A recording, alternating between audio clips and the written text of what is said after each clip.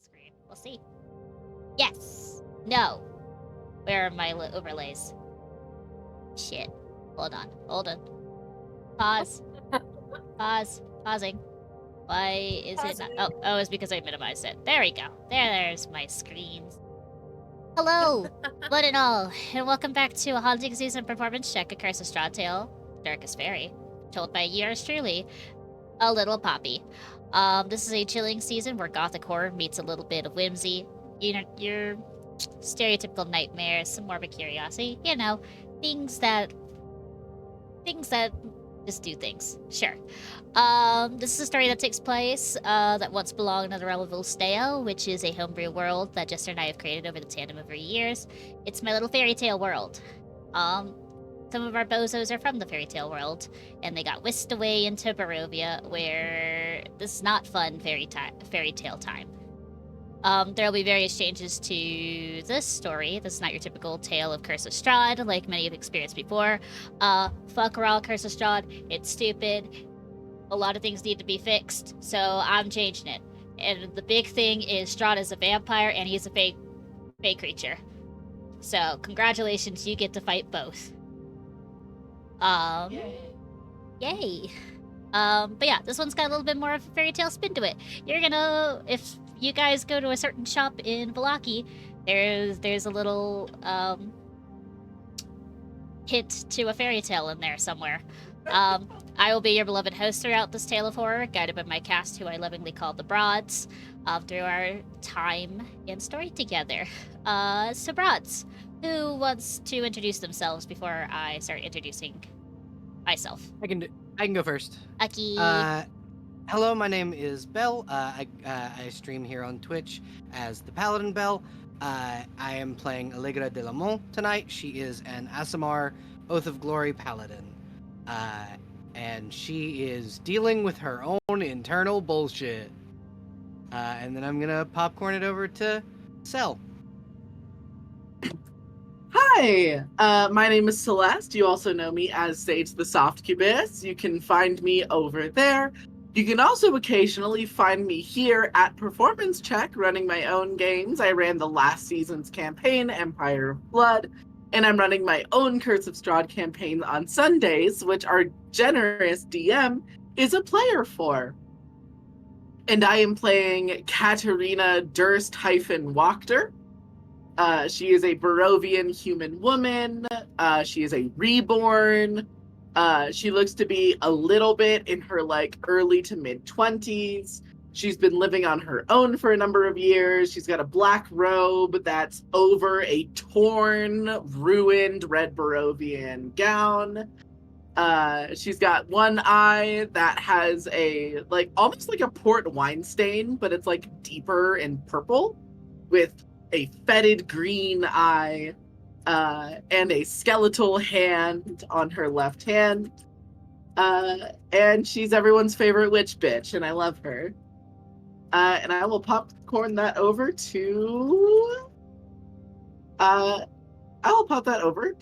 Lottie.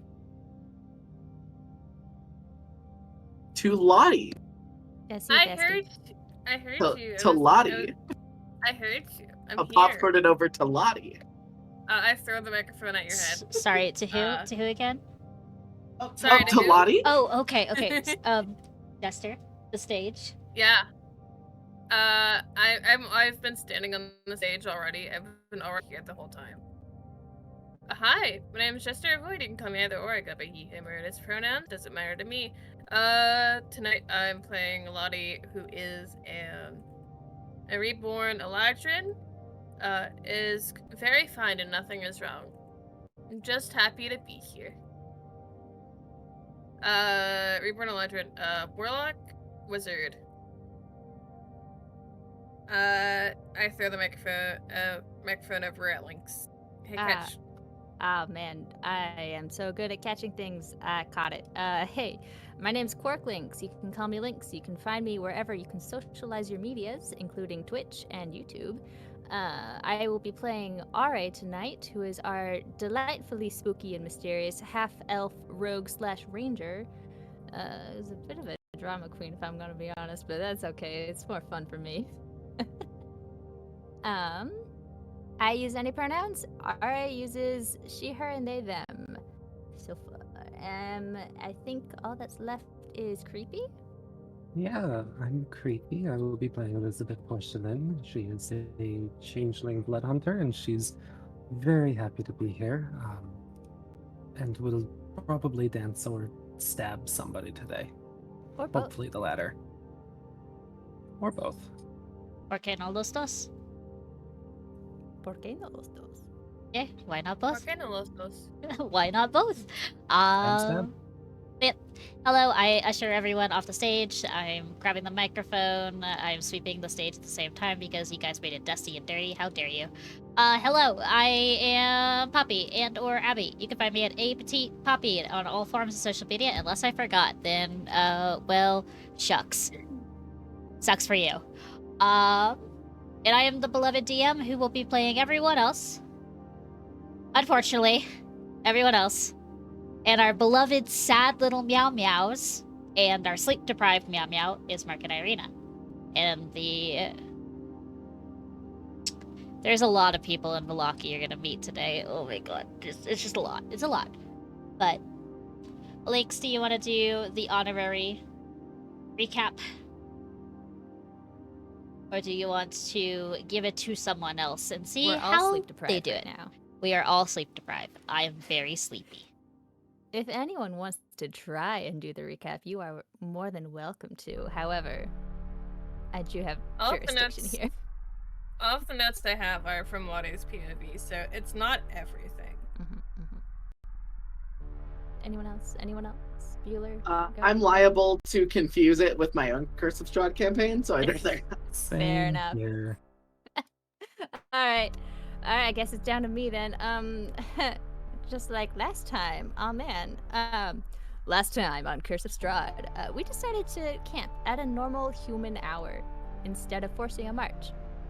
Because Irina noticed something spooky by the lake, and by noticing something spooky, I mean she had a weird vision/dream about a spooky wolf thing, and Ismark was like, "What the fuck?" So, yeah, we decided instead of getting as far away as possible from the spooky lake, we just camp like normal. So we did find a spot off the main road, out of sight of the lake at the very least, and we would decided to take watches to make sure Irina didn't wander off, which turned out to be very good because okay, so it looks like we had a couple of watches. We had we had some stuff happening. Kat and Lottie were the first watch. But before the watches started, there was a discussion, group chat, group talk time, group therapy. So Allegra sat everyone down and was like, "Hey, Lottie, do you have something that you'd like to say to the class?" And Lottie was like, "No, actually, so I had this crazy brainchild. You know, the brainchild. We all know the brainchild at this point. I've held a mock murder trial in my head."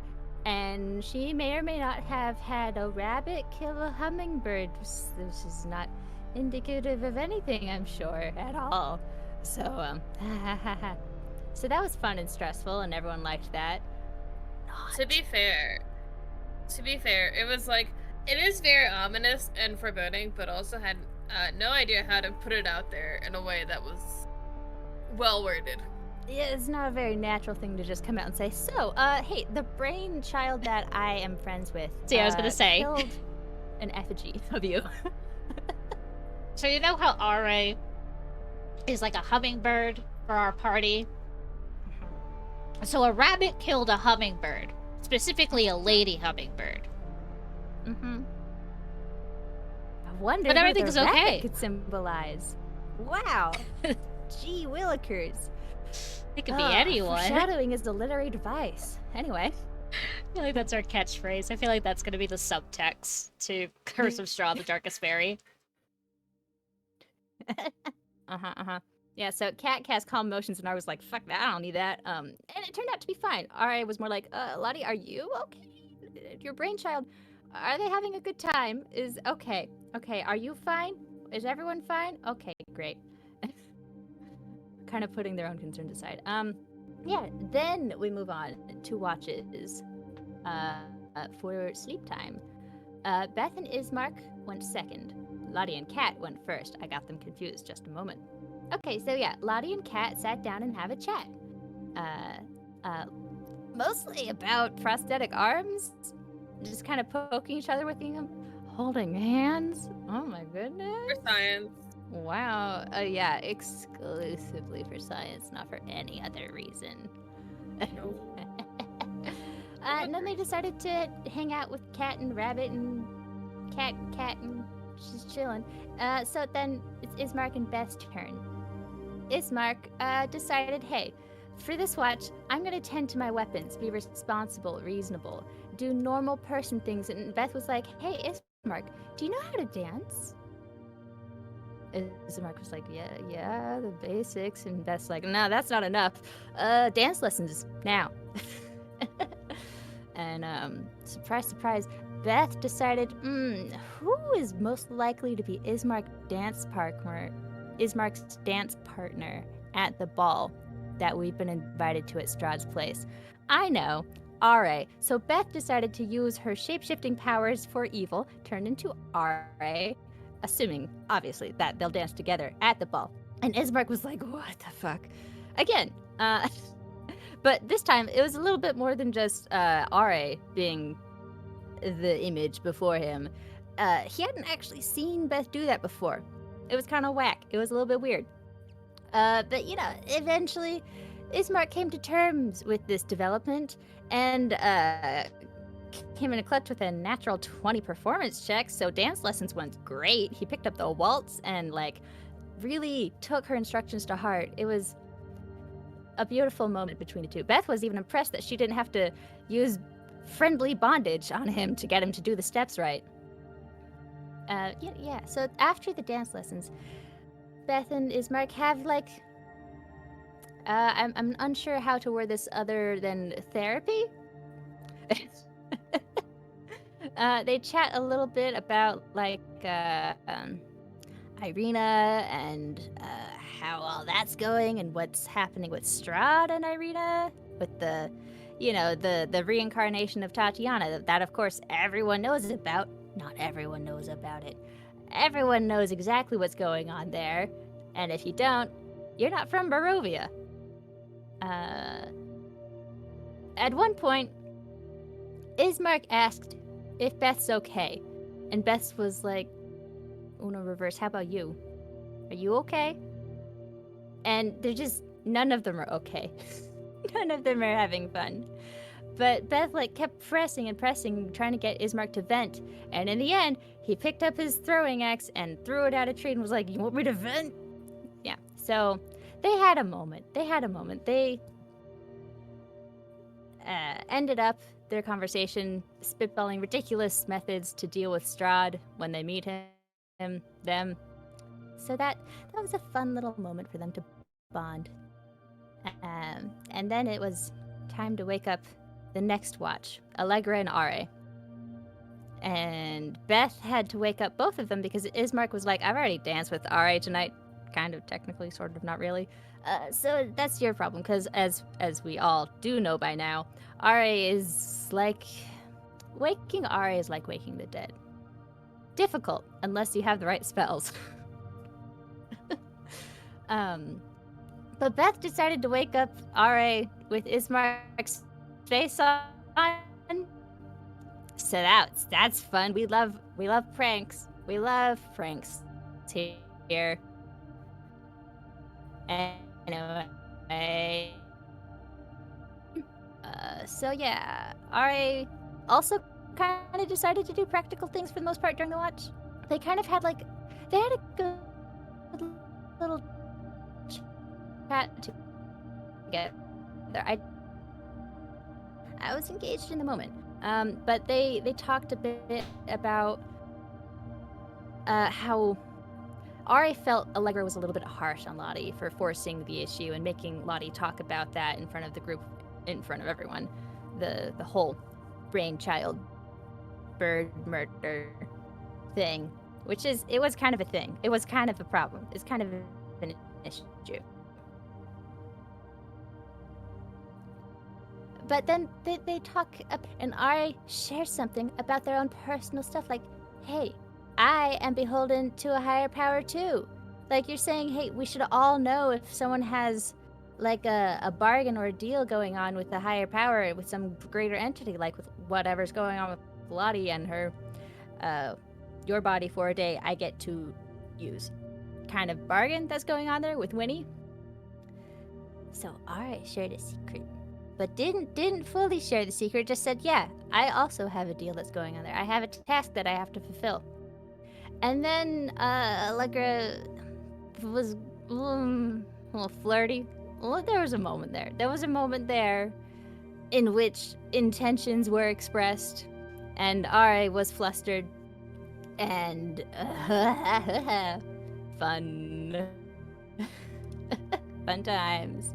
Oh no, Irina's awake. Oh.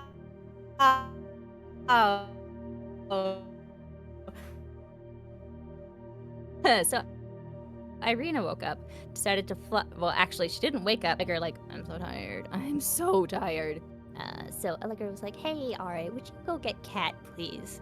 And Cat was in her small clothes. So Are looked away politely, but got Cat. We got Cat.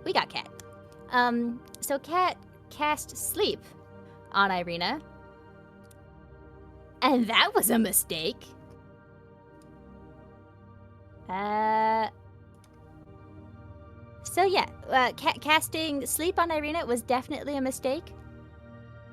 Because what happened was, we rolled on the Wild Magic Surge table, and that wasn't fun. That wasn't a good idea, because a fireball happened. A fireball detonated right on Irina's spot, which encompassed the entirety of camp, so everyone got very suddenly awoken by very toasty means. And by toasty, I mean everyone took 25 fire damage, except for me, because I succeeded the dexterity saving throw. Yeah, so then Irina had a bit of a panic attack, and Allegra dealt with it, and Kat had a panic attack, and Beth dealt with it.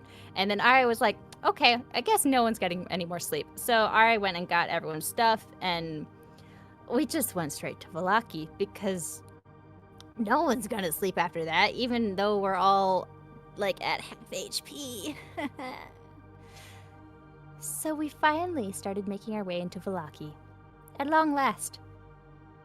The surrounding area is bleak looking. The farmers and the people who live outside the city are not guarded well. Their lands are dilapidated and show signs of heavy attack by predators or monsters. And the people seem to have to defend themselves in Vallaki, at least the people who live just outside of it. And as we are walking down that path, Kat decided to explain to everyone why she didn't want to go to Vallaki at all. As Madame Ava mentioned before when we did the card reading, Kat's surname is Wachter. And there's a noble family in Vallaki that she hails from. Her mother and siblings still have that name, and she ran away from home because her mother, Fiona Wachter, can be polite on the surface, but has manipulative and nefarious depths. Kat never figured out what the plot was that she was part of, but refused to join and was consequently disowned. So we should not entertain her mother's offerings or knowledge or wealth or any other such methods of persuasion. We should just kind of say, fuck you, Mom. Kat also recommended the Blue Water Inn, run by the Mardikovs in town, and said they're the nicest people in town. And Kat basically offered to play tour guide once we actually got to town, which happened shortly after. We lined up for Vallaki TSA, and eventually worked our way in. It took a while, but once we got to the front gates, people recognized Ismark, Irina, Allegra, Kat. Kat most of all in some cases. Yeah, so that was fun. So that actually kind of gave us like the TSA, what's the fast pass or whatever, but for TSA pre-check. We got to go a little faster. And as we walked in, we saw some posters, and we saw some people dressed up for a festival called the Wolf Head Jamboree. The catchphrase for that is, all will be well. And I'm certain it will be. Allegra, obviously, is put off by the name and art for the festival and everything about it. Ari kind of is too, but no one really seems to be looking forward to any of this at all, which is great. We love a party of people who don't want to engage in social things. So yeah, everyone in town is wearing like animal masks, which we can see from where we're getting checked through TSA. It's fascinating.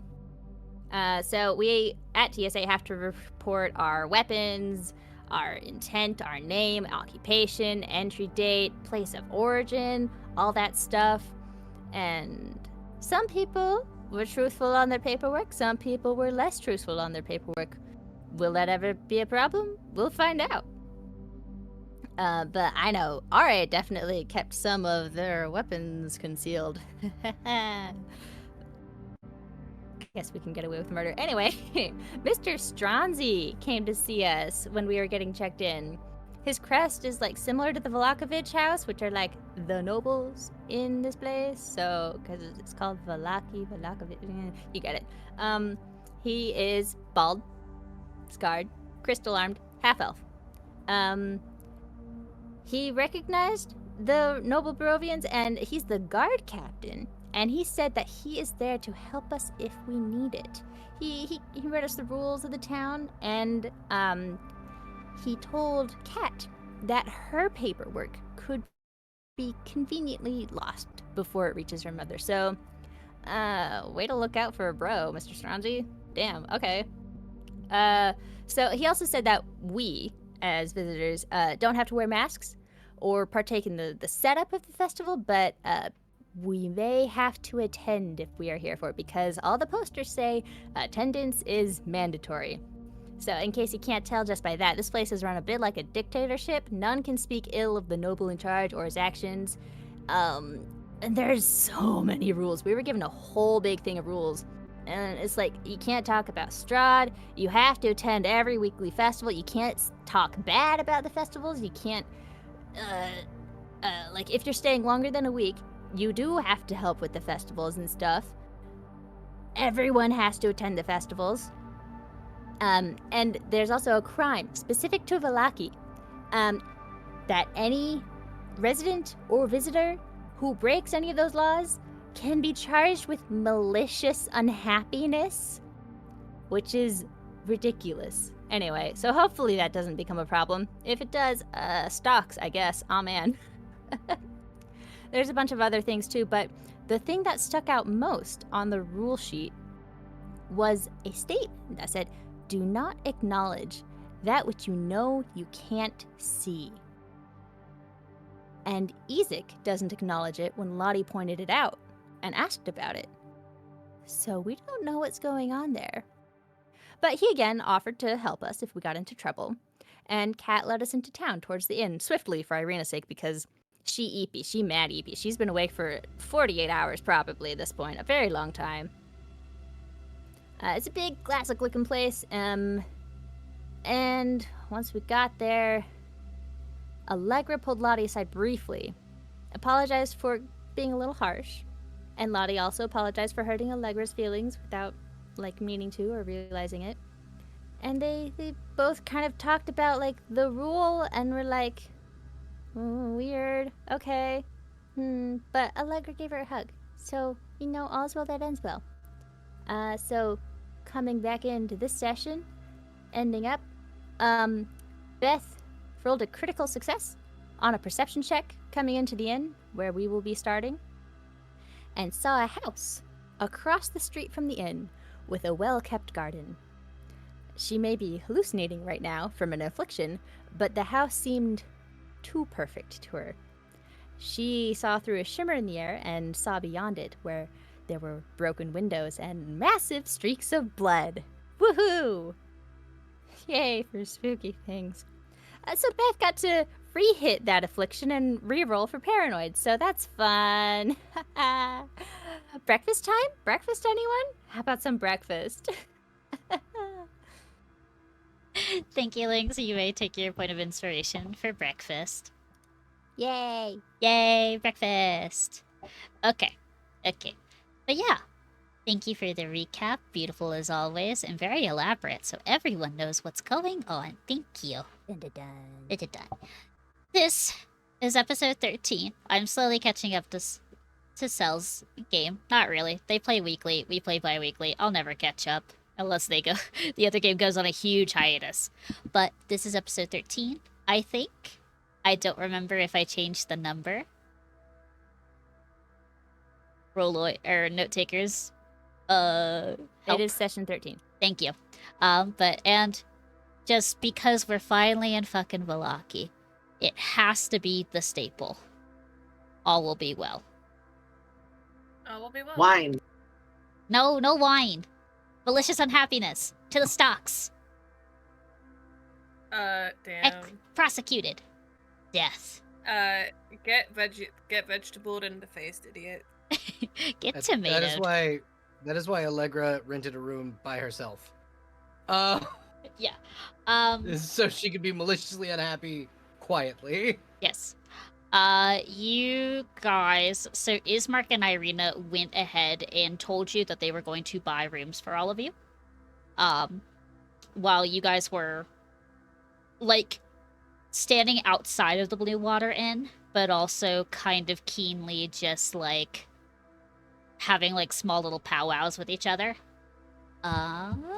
Once again, I am going to read the little flavor text on the outside of the Blue Water Inn. Gray smoke issues from the chimney of this large 3-story wooden building with a stone foundation and multicolored stone roofwork, upon which several ravens have been perched upon. You guys very clearly could see a very familiar raven with blue-tipped wings or feathers staring down at you guys from above. And then several of which of the ravens seem to be coming and going from, like, what you could assume is the 3rd story, which has a form of like you have a feeling that weirdly the Blue Water Inn is also the mail center of like Vallaki, as these ravens are coming in and out with like little parchments wrapped around like their legs, or being carried in their beaks. But besides the blue cover, besides that, there is a blue covered door. Beside the blue covered door rests a gothic iron wrought sign hanging above the main entrance depicting a blue waterfall. I'm going to show you guys the really pretty token art of the Blue Water Inn, if I can find it. If I can find it. Did I put it in character art? No, I didn't. It's not a character. Wolfhead Jamboree. There it is. But this is what the sign looks like. I posted it in VC text chat. That is very fancy. Very fancy, very pretty. I assume you guys eventually go inside. And nearly a dozen Valakians sit scattered across various tables, nursing mugs of wine or bowls of hearty stew. Along the staircase, a colorfully dressed woman wearing a feathered wide-brimmed hat gestures widely at the head of a long table, holding the rapt attention of several patrons sitting there. You hear a wave of laughter ripple through the group, followed by the spattering of light applause. There's a bard in the corner, basically, playing like a little jaunty tune and gathering like the attentions of the Valakians.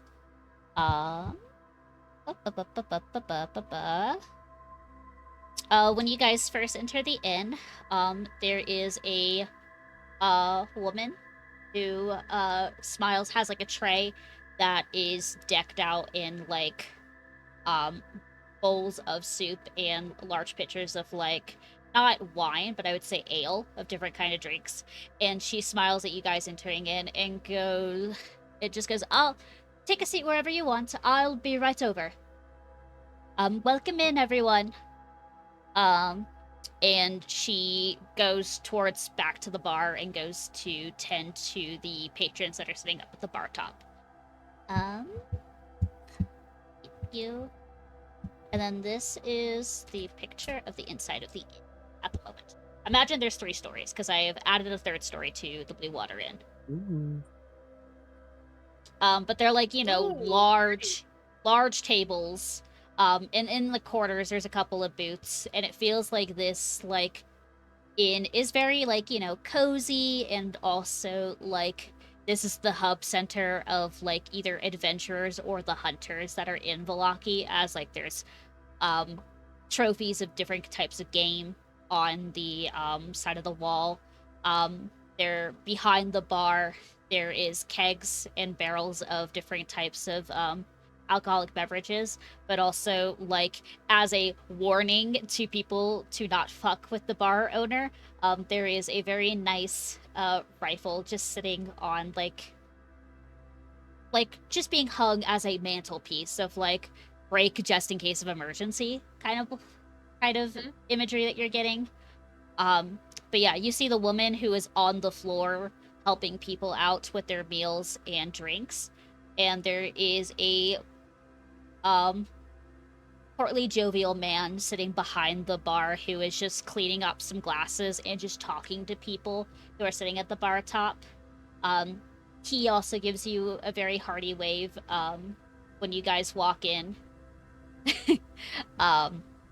And occasionally you'll see 2 like 10-year-old boys running through the crowd, like weaving and winding through people's legs and just asking, "Sir, do you need anything? Sir, do you need anything? Ma'am, can I get you a napkin, please? What's this? Is that a gun?" And you just hear like these 2 boys just running around, helping, but also ensuing a little bit of chaos. They're so cute. They're Yes. so kids.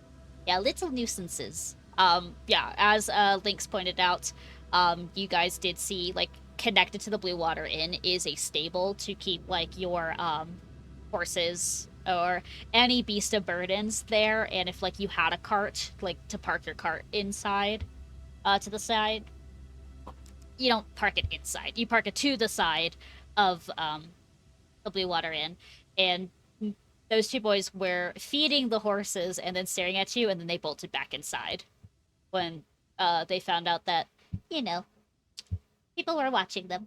They're like, oh, we're caught. Oh, we're gonna tattle? No, we're not. Oh my god, we're Unless- tattling. We're telling mom that you saw us. There's weird people outside. But yeah, congratulations. You are now in the inn that is known as the Blue Water Inn. What do you do? Probably find a big enough table for all of us? Question mark. Well, Ismark and Irina are already upstairs. I don't know what Allegra's plans were as soon as we got to the inn. Yeah, Allegra had planned, because I kind of said this at the end of last session, as soon as she's secured, like, knows where that Ismark and Irina have their own room, Allegra goes up to the counter, puts down an extra gold piece on top of whatever gold Ismark put down, and says, I want a room separate from them. And points to the group. Excuse you. Allegra just kind of looks back at Beth and just goes, what? I see how it is. Right now, I need to be away from everyone. Just until I have calmed down. I see. I won't question it if you say it is so.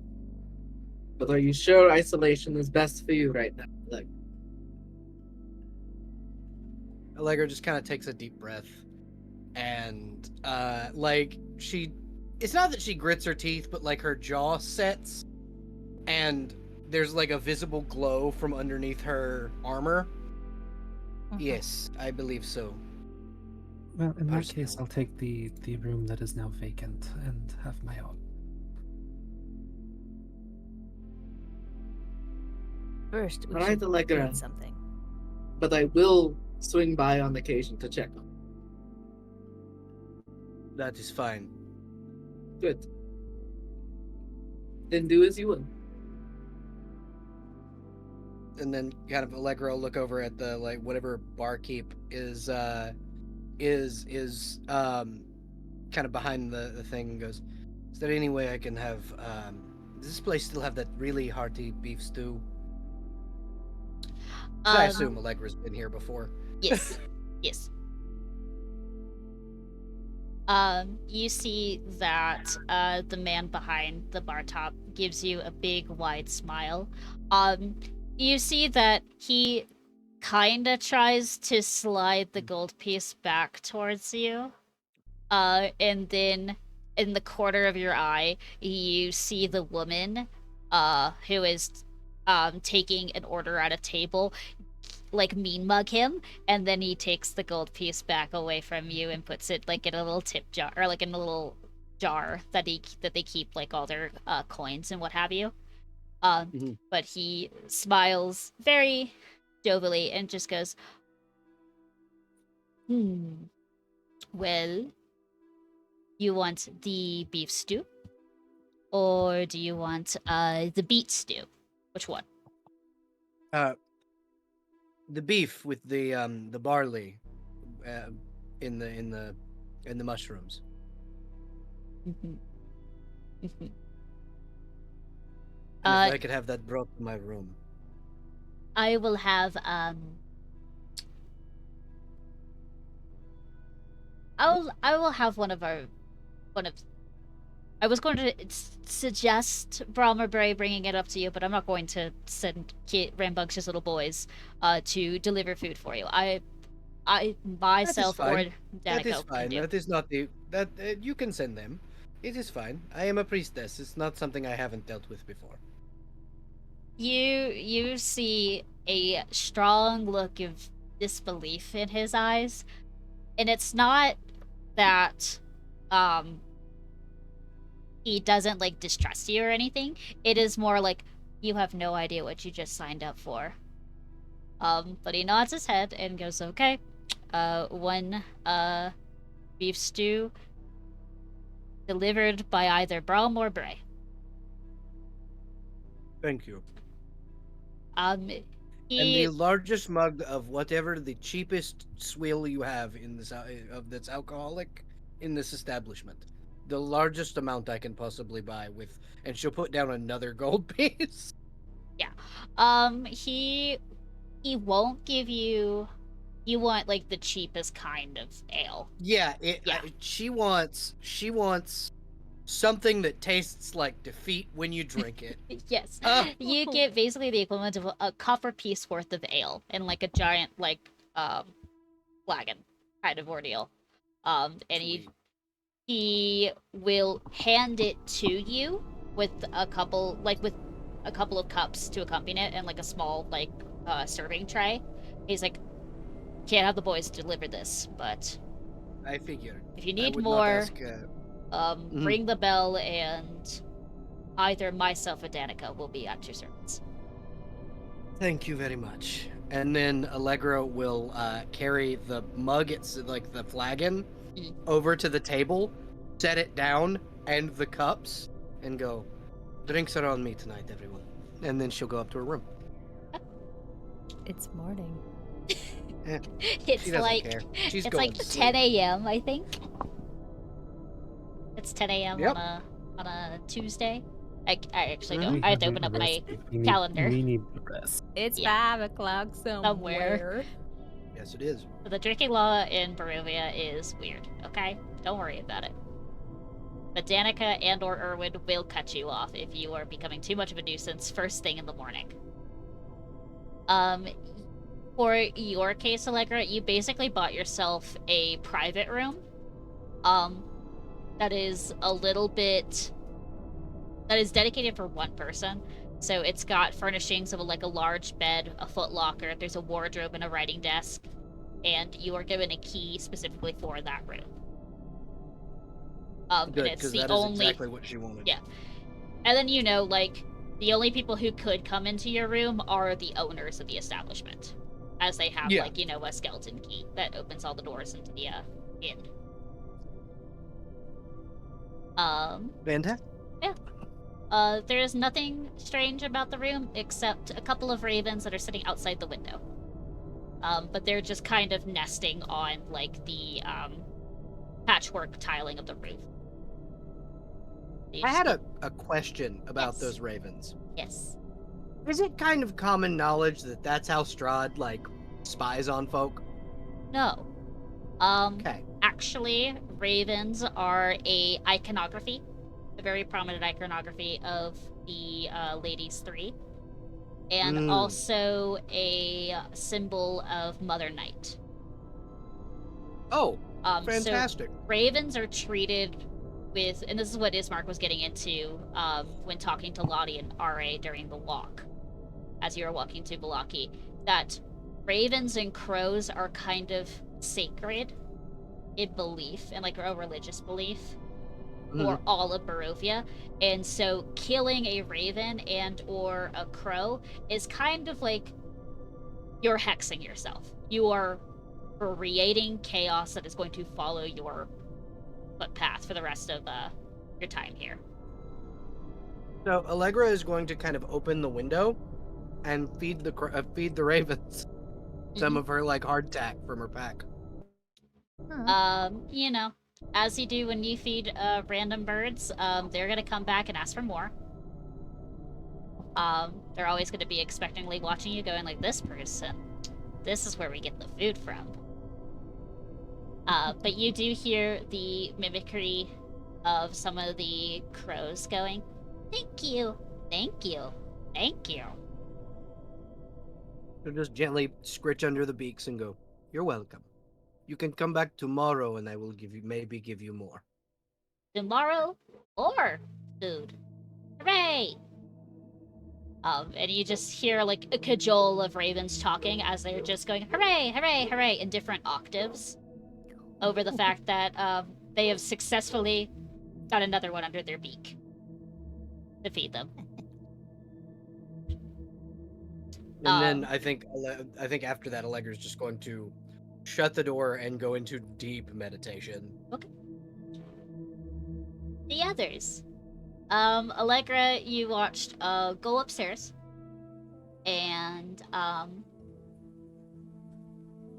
just basically fucked off from you guys.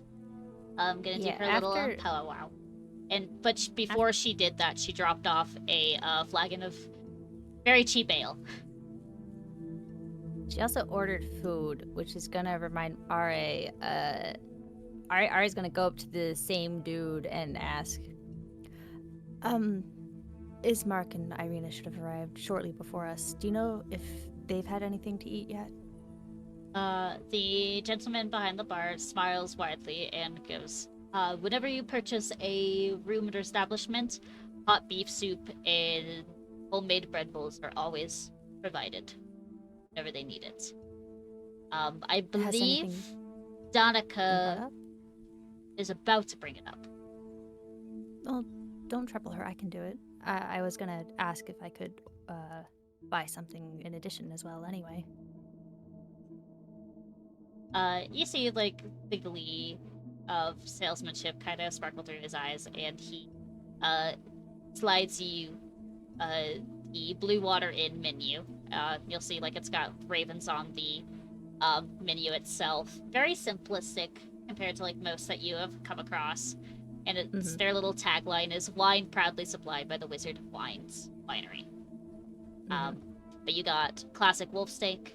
You got bigos, which is like a rich stew made with meat, fresh cabbage, and sauerkraut. Ari's gonna look at the alcohol section. Cool. It is mostly a variety of different forms of just very cheap beer and ale. And then they're more expensive, or like not expensive, but more costly kind of drinks are their wines, which they have Purple Grape Mash No. 3, and then the Red Dragon Crush.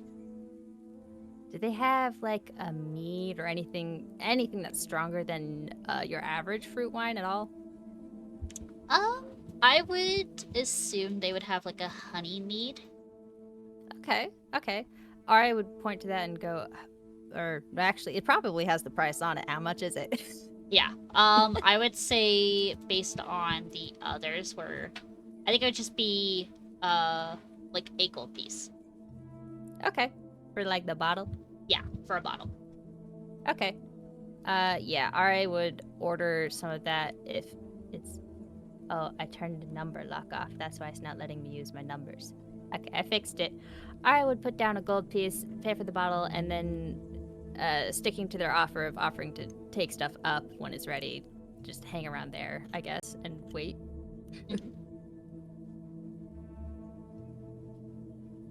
But everyone else can get their breakfast. Ari's just helping, despite how hungry they are.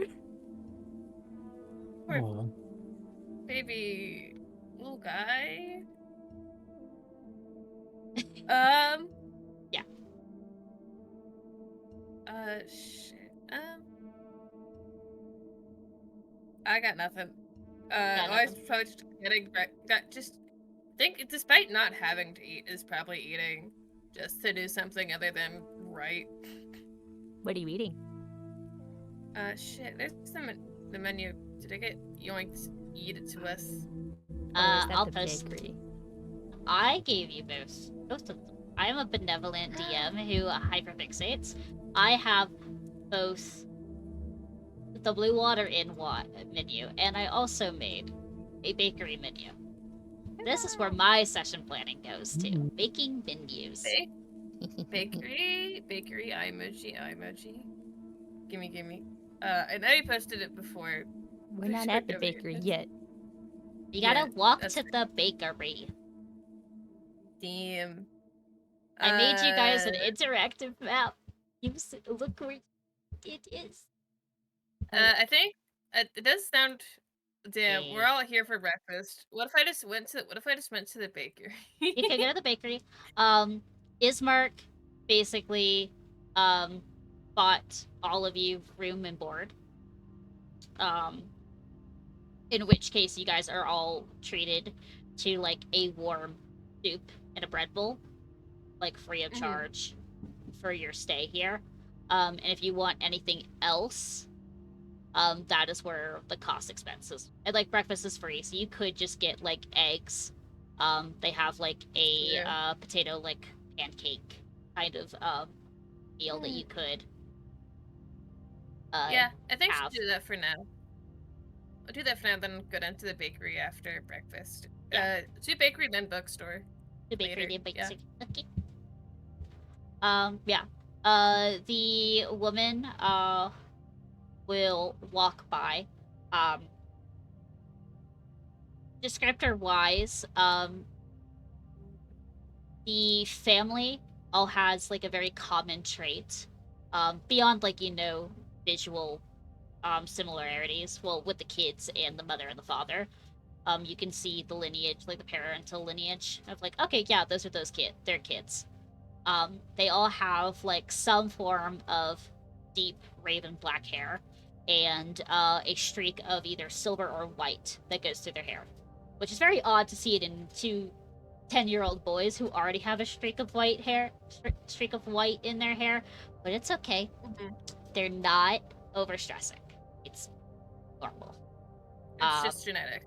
It's just genetics. Genetics are weird. Kat is not a part of this. Kat just has a white streak in her hair for other reasons. That is not. She's also secretly a Mardikov. You're secretly Yeah, Mardikov. Katerina Durst-Mardikov-Wachter would be nuts. That's why she was disowned.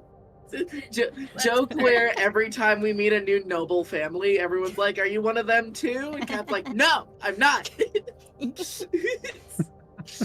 Damn, that's crazy. Didn't know Cat was part of every single family around here. Damn, how many moms you got, Cat? Damn, you have more than two moms? That's crazy. Just the one, and I hate her. That's fair, yeah.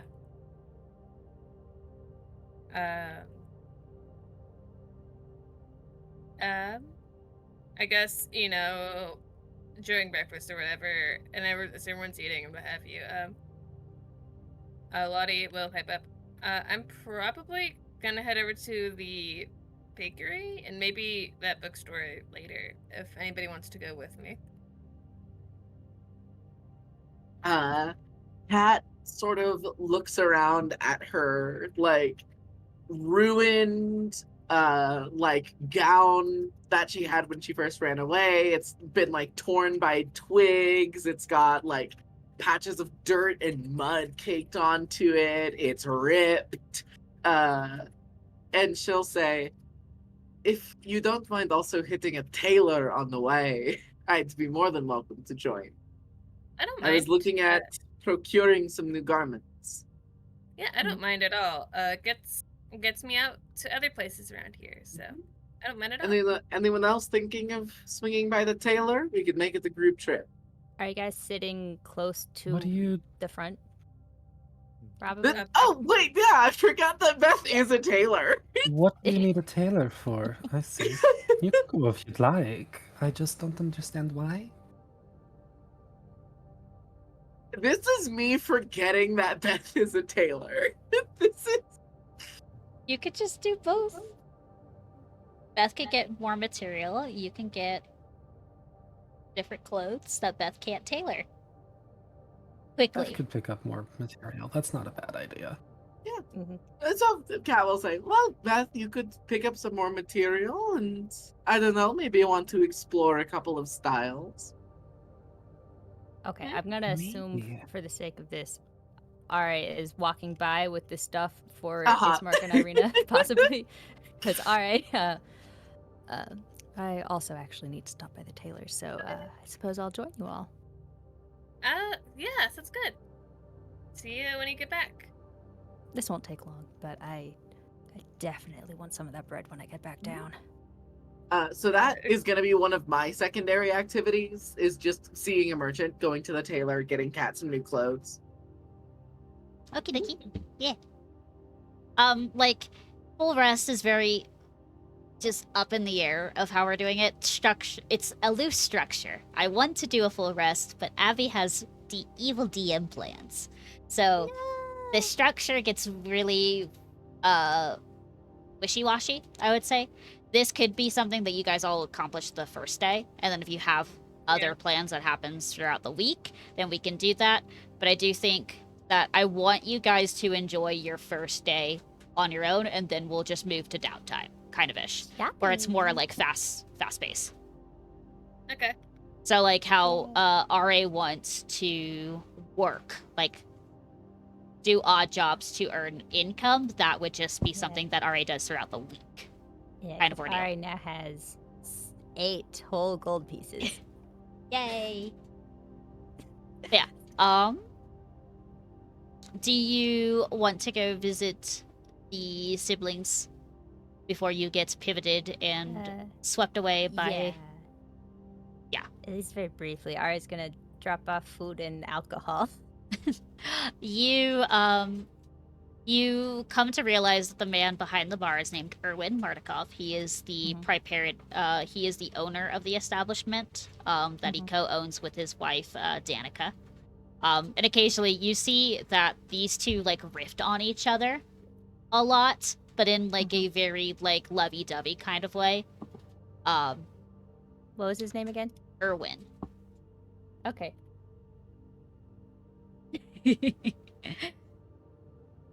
There, I'll write their names. Erwin and Danica. I just spelled it like Steve Irwin. Yes. Oh, I spelled it very wrong. You are W-I-N, and then Danica. Alright. I would thank him by name after he introduces himself. Yeah, and he would direct you to where... Because it's very like, Danica is going upstairs to go deliver the food, and then he stops her and goes, no, this lovely lady wants to drop the food off. And then Danica gives him a long look, and he waves her off. It's like, don't worry, sweetie. It's fine. It's fine. They all came in together. It's okay. And she's like, all right, but if this becomes a problem... she kind of gives you a pointed look, and then looks at and then gestures her head towards the gun on the, that's just hung up. Alright, like, hands up. I swear it won't be a problem. We've traveled this far together. I just figured he might also want a drink. And immediate bright smile, and she goes, good. Here you go. They are room 201. Thank Chop you. chop. Sorry for the trouble. And Ismark hustles. Fucking not Ismark. You're Ismark? Oh, goddamn. You can't be Ismark. This is not Curse of Ismark. Curse of Ismark.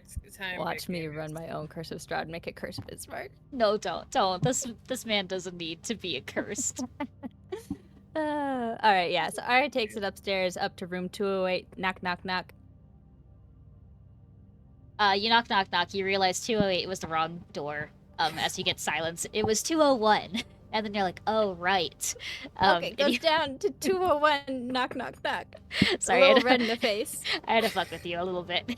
No, that's valid. And you don't hear, like, a word coming from it. You just hear the sounds of, like, a lock being unlocked, like a padlock that's on the side of the door. You hear that getting unlocked, and then you are met, like, a couple of inches of the door opening, and you see Ismark behind there, and he blinks for a second, and opens the door wider so he can step out and close the door behind him. And he goes, yes, R.A.? R.A. holds up the food and, like, the drink specifically and says, I thought you might enjoy a libation to go with breakfast. It's been a bit of a morning.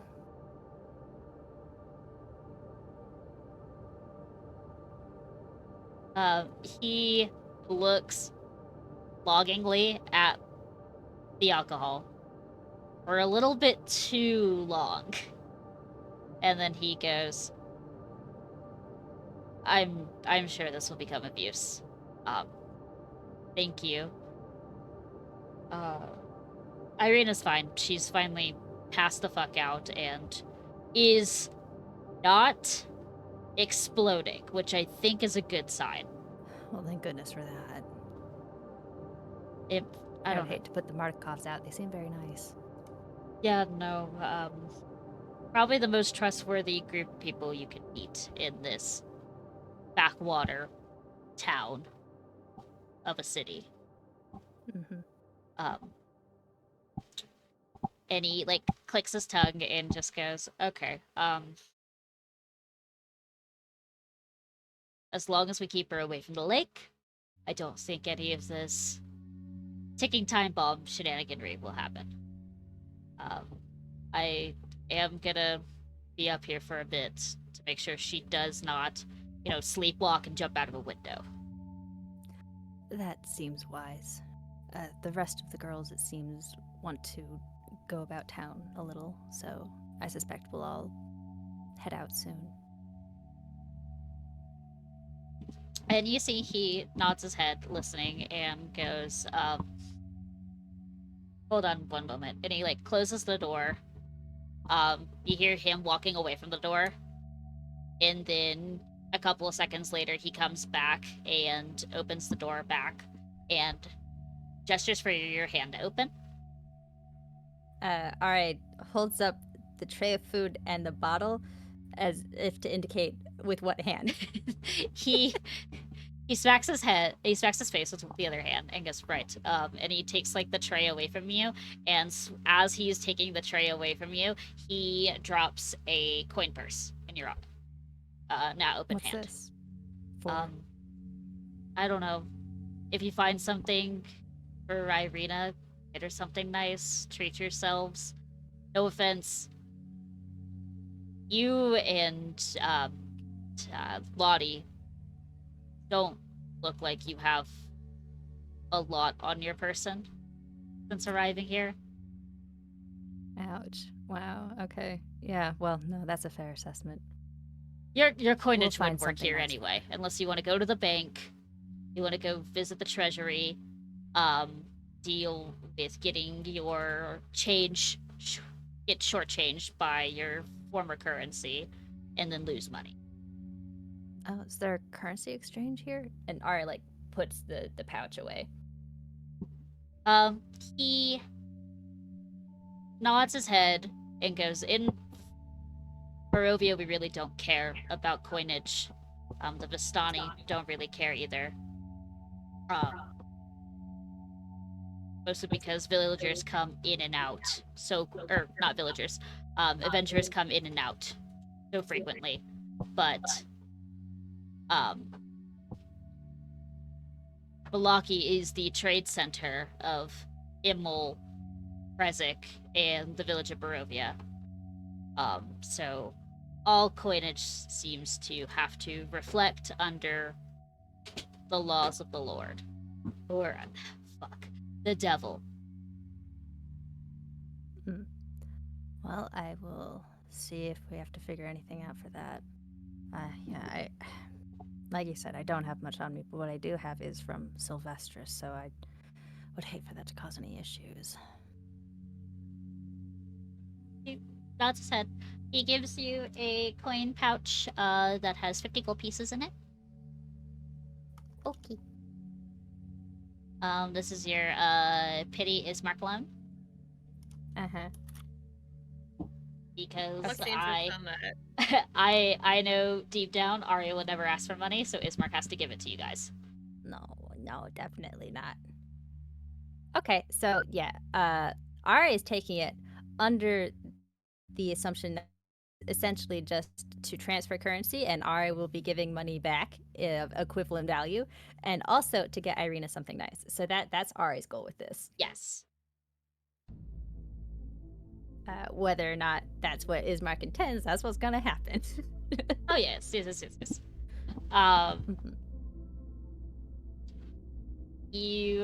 yeah, Ari will take the coin pouch, put it away, and then also hand him the bottle, and for completely handing it over, say, if there's anything else you need, just let me know. He nods his head, and goes, I think right now I'm gonna join Sleeping Beauty over there and get some rest.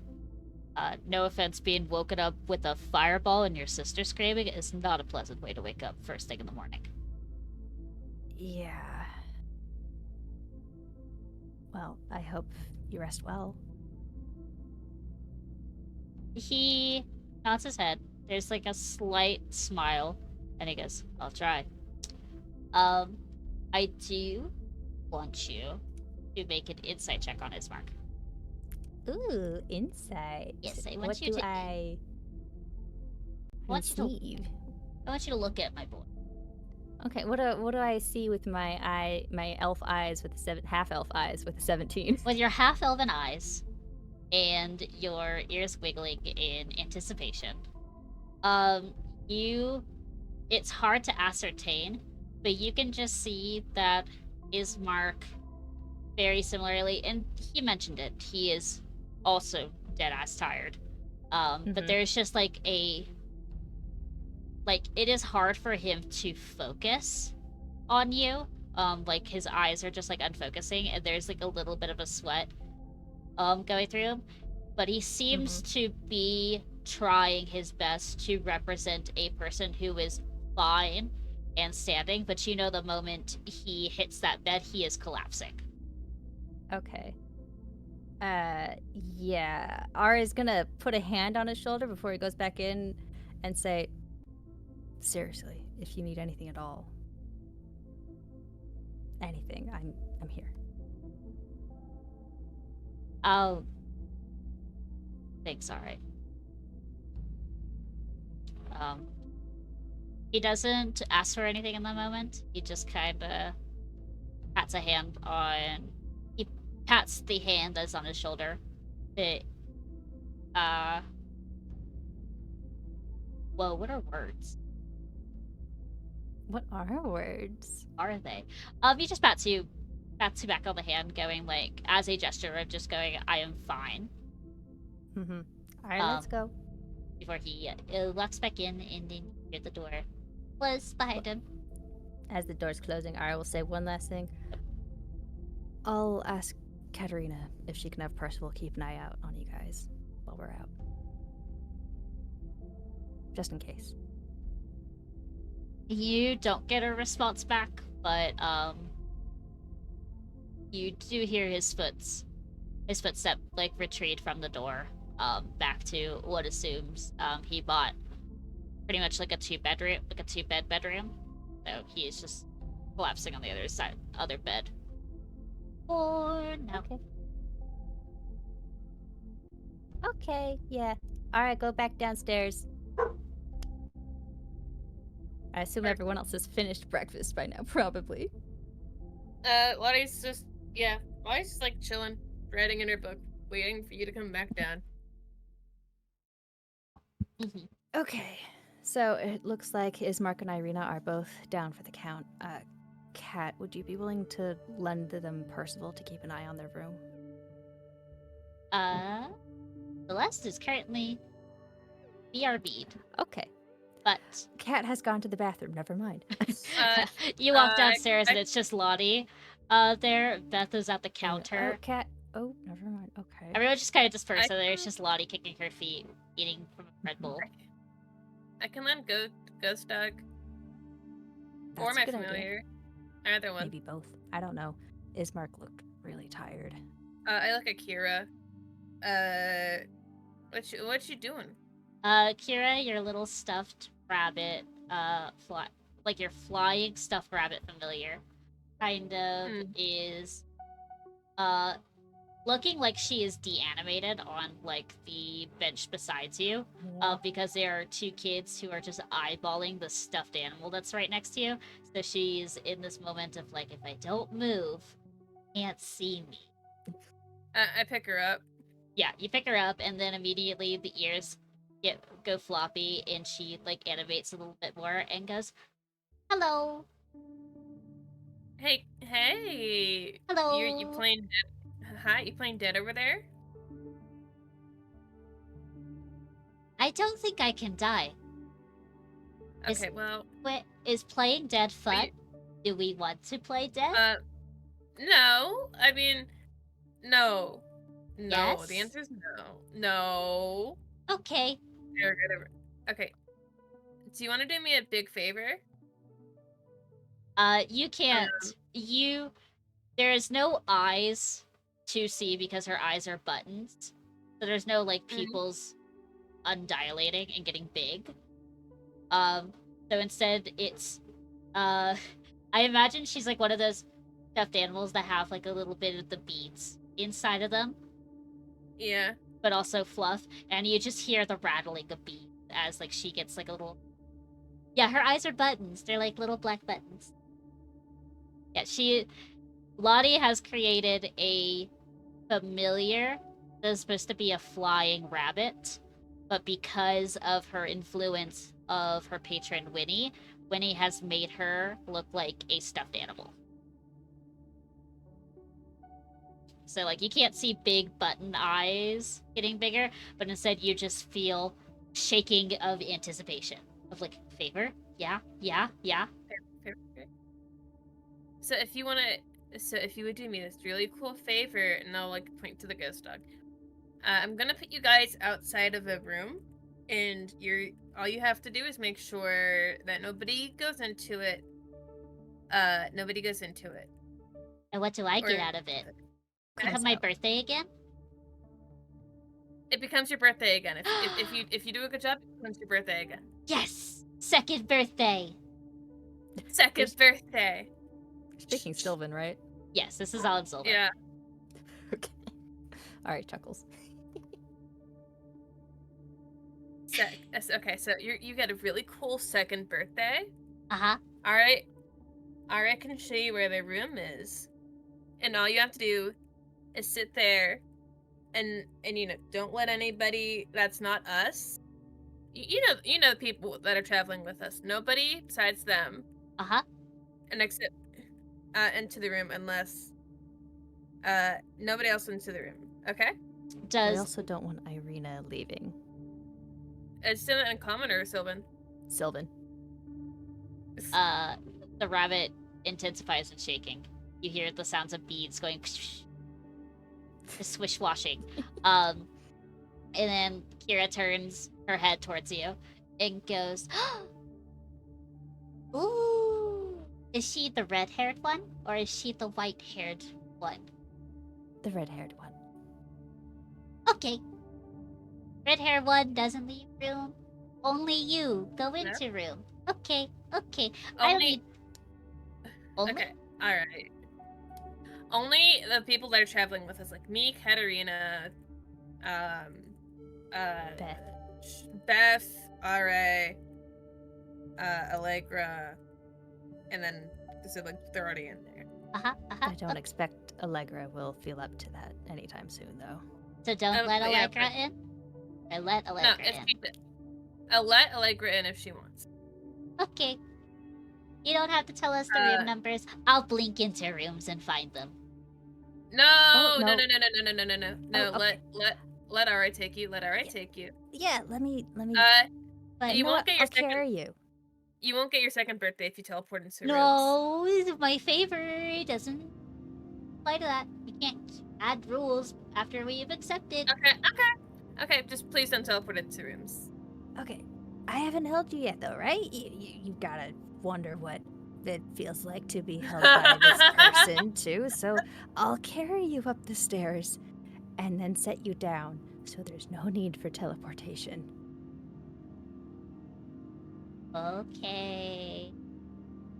All right, come here. And all right, well, lean down, scoop up the rabbit, Yeah. and try and carry it like a normal stuffed animal. But it has clearly never owned a stuffed animal in their life.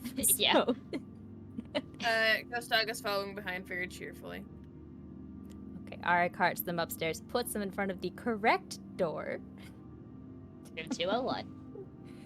Yeah, and then comes back downstairs and immediately goes to get breakfast and eats it at inhuman speeds. Ari was so hungry. Yeah. Alright, you could have eaten earlier. Mm-hmm. Yeah.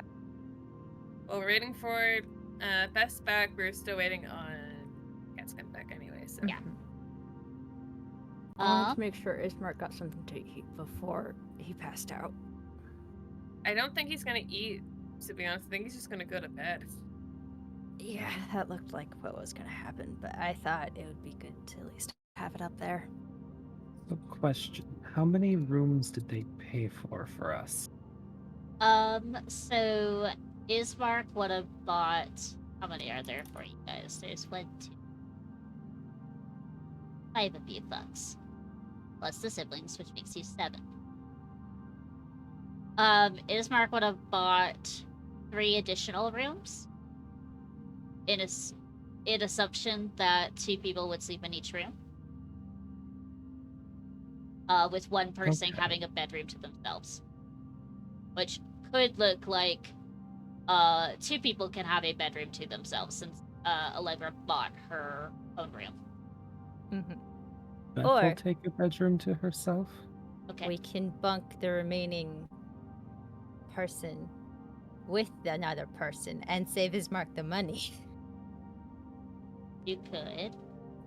Alright, and I could bunk together. We could be bunk buddies. Or all of you can just all be in one room together. There's 2 beds. You can We share. could all be in one room together. We could share. Ari's not going to suggest that. Ari would sleep on the Yes. ground in like their little bag. Totally could, yeah. I think before shopping, Beth would go up to her single room and Okay. sort of just prepare it, windows drawn, any and all ways of securing the room that she can think of. Just make it like a little fortress. Put string over everything to make sure if somebody goes in, she'll notice. Yeah, you'll notice if like someone moved something to the left If a little anything's bit. moved, if anything's like, hook it up to little bells, hook it up to little machines, just whatever she can to make it very inconvenient for anybody but her to You enter Rue that room. Goldberg or bedroom. Yes. Beautiful. And like, it doesn't do anything, but I think she'll just like rig up the acid for if somebody activates it. Interesting. Okay. Would it be like if someone opens the door, or if it's like go into like a trunk of her things or something like that? I Like think a bucket over the door. I think it's more like the room has been rigged up like a web, and if somebody were to get caught on it, acid. Gotcha. Okay. Are you going to let the Mardikovs know? Yes, she'll let them know. Don't go in there. Otherwise, acid. Danica will nod her head and be like, I will make sure to tell the boys to not house clean your room. Thank you. It's very important that nobody goes in there. In which case, I will keep the skeleton key away from you. I appreciate that. And then you, Beth yeah, will join everybody else after however long that takes. I take it like it. This kind of eats through RA finally slowing down and eating their meal peacefully, and not like voraciously eating their food. Yeah, they're on like their 3rd piece of bread and Yeah. are eating it at a normal human pace. But that Humanoid. kind of eats up that time. Danica writes a note to Erwin and put it into the logbook of like, do not open room 203. Under no conditions, open this room. Yeah, that'll be fine. Since we're still waiting on Celeste to come back, Allegra, is there a idea on what you want to do with your meditation? I think In your at room? the moment she is meditating kind of on past few days events. Like Uh-oh. Allegra at this point does not hold on. like so I had kind of expressed that that Allegra just was very distrusting of Lottie, but the other thing Yes. that Allegra kind of that I didn't kind of talk about last session because we were kind of wrapping up is that Allegra also doesn't trust any fucking body else in the party right now. Okay. Womp womp. Wop wop. Kind of RA, but not really. Right now, she's mad at everybody, and that is why she is just kind of. I'm gonna get a room away from everybody so that I can reset, and my main objective is To not blow up. yeah, is to not lose my shit on these people who I'm trying to keep alive. Mm-hmm. And like the closer she gets to Kresk, the harder that's becoming. Especially with the night's events previously. Because like Allegra, the way Allegra feels about it is Allegra expressed a very real and present danger. Lottie did not give all the details that Allegra knows, because according to what me and Jester talked about, Allegra knows literally every minute detail of what happened, because that's kind of what Lottie told Allegra. And Allegra is like, what the fuck? And then her concerns were essentially brushed off with the fact that, oh, well, this entity that totally looks like a child, that definitely isn't an entity in someone's head that could make itself look however it wanted, is definitely not a danger.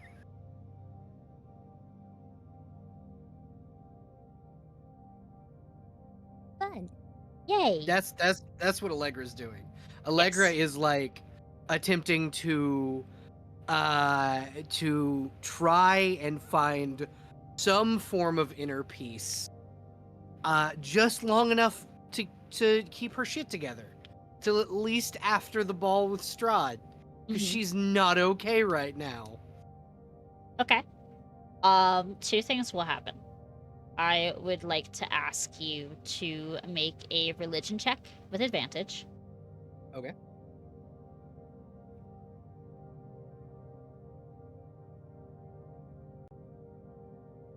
Hmm.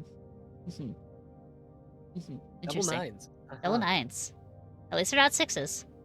We're good. Yeah. I will say with a 9, you are aware of a comforting presence lingering in the room, but it is, and it could be the proxy of where you are located. Like you're not out in the woods properly. Yeah. It is, you are, Ah. okay. It is, you are uncertain if it's just like it's hard to reach you based off of where you are located and you're not in the woods, or if there's some other interfering feature that is keeping this comforting presence from communicating with you, or Mhm. it is understanding that you only need the acknowledgement that someone is there, but you don't want like the full presence. Yeah, right now Allegra does not want to be fucked with by gods or Yes. otherwise. Yes, so you're Like, uncertain that's kind on of- if it's she is respecting your wishes or if she it's physically cannot interact with me. Yes. Yeah. But you have Allegra a feeling will- that will eyes are just on kind of- you. Yeah. She'll take a deep breath and just go, I appreciate you, but right now I need to be alone, even from you. You don't get a response back. You feel, if anything, the inner light that is shining through you does dim a little bit to conceal you from like, you know, people from who are just looking at the window. So I'm not glowing, because she did take her armor off. Yes. Which, so you're so not, it would be like a big glowy silver light yes. slowly dim. So you no longer feel the presence, but you know the presence did go, okay, you want to be alone, let me help you, and like indulge you a little bit. And Allegra will just go, thank you. Somewhere in the world, evening glory blooms in response. Hell yeah. But I will say 15, 20, 25 minutes pass. And you are absolutely sure you can hear the sound of like the party already leaving. As they're like just like passively. I know your passive perception is not the highest, but you can still hear Yeah. the telltale of just like, Well, the other thing is that she would be listening for Yeah. them. Like she's your party's she's voices are definitely- very unique. Yeah, and she's listening for them specifically because one, Kat said she was gonna come check on Allegra, and she's like, okay, I should be prepared for that. Yeah. And two, she wants to know, at least in her mind, when it's safe to leave the room. Yes. So about like 25 minutes go by and the sound of the party exits I almost called this the winery, exits the tavern and starts walking what you assume down the street. And I would say it's very evident because I love Jester, I love you. I feel like Lottie is such a loud and boisterous person. Yeah. Also, very loud, but also has multiple bells attached to her. Yes. So it's her chattering and then like the little bells on her. Yeah, I would say they're not- the most you hear Lottie as she's like talking, either to RA or Kat's ear off. It's about not quite. Bakery. It's not. Yeah, it's not quite as. It's not quite as chatty as she usually is, but it's still pretty chatty. Yeah. And as Link says, you hear the cha-ching, cha-ching, cha-ching of the bell as like they walk out. So that 25 minutes pass, and then 5 more minutes pass by, and you hear a little ta-tink, ta-tink at the windowsill. And she will look over at the windowsill. You see a raven sitting there with a little letter in its beak. She will open it and see what it says, and she will give the raven a little bit of bread as a thank you. Yeah. The raven goes, delivery! Delivery! Bread! Thank you. Nom, Thank you, nom, little nom, one. nom, nom, Here's a nom. treat. Yep. Then she'll scritch him, close the window, and then read the note. The raven stays put just in case you need to send a letter back. But it is Okay. happily not acknowledging what you're doing. And is Mhm. just eating the crumbs, but is keeping at bay just in case you need like to send the letter Oh, back. she gave it like half a whole ass Yeah. piece of bread. It is enjoying its lunch and breakfast. It's breakfast, lunch, and second breakfast at this point. Hell yeah. It is Brunch. it is feasting right now. But you can tell that the bird is just Yeah. waiting to be shooed until stated otherwise. She's actually gonna sit there and just gently pet the bird as she Okay. reads. You open the letter, and because I Abby completely forgot about the letter until we started talking about it. But then I was like, oh, perfect time. Oopsie. It is in a very like shaky but practice calligraphy. Addressed to you. And it's clearly a letter from your sister, like your half sister, stepsister, Yeah. the adopted summer. sister, in a sense. And it's like Yeah, Allegra just calls her sister. If anyone questions it, she gets very like angry and will break someone's Yes. legs about it. you get a letter from Vasilka, a very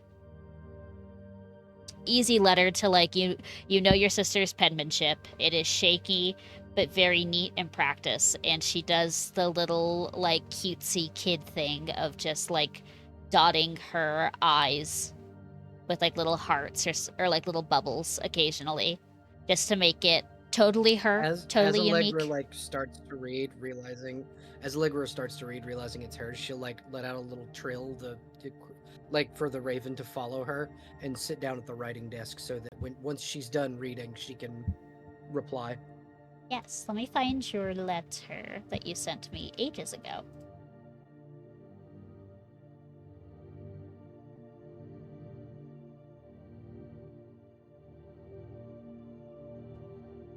God, you sent it to me a while ago. Yeah, this was like early campaign. Yeah. Uh, Uh,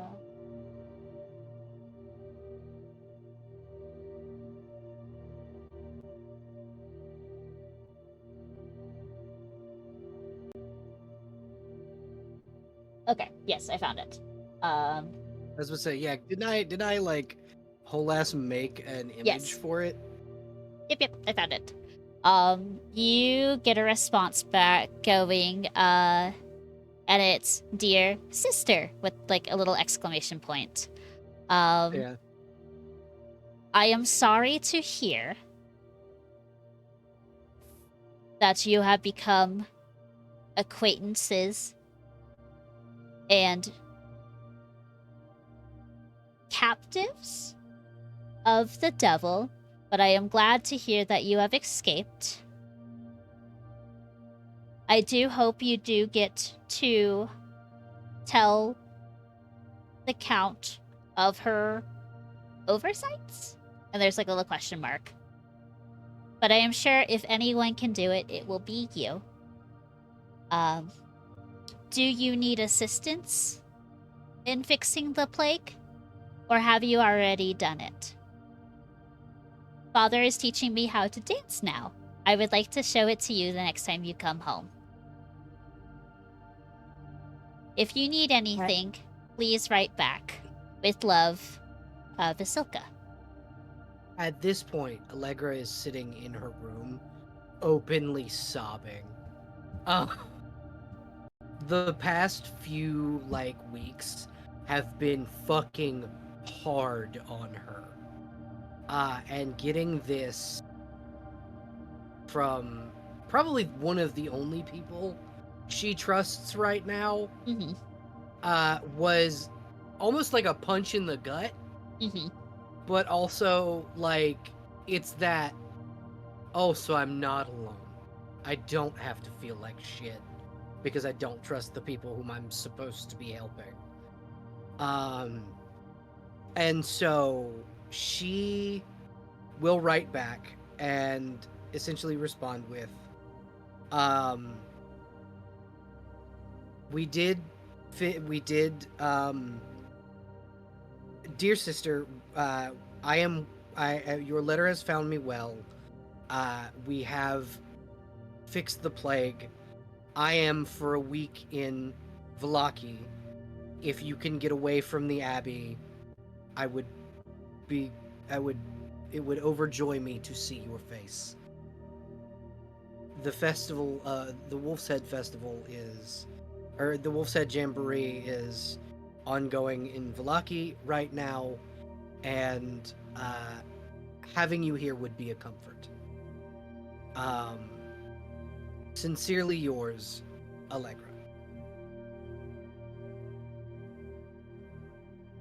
And then she will tie it to the bird's foot and go, if you can get there swiftly, I will give you even bigger bread when you return. You see the raven. There is an intelligence in the raven's eyes as you speak to it, as if it is understanding your words far more than a common raven should. And then it mimics out post haste. Post haste. Okay. 1 gold piece, please. She gives it 2. Post haste, hasty post. Let's go. Thank you for your service. And the Thank you. raven, like pecks at the scroll, like the letter on its foot to make sure it is secured. And you see the feathers puff out a little bit more. And there is a whisper under its breath. And you see like the feathers are tinged with a very light green coloration, and it takes off quicker than you have seen a raven move before. Can I can Allegra kind of do anything to suss out why the fuck this raven is so fast? Sure, you can make an Arcana check or a Nature check. Okay. They're both intelligence, which though. one am I better at? Yeah. I'm going nature. I can't fail that hard, can I? Oh, 17! You feel a very strong essence of primeval being casted upon the bird. That indicates it is using some form of a spell or charm of some kind to make it move with urgency. Like Okay. it is not like tree stride or anything. Like it's not gonna go run into a tree and then pop out somewhere else. It like cast something similar to like expeditious retreat, where it Yeah. can just dash quicker, or Zephyr Strike is what you could assume. Okay. Something that increased its movement speed so it could get to the place. And the coins that you gave it seem to been consumed when it took when it started to move, as if it was like a material Okay. component. Trish, come here. Don't just head right now. Yeah. You can assume that your missive won't take a week to get back to you. Okay. If anything, it might be a couple of hours to a day. Cool. You'll get a response. And only for a measly 2 gold pieces. Need to Yeah, figure out who owns these birds. So Thanks, I can Borg. get in good with them. I don't know, you can talk to the Mardikovs who are nesting these birds. Yeah, well, I mean, Allegra had already intended to do that. Yeah. That was the reason why she was waiting to see when it was safe to kind of leave the room, Mhm. so that she didn't like disturb the group, being that she's got resting bitch face right now. Yeah. And she'll kind of head downstairs and go up to Erwin and kind of I sent you that list of stuff that Allegra wants to buy. Yes. And she'll kind of give him her little shopping list and go, "Do you know where I can get most of these items?" Let me find your list. List. You sent it to me in my DMs. Yes, I believe so. I believe the list went something like. Yes, I found it. Awesome. He would anything that is the rice is probably the rice and salt are probably the only things that are not purchasable at Madame Mori's bakery. Oh. They're just purchased at a regular general store that you would pick up. Like they do not sell Okay. bulk salt to sell, but they would have like the sugar, the molasses, the simple syrup, basically. Yeah. And she'll kind of nod and go, "And that was where my companions were headed, yes?" I believe that's what they were expressing. The bakery and a tailor shop. In the bookstore. And do you know which a one they were bookstore. going to first? Almost certainly the bakery. He thinks for a second, and like with the energy of of a bright, jovial new face, I assume the Eladrin was very petitioning the bakery. I see. Thank you, Erwin. Also, I may need potentially for you to host one more, if you wouldn't mind, at some point this week. or potentially 2 more if my. And she'll kind of like shake her head and put on the fake smile that everybody in the city has to do. The abbot and my sister may be coming into town. Just as a heads up. You see a very curious look go through his eyes, but he does not say anything that would voice his opinion, and goes, "Splendid. When it happens, I will make sure they have the warmest of welcomes." But Thank you. And he turns back to your list, and on the chainmail and the silvered stakes, he was like, "You want to go to Thimold's Armaments." I think that is where I will go first. Thank you. A blind And bloke, you- but a very studious one.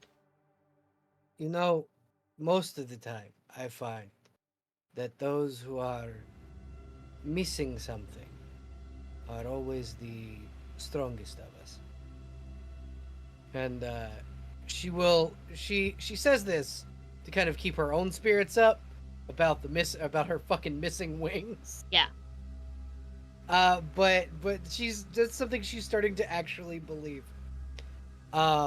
As she will head out to the smith. Pivoting to the group of 4. So that's while you're in the bathroom. They were discussing on going to the bakery first, then going to the tailor shop, and then the bookstore.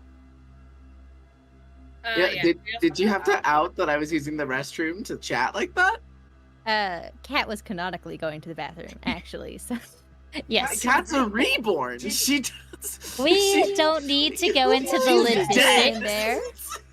Maybe you were putting on some powder. or maybe you just wanted to sit down for 30 Possibly seconds without someone talking to you. Replacing some No, lines in her I know arm. exactly what Kat would have been doing.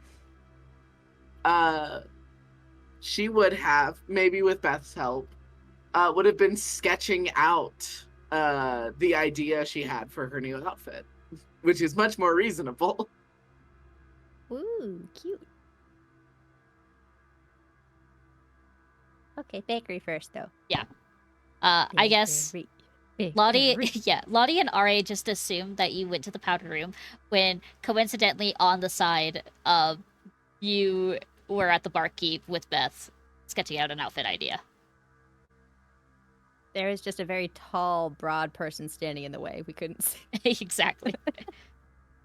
The Or no, bard they were moving a is piano. they're moving the piano for the bard to play a little tizzy at. It suddenly turned into just like the bar telling a story of like, you know, a typical like vampire drama kind of story that swoons the Valachians a little bit, and now it is open to open mic poetry at this point. So Oh, now yeah, perfect time to leave. Yep. So some of the Valachians are just like giving out their own poems that they have created, and the bard is just in the corner just clapping her hands, going like, "You're doing great, sweetie." I just imagine half these poems are like darkness, Exactly. no parents, continued darkness, A false smile. a veneer, Forced. truth in poetry. Druid craft of roses are being thrown upon these people as pity. You have escaped open mic poetry. Oh, thank God. But yeah, you guys mosey your way onto Madame Maury's bakery. Did I write flavor text for it? I didn't. I had to make it up on the fly. As you guys are walking, it's like you are going towards the west side of Valaki. And you're passing by clearly a bunch of noble estates as you are moving that eventually becomes like the shopping district of the area.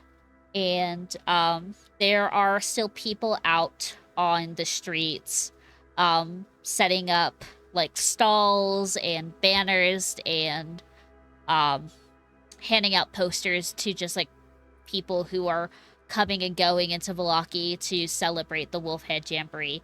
Some kids are handing out like paper mache masks of animals to hand out to people for free.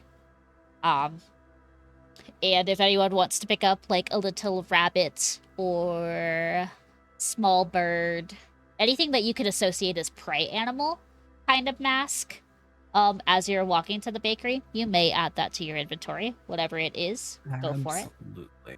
It could be a little The mouse. The irony of Flotty picking up a fucking rabbit mask. The rabbit is the most common mask you will find, mostly. Because that is, like, when you think of prey animal, you think of rabbits most of the time. Otherwise, like, small rodents. Can I have a frog? Yeah, you can have a frog. You have a... Hell yeah. This very proud young boy bestows you a frog mask. And Hell you yeah, can, little like, dude. either wear it full face mask or, like, a side, like, headpiece. Or it just kind of rests on the side of your head. Already puts it in their bag after walking a good distance away. Yeah. Are horses prey animal? They're certainly not predators. Can I get a horse mask? You're gonna make a, Horrible. you know, a young horse girl's dream by taking her weird horse mask. Hell yeah. Because I would say it's not a full-on mask. Well, I guess it could be a full-on mask if you want it to. I really don't care. That's hilarious. No, it's like a little paper mache one that goes on the front. Yeah. Aw. Because it basically the way the Wolfhead Jamboree is sponsored, and this is what you get around, it's the ideology that in numbers the prey can overcome the predator, and the main iconography of the predator is the wolf. So a wolf can take down a horse. It takes a lot of them, but they can take down one horse. It's the same thing with deer. Like, there's a couple of deer masks, mostly focused on like fauna or like fawns and baby deers, less of like bucks or fully grown deers. Sure, that makes So, sense. fun fact: Yes. depending on the breed of wolf, 2 timber wolves can take down a horse. Yeah. This depends. You know, a dire wolf in A single dire wolf. could single probably dire wolf take could down probably a take horse. down a wolf by itself. Or Yeah. no. A A horse dire by wolf can itself, take yeah. out its own wolf creature brothers, Nice. but it could also take out a horse. Yes, whatever prey animal you could think of, and if you do want to take one from these like young kids that are just like showing their arts and crafts and handing them out with their parents watching idly to the side. A show of festivity. You guys make your way to the main hub of like the shopping center, and you can see like there's the bakery is at the opening of like, I want to say like a cul-de-sac, but kind of like a gesture of one, where there's like the general store, there's a like apothecary shop, there is the tailor, the what is it? I have The coffin store. the coffin your store, you know. usual groceries and sundries. You want to go across the street and buy a coffin while you're at it? Sure, go for it. Absolutely. But the bakery stays at the head as like a warm welcoming before you go into the shopping district. You guys are met with a very quaint 2-story storefront that is clearly a house that was remodeled to be a bakery. So they have changed like the bottom layer of the like the first floor as the proper bakery, and then their living arrangements is upstairs. And it's got like, you know, it's dolled up, it's cute, it's open and inviting, it's bright and colorful. There is like 2 bay windows that have a showcasing of different pastries, and you can see like there's a couple of tables outside of the bakery with like little flowers in vases in the center of it, and a small like little umbrella to hide from the sun, which is constant overcast. But just in case you want to hide from the overcast too, there's an umbrella. And there's a menagerie of like flora and fauna that are decorated on the storefront. You see like a bunch of people that are coming in and out of the bakery. There's a couple of like sit-in like tables that are inside where you could just grab something to go, sit down, eat, and then head out. But otherwise, it's kind of a more of like you go in, you come out establishment.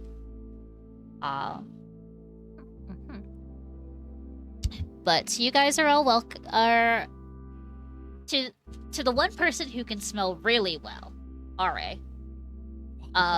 You are met with the scent of like vanilla and different types of jelly and a wide variety of tea and sugar. All things sweet and delicious, mouth-watering, pupils dilated.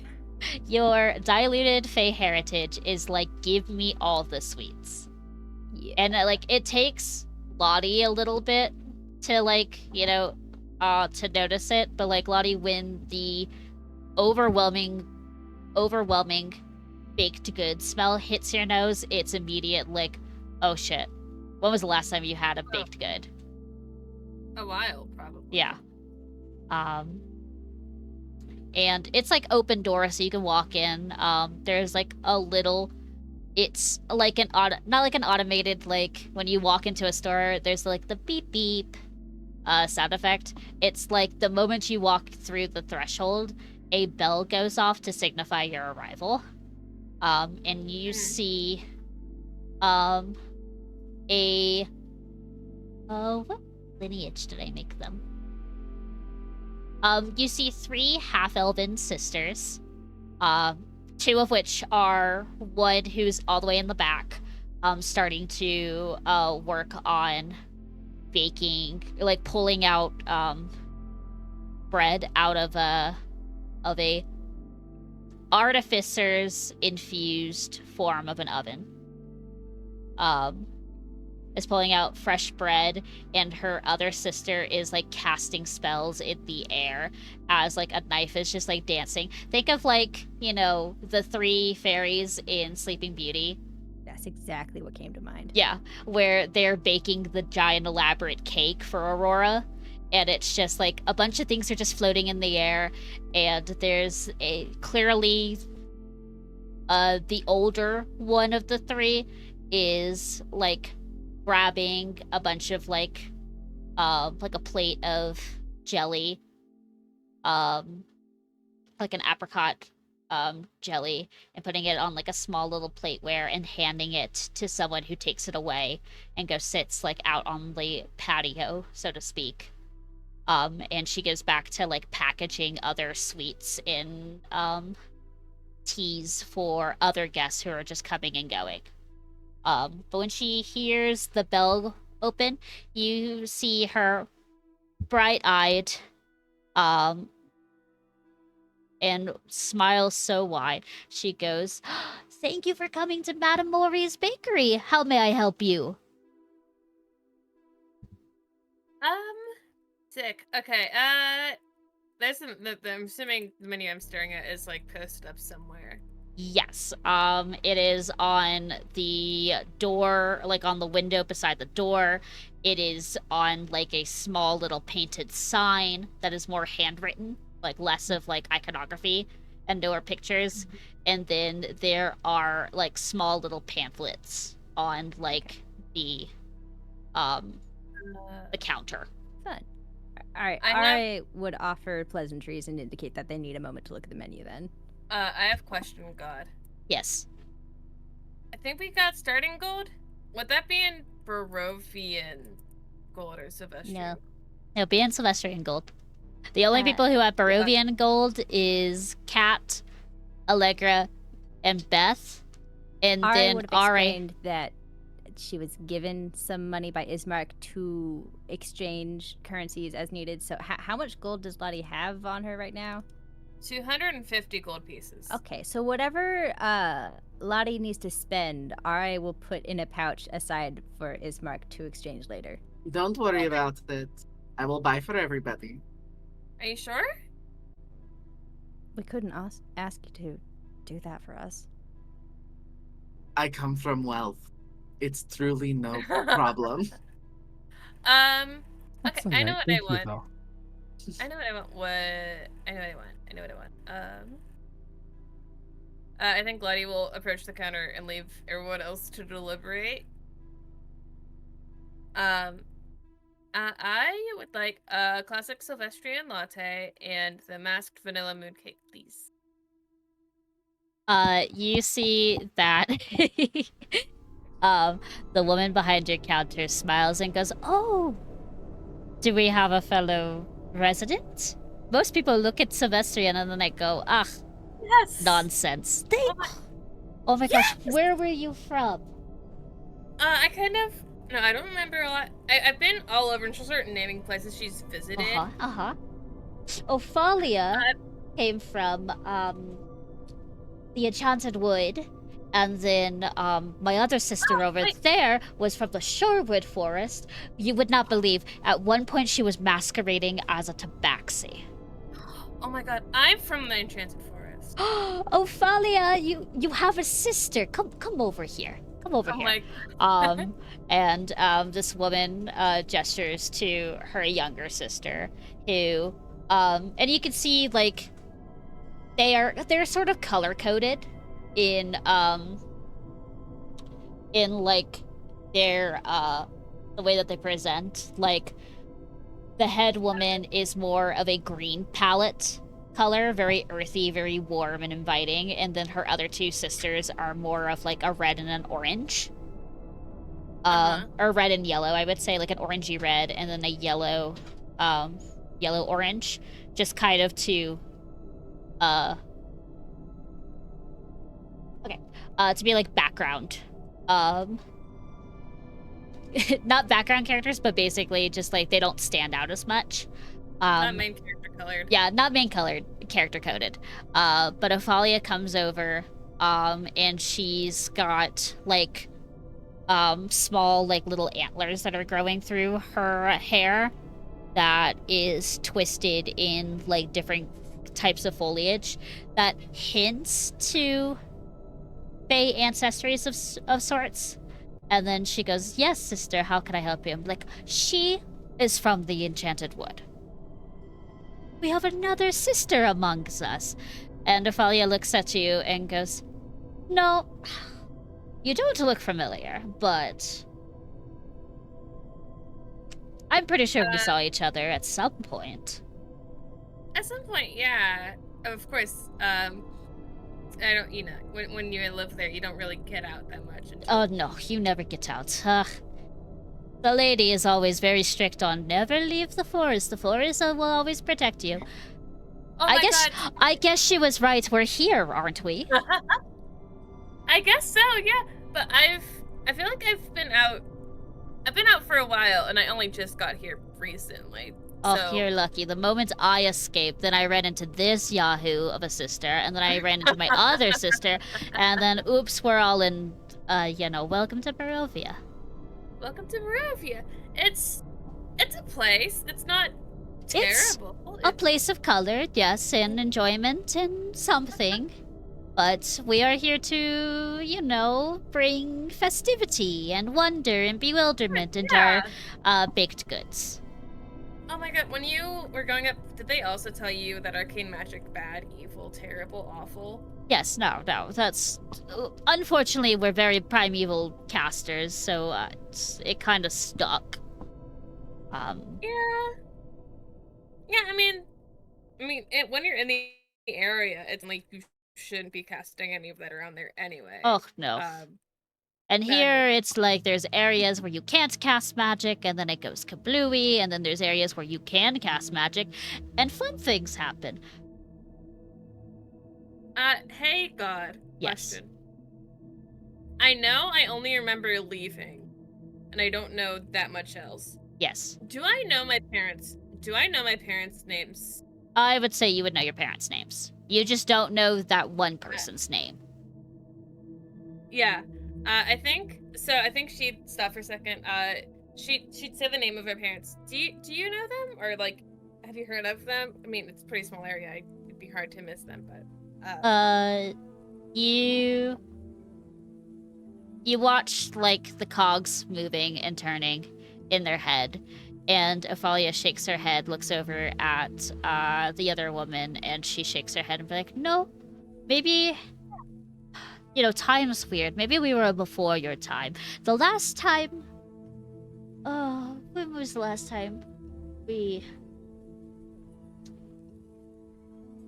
You know that the Autumn Queen was slain in battle, right? yeah, that was.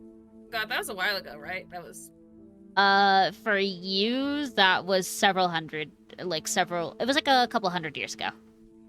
Yeah, I think Lottie sits there for a second, thinks it makes sense. That was quite a while ago for me, so it probably makes sense as to why you don't.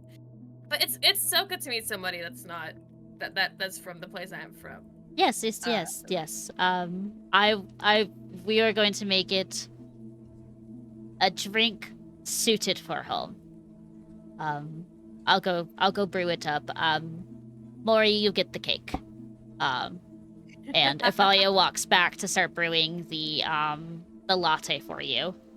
And then Madame Mori goes, all right, one massive vanilla moon cake and one Sylvestrian coffee. That will be 10, not 10 gold. Not 10 gold, no. 1 copper piece, sorry. The signature latte is 10 gold pieces.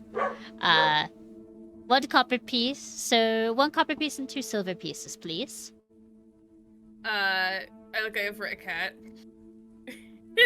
I feel like probably the whole time Lottie has been in that conversation, Ari has been polite arguing with Cat about Cat paying. Like, I couldn't possibly ask you. You don't need to. All that kind of polite demurring. How much gold do you have on your person right now? Well, including the 50 that Ismark handed me. 58? I have about 6 times that, so let me cover for this. All right, you win. I'm glad. I'll just have a black coffee. Where'd you put the menu, Ben? It's in the interactive map. Oh, it's in the. Oh shit! I don't. I'll post it. Oh, okay. Okay. It's not like I made an interactive map or anything. I didn't realize that's where it was. I posted Okay. the link. You can open it now. So how much was Lottie's order? Like 2 silver or something? 2 silver, 1 copper. Okay. Then I will say, Ore, you order next. Ari orders the cheapest item on the menu, a single black coffee. No. Iced coffee. Try again. What do you mean, no? If that's genuinely what you want, go for it. But if something else looks appetizing, I implore you to get it. Okay. DM, what on this menu looks like it has the highest sugar content per gram? I think it would be the Peruvian Delights, which is just Turkish Delights. Okay. The equivalent of it. Alright. That or the moon cake. Okay. I will order some of the Barovian Delights. And a black coffee. Okay. And then Kat does not eat, so she does not order anything. Look, I want something from home, man. Leave me alone. No, that's so fair. Although, Ari's gonna ask for extra room left out in their black coffee. And then they're just gonna add like a 1/4 cup of sugar. I love Ari so much. It's very good. That is a lot of They look sugar. very guilty and like embarrassed. Cat will just wave it off and go, "It's fine. You like it the way you like it." It's just And then not good. Cat will look at the three and go, can you break a gold piece?" Oh, certainly. Don't worry, darling. Okay. And I pay with one of my 325 gold pieces. Perfect. Ari and Lottie are given a wonderful set of baked goods. Ari more on the sugary side, I will say. And Lottie, you are gifted a latte that smells and reminds you of home. Very much. Enjoys that a lottie. Yes, you do enjoy it a lottie. And like, you know, in typical latte like art forms, there is just like just a symbol of like what the enchanted forest would look like is just kind of painted onto the top through a veil of magic, just to remind you of like, yep, enchanted forest. That is your specialized Sylvestrian latte brew. And there is a little hint of like cinnamon in the latte. Hell yeah. You get a card on your mooncake, the Mass Vanilla mooncake, where it's like there's like a little card that goes on top of the dessert tray, and it just says it hopes to give you a warm, pleasant sleep. Fuck yeah. And for Ari, the Turkish delight or the Peruvian delights, it's about a dozen of them. And it is the little placard on there is just when in Valaki, we always smile, so here is a little bit of delight from all of us. There's no catchy little cards for the coffee. The whole time. Yes. Cat pays for you. You guys could either dine in the small little establishment and watch people come and go, or you can just sit outside and eat and leave your trays behind. But I will say that both Ari and Lottie can heal a D4 stress. Yes. I suppose I'll take it. I suppose. One. God bless. God The bless. dichotomy, 4 and 1. Damn. Beth will look at Lottie. Why were you talking to them so much? They're from the same place I'm from. So And we you were. And you just told them that? Yes. Because the name of my drink is the name of the place I'm from, and then that's the place they're from. And so we were catching up and just talking about stuff. You don't even know who they are. Do I need to? And you don't want to just tell people where you're from. That's a little bit... They could do something with that. Where we're from, it would have been fine, but here it is a little different. Consider this like a closed-off city, Lottie. People don't come in and out as freely. I mean, I just worry that you're going to be a little too trusting with these people, and I don't think you should do that. I mean, I'm in a way kind of like I grew up with. No one really comes in, no one really leaves. So it's not an alien concept to me. Well, just keep in mind that even though they may be smiling, you never know what's behind it. I suppose. Just as long as you keep that in mind. I just don't think you should trust as freely as you are. They could want something from you. Ari's like nodding along, like these are great points. She's just shrugging. Shrugging. So, We'll see, I suppose. We're heading to the tailor next, right? Yep. Are you ready? Ari has eaten everything already. Sure. Yeah, I'm gonna go swing up there one more time, and then I will follow you guys outside. All right. Be swift. I will. I think she's just gonna swing up there, just swing up there to thank them and wish them a good day, and actually enjoy talking to somebody from her place for like 3 more seconds before she Yeah. has to dip very fast. Madame Mori, who gave you the dessert, basically the baked good, will just be like, to having a pleasant dream and to see you again in the morning. Ta-ta. Ta-ta! Bye! And then she'll like run out the door. Yeah. You're out of the door as the group starts moving towards the south of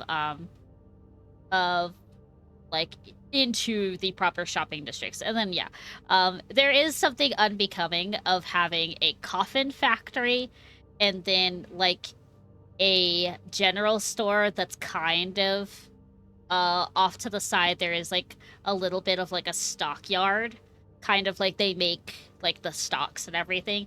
It's a little unsettling, but if you push past it, keep walking, then you see like the tailor shop, and then like a small little apothecary. There's the armory, and then what's that other store that's in that group? It is just a regular supply store. You guys go in.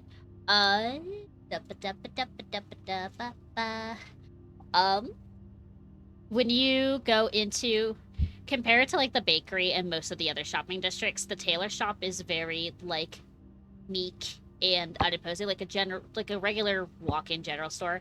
You can see that it has like dresses on displays and then minor suits that showcase that it does do formal wear.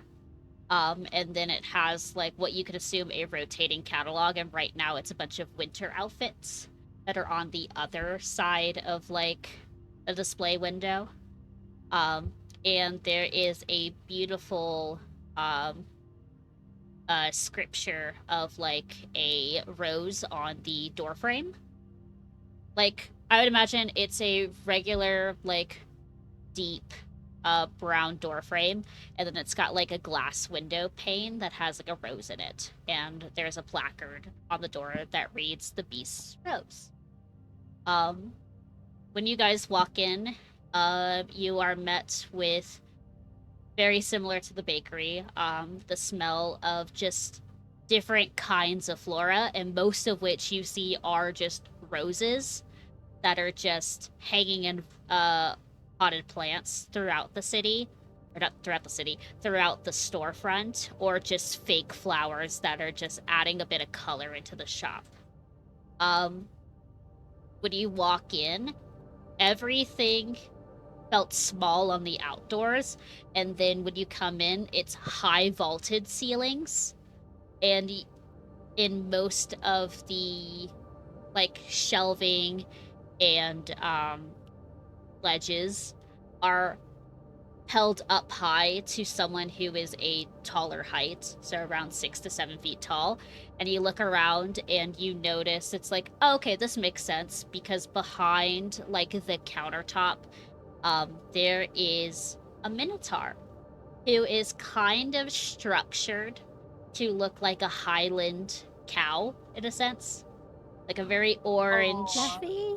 big fluffy minotaur who has like bangs that hide her eyes, and she's just wearing like something equivalent to like a fitted vest, and she is very carefully stitching like an embroidery on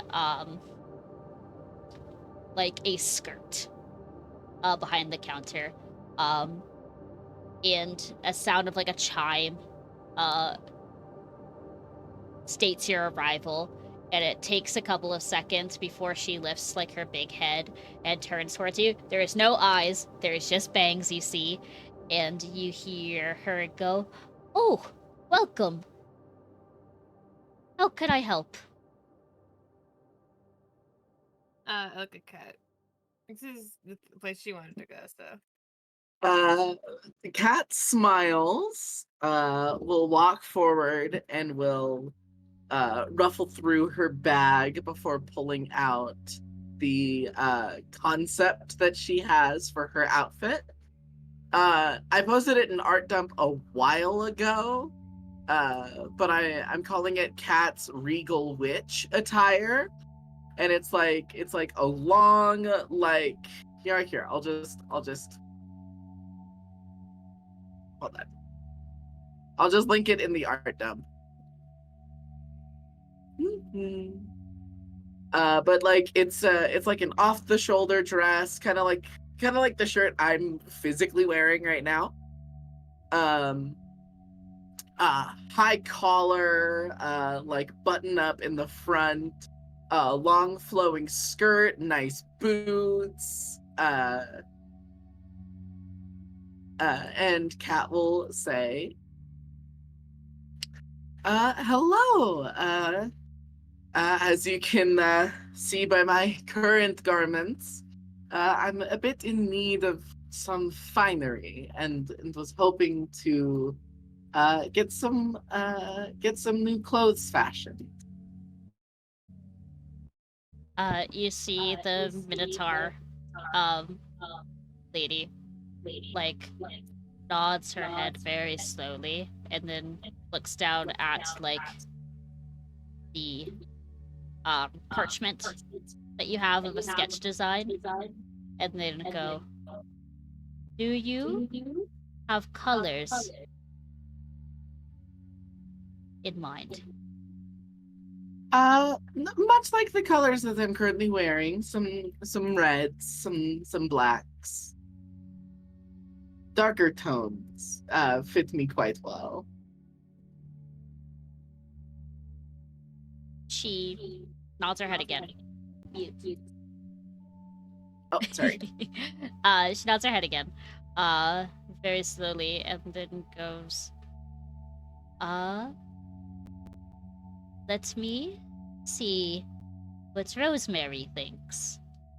And she lifts her head just a little bit to look at the rest of you and go, "Do you all need something, or is just the pretty lady here?" I think I was the only other one who needed I designing. was hoping to pick up some supplies, is all. Supplies, different outfit. Okay. And all commissioned, or do you want modifications to our current stock?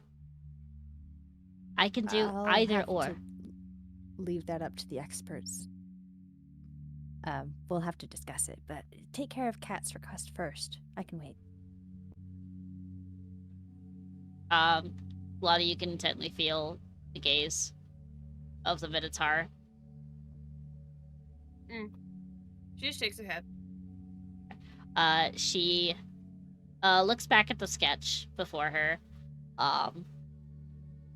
and then like her vest has like a little pocket, like a chest pocket of anything, and she gets like a little cloven hoof and she taps at her chest and goes, wake up, it's time to do your job." And there in the pocket nestled is like a corsage of a rose that suddenly starts to shift and move, and you see a small little fairy who is masquerading as a rose. And she like stretches her little arms, blinks up, and looks at all of you there, and then she goes, "Yeah, what can I help you? I'm awake." And the Minotaur goes, "Rosemary, she wants commissioned outfits like this. This is more of your Special. Is it because it's red? Yeah, I'm a rose. I know red. I deal with red dyes all the time. You can't just throw everything red on me. And the Minotaur just shakes her head and goes, no, the delicate stitch work. That is your specialty. Yeah, my specialty this. You just want me to do it because it's red. And the Minotaur doesn't say anything. And you see, this is like a foot tall fairy. She comes out of the pocket, and then steps all over the parchment and stares at it deeply, looks up into you, Cat, and goes, do you want, like, fine silks? Do you want satin? Do you want inlays with fur? Because, no offense, we're in the winter, and you wearing silks is probably gonna be a bad idea.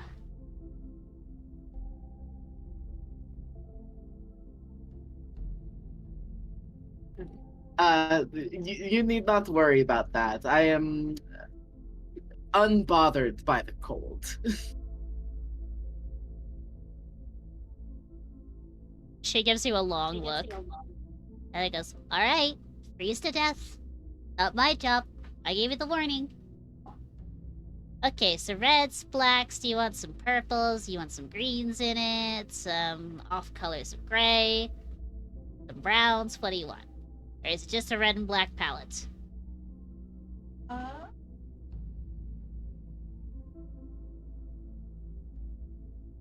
Damn it. I think Kat will go over like little parts where like the gold chain on the skirt and like, you know, where there would be some like leathers, and I think Kat would just go with her and like point out all of the spots and like what their colors would be. Like if you look at the mini, the silk is like patterned, and it's like separated into a lot of segments. Kat just spends a little bit of time pointing out like what specific colors go where, what the texture she wanted for it is, so on and so forth. And Rosemary nods her head as she's listening. She's sitting crisscross applesauce on front of your design and just watching you point at different things. And occasionally she'll flutter away and come back with like different types of like fabrics to touch and feel, just to get a good idea, like how glossy you want it, how dull do you want it, do you want it to be like less shiny. She does ask you a question of like, do you want to look like nobility, because you're going a really noble route right now. I can dull it down so you kind of fit in with the middle class, but if you can go bougie if you want.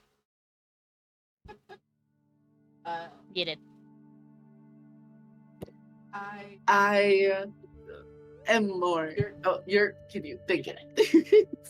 The problem with us living together is constantly echoing off of each Whoa, other. you guys live together? What? Yeah, that's so crazy. Nobody knew that man. about us. Surprise.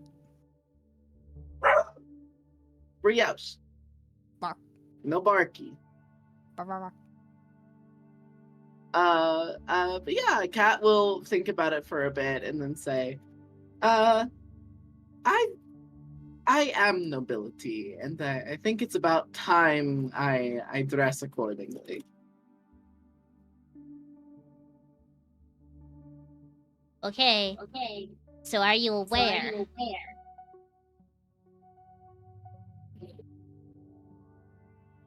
you aware what the red symbolizes in this town, right? Like, I don't want you to stepping on toes unless you are the person. Like, I'm not calling you stupid, but I'm making sure you are, you know. I don't want some other noble aristocrats to be like, that's my color, you're flashing around. I think I am fine. And she will hold out her hand and say, Katarina Wachter, at your service.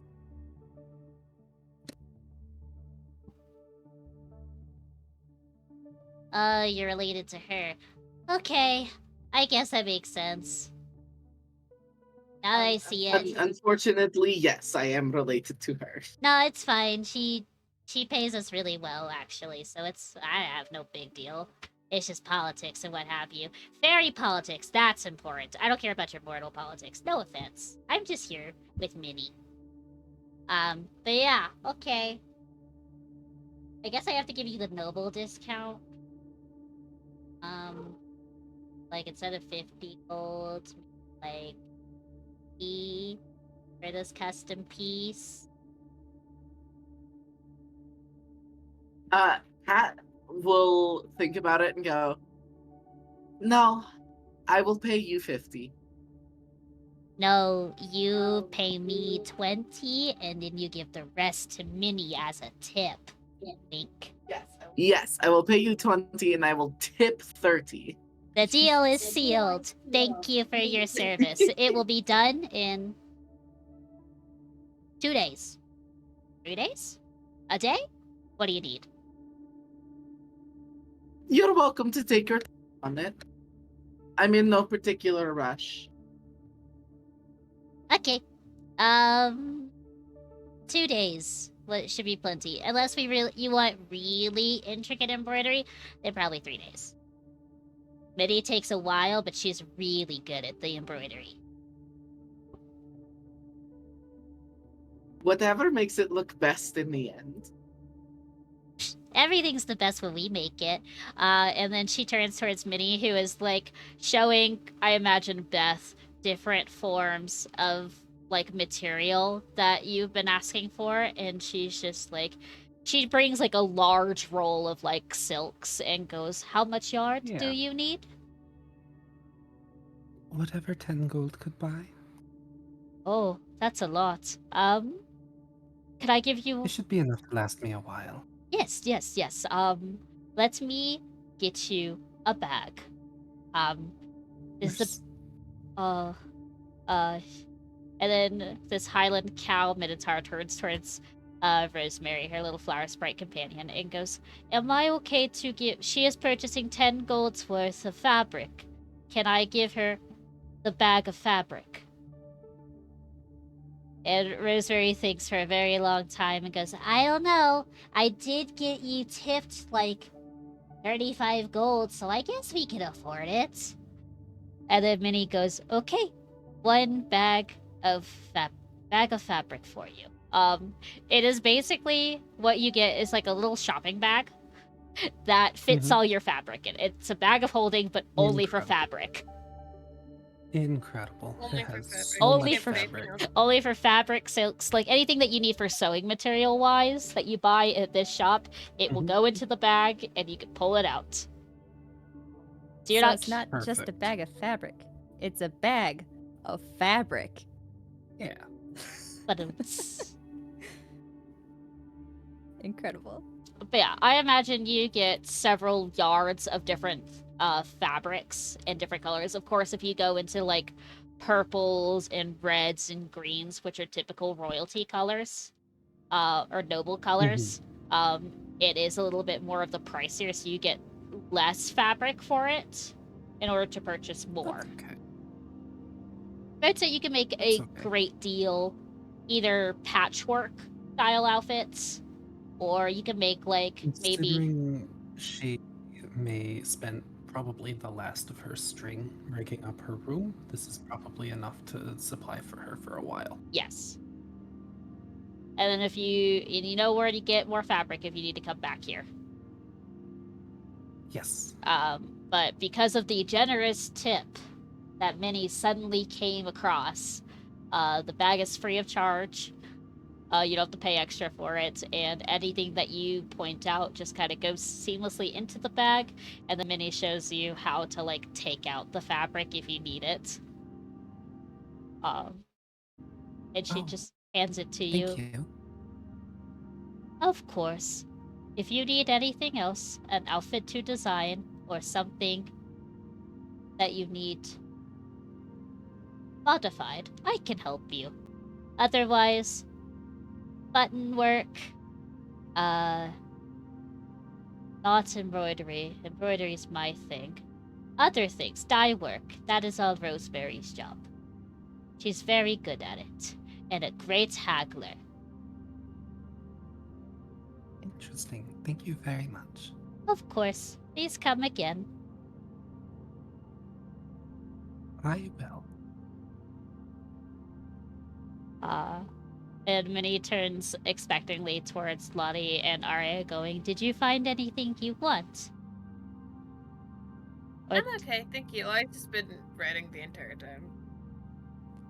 I do have a specific request. I've never gotten anything tailored in my life. How does this work? You could pick out an outfit that is on display or somewhere in the shop that you like, and we can modify it and hem it to your proper body type, or we can make something similar. Your friend sketched out a design, and Rosemary has the confidence to recreate it. Oh, it's not for me though. Will that be a problem? If- Ari says, standing there in their threadbale travel worn garbage. You can't see the expression that Minnie gives you. But her ears do droop even more and goes, "Oh, do you know the measurements of the person you're gifting?" Like height? Depends on what you need, but yes. A cape height. We could come up with a basic design, and you gift it to them, and then always bring them back to get it properly sized for them. Okay, so what I'm trying to achieve is I'd like to pay to have a couple sets of practical traveling clothes tailored in a possibly unusual way. I'm not really well versed in what's considered fashionable these days, so I could leave the specifics up to you.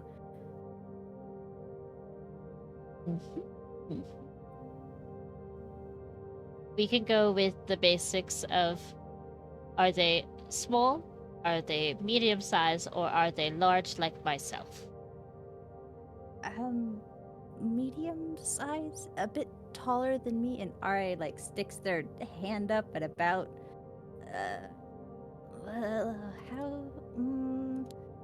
like a foot or two taller than they are. Alright, do you need help? Yes, please. Who are you purchasing for? I'm trying to get something for Allegra. I feel really bad that her dress got stained. I can do that. Bethel Okay. turn into Allegra. I think these measurements should be pretty accurate. Perfect. I guess to Lottie, this is the first time you've seen Beth just fully change into someone. Yeah, I think it's looking up from writing and just staring and then going back to what she was doing. Yeah.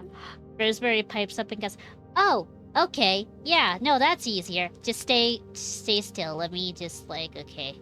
And you, for the next minute or so, have a very small fairy fluttering around you with a large tape measure, and it's just holding it up going, sorry about this. Actually, I'm not sorry. Okay, arms up, hold your breath. I'm not gonna stick you, don't worry.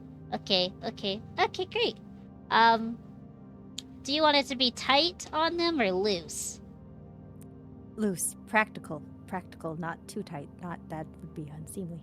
But Beth's hair, Allegra's hair is also purple, so whatever colors would go well with a deep lavender, gray, silver, blue. Okay. Yeah, no, I could do that. And if your friend doesn't like it, they can always come back here and I could just preset the dye work. Easy peasy. Babada beep, babada boo. Magic. Great. Different Okay. color. So as for the specific tailoring, I'm aware that some shirts and doublets can be made with fully detachable sleeves held on with a simple set of ties or buttons. Do you think it would be possible to do something similar to that, but for the back of the shirt? I mean, it'll look kind of odd. Unless we find like Can you some make form it of. look okay? Are you sure you don't want like a backless kind of outfit? No, that's far too much skin. Definitely not. No. I don't want the whole back gone. Just a wide slash horizontally across the shoulder blade should be enough. I believe for the I think the kind of term for that is a yoke or maybe a vent. But I do want it to look nice too. Heck yeah, no, we can make that work. It might just be a little, you know, out of the ordinary for the folks here, but we'll make it work. Well, if you could perhaps maybe make it decorative so it looks intentional rather than incidental. Sure, honey, anything for you. You're the paying customer. I'm just here listening. Right. So I'll need 2 of those and then maybe a spare shirt like that as well. So that's 3. How much would that all be? If you're sticking to just basic colors and shades, minor modifications, I would say for all 3, probably about 30 gold pieces. Was that 3 or 30? 30. That's easy enough, and I will pay 30 gold. No, Cat, seriously, I insist, please. All right. No, it's not proper All to give a right. gift when you're not the one who pays for it. Technically, Ismark's paying it for it right now anyway, but So I'm there paying you to go. pay it back. I'm paying it back for it. My plan for this week is to earn some coin however I can to make up for Okay. that. I will not pay for this outfit on one condition. What's the condition? I get to get you something. Ari looks very conflicted. As if she's unsure if she'll be able to earn that much, but she also doesn't like gifts. And then she squints and says, "What kind of thing?" Well, where are we at right now? Velaki? Smaller scope. All right. A shop. What kind of shop? A clothes one. Uh-huh. What do they sell here? Just clothes, right? Yeah. Look, from one person wearing rags to another, all right. You deserve something a little bit finer than what you're wearing. But These are I'll make it perfectly practical. serviceable. They're not falling apart yet. Nari spins around and looks at the seams that are coming apart. Still hanging on. I can fix that. I know how to now. I'm getting you a new outfit.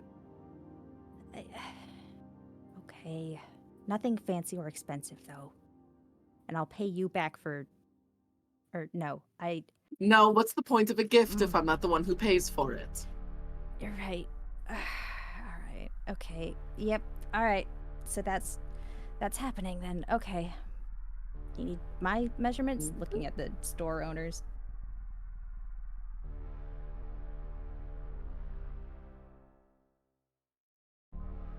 Looking at the store owners. Sorry, I was answering a Do question.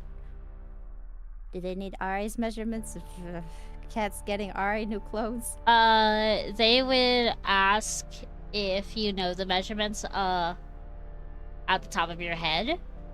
And if not, you will have like a rose. Yeah, no, Ari doesn't know.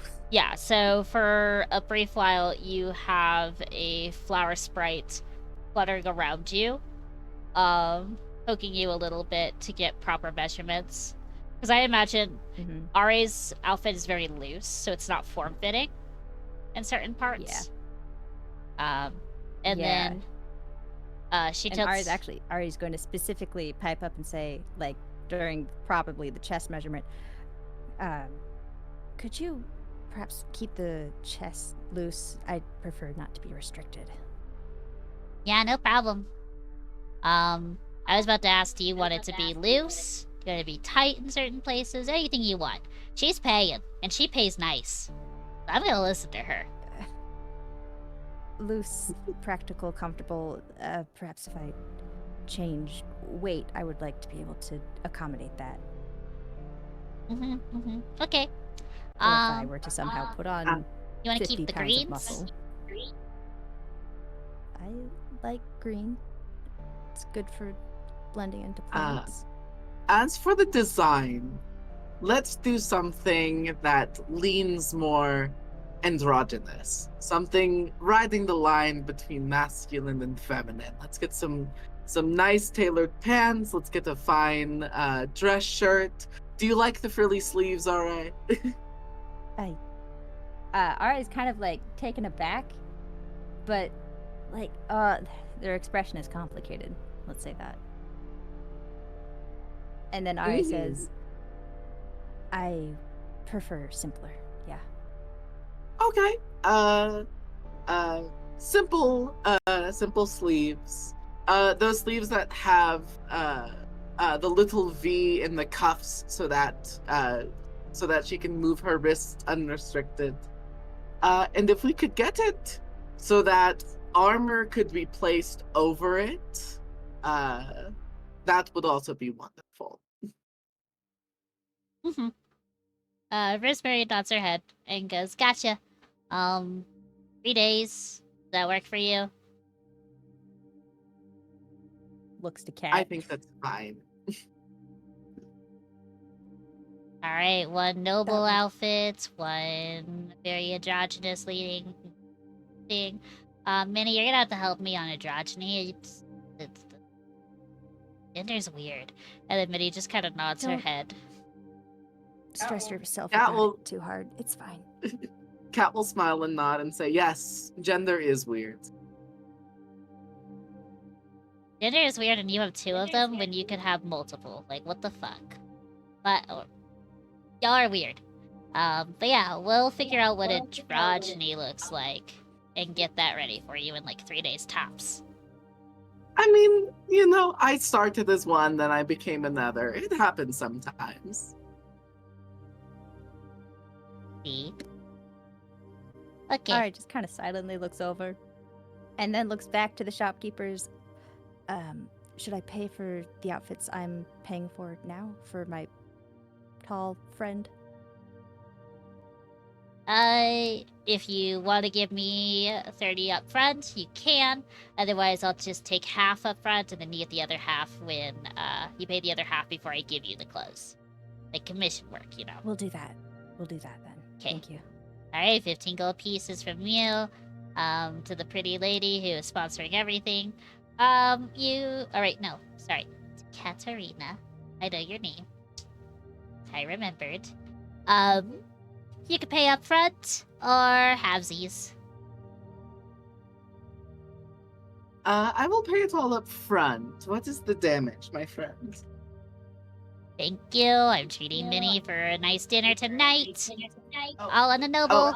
How much for Ari's outfit? I would say probably 15. Okay.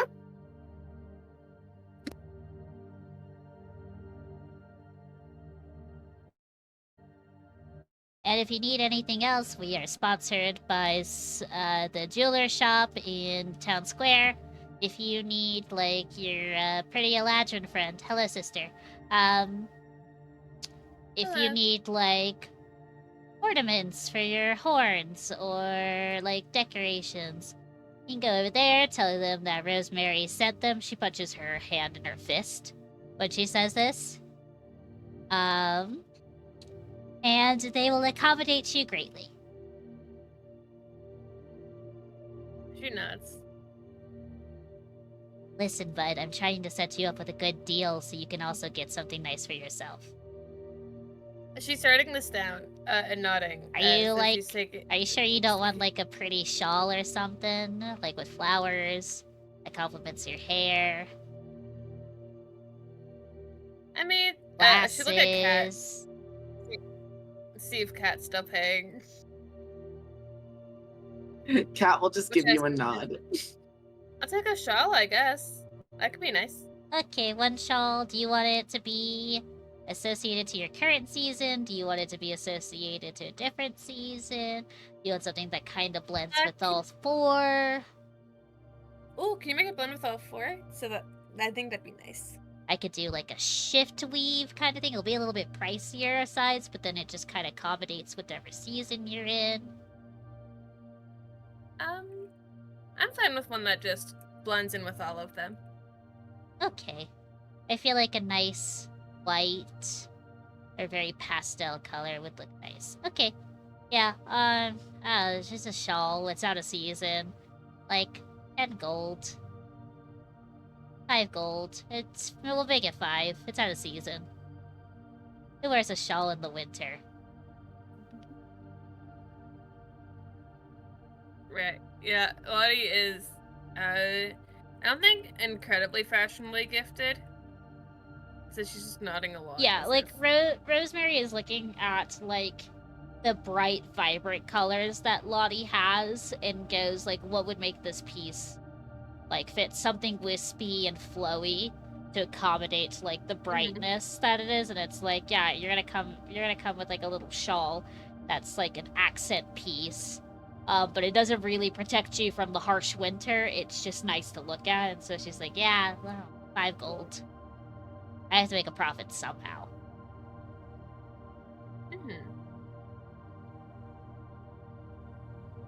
I thought she doesn't have too much to say Yeah. about it.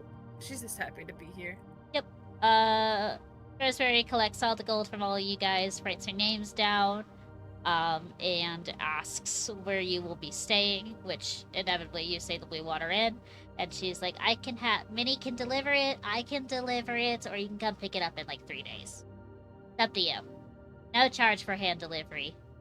I gotta stretch these wings out somehow. Delivery would be convenient for mine, especially if you could just deliver it directly to Allegra. That would be great. Her name is Allegra Delamont. Okay, I write this down. Perfect. I will ask the Mardikovs where they live and say it's a custom order from me. I promise I'm not doing anything nefarious, Danica. Please don't shoot me. It's just clothes. Okay. Thank you. Thank you. You have provided us a nice dinner date to have for tonight. So thank you for your tipping. Aww. Please tip your service workers. Thank you. Goodbye. Get out of here. Unless you want to buy more things. I guess we leave. Yeah, we do. Yeah. Otherwise, you're just gonna have a flower sprite who is just staring at you from behind the counter, going, buy something, buy things. Buy thing or leave. Buy? So I could go back to take a nap. But like as you guys leave, like you just see Minnie go back to like fixing like the custom outfit that she was doing, and Rosemary just goes back into her little pocket and becomes a little faux rose corsage on her chest. And you just hear the sounds That's of little cute. hog shoe. Me. Oh, sleepy. I don't know if anyone else needed to go somewhere, but I wanted to stop by the armor shop as well, if we have time. I want to go to the bookstore, so. I was hoping to stop by Third Eye Potions and Sundries, perhaps. We could split up. I wouldn't meet mind up that. later. Well, I the think that would be bookstores, something I need to do on my own. bookstores across town. The potion place, I believe, is further down the street, and the armament shop is just across from this shop. So, I can just head over to my place and meet you guys back at the end when we're all back there. So it doesn't feel safe to go completely by yourself in an unfamiliar town. you can take Kat with me if Kat wants to go, or Pairs would be better. she'll look at Kat, but also is 100% willing just to go by herself. All right, we make it back to the tavern, all right? Yes, I have a pretty good sense of direction. Well, you're a ranger, so I would hope so. Good luck, you two have And- fun. Well, Have fun. travel Uh, safe, Beth.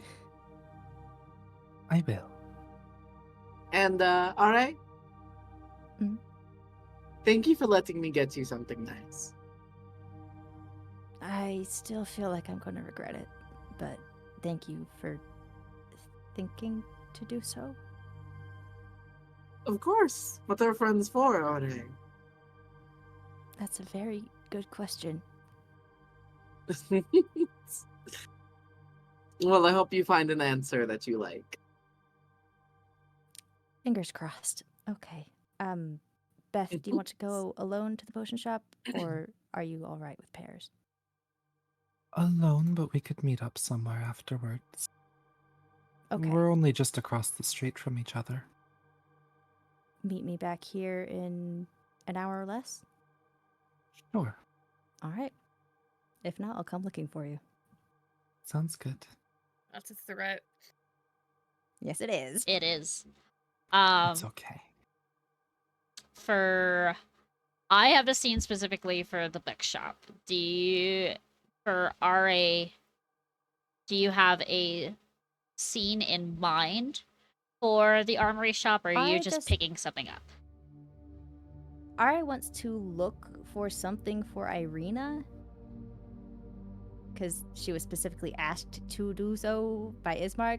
But if Ari doesn't find anything there, she might have to go somewhere else. That's also why that's one of the reasons Allegra's there, because Allegra is also there. That's who the silver stakes were for. Whoa. Uh-oh. Give POV run to each other. I was Oh, gonna say, no. would you want? Is Allegra gonna do her best to try to avoid the group, or are you gonna be okay if like? I think. Oh my gosh! I think you what guys it are... was Allegra was avoiding. Allegra is avoiding having to be around the majority of the group. So as she was kind of out and about, she had her eye out for the larger group. Yeah. But if it's one or two, then she doesn't care. Yeah. But like right now, she cannot be around a large group of people, or she's going to be an asshole. Gotcha. Okay. Okay. We'll do armory, third eyed, bookstore. Cool. Okay. And could Allegra have gotten everything else she needed? Yes. Yes. Okay, how much was that? Would that all run me? Do you think? I would say it would be I would say like a gold piece in total. 'Cause you're just getting basic ingredients. Probably enough to if you were trying to buy more of like a bulk ingredients. So what she's trying to do is one, get the ingredients, and then two, potentially use the bakery's facilities to use the ingredients, because she needs an oven Yes. to do the thing that she wants to do. Would that cost her extra to be able to do that? I Because would essentially what she's making is like a 12x9 sheet cake. Yes. I would say be a gold for all the ingredients. So probably just an extra gold, just to temporarily use their oven real quick. But you have two half elven fair folk. just watching you intently and showing you how to work basically this like magical oven that they've created, and making sure you Yeah, do and not I harm think yourself. as part of the exchange, she's also going to give them the recipe because it is a very sugary treat. Yes, Madame Mori adores it, and she's the one. Basically, she is the leader of the three. So when you are like, "I'll give you the recipe after this," she's like, "Done, absolutely. You could use it for as long as you want, but we will have to make tarts later. So eventually, I will need that oven back." And Allegra just kind of goes, I understand.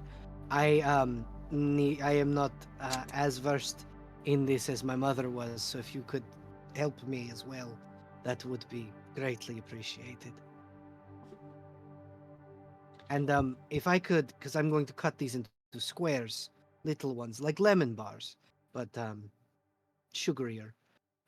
Is there a container I could have for them to keep them fresh?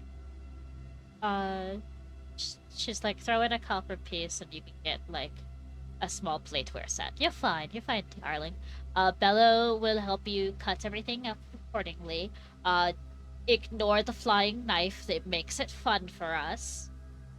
Just to Of course. have the customers come in and come and go and seeing, like, whimsy and what have you in a bakery." Absolutely. Barovia needs more whimsy, in my opinion. But yeah. You are allowed to use the bakery. They won't. I would say, do you want to make it now during the day, or would this be something you come? she's wanting to make it. She's wanting to make it now so she can give it to the group later. Yes.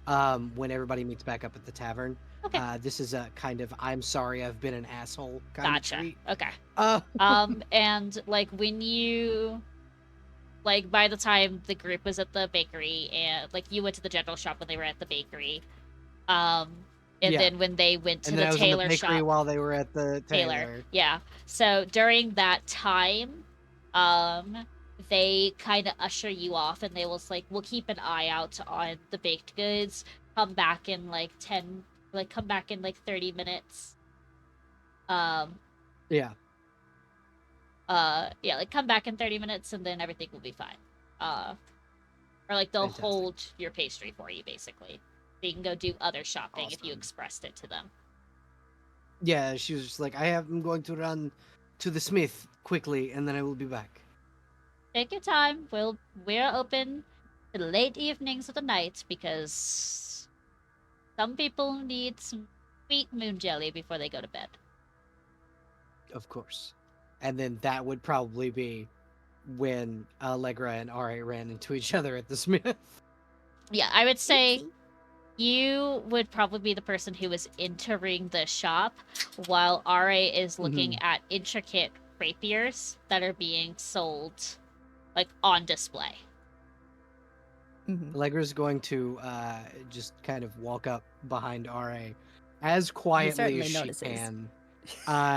Allegra is attempting to be stealthy. She's very bad at it. She's a very large person, but she will attempt to be stealthy and sneak up on RA. DM, do I notice with my 17 Yes, passive absolutely. perception? Yeah, so right as Allegra would have been like about to move or say something or jump scare, Ari turns around. She's just kind of like peeking over your shoulder. Yeah, right as Allegra goes to peek over Ari's shoulder, Ari turns around. Hello, Allegra. Hello, RA. What are you in here for? I'm looking for a gift for Irina. Ismark sent me to find one. It's nice to see you out, though. Thank you. I had some things that I needed to do in town today as well, so, and I also came to get something for Irina. Ironically, she'll kind of look around for the smith specifically. Pardon, is the proprietor in today? You are met with eventually, like, one of the staff hands peeks up and goes, let me go get him real quick. And like they Thank you. run into the back. You hear a little bit of like, not argument, but like, you know, young kid trying to get grandpa to come back to the front, and it's just frightening. Yeah. And Yeah. you clearly see like a former like Valachian guard, like a veteran, like soldier, who has retired and is living his life just making equipment for the town guard at this point. Comes in and he's got like, you can see that he's completely blind in one eye. It's just glossed over. And the other eye is slowly starting to like fade out. Like he's almost blind, but not 100% at this point. Very stereotypical built old gentleman comes out and he goes, "All right, what do you ladies want? I was napping." I'm looking to have something custom made, if you are amenable to it. Is it for the Valachian guards? No, it is not. Great. I won't charge you extra. What can I do for you? I am looking for to have a set of 6 silver stakes made. You want silver or iron? Yes. Silver. That's very specific. Could I ask what they're for? Our Or would friend that- is being chased by a giant wolf. Oh. Yeah, fair. Yes, I need 6 silver stakes, please. Sure, but you know the silver tax here in Valaki. Probably don't know it. Maybe you do. I can't really see you. I do. I am from Krezk, but I know the tax.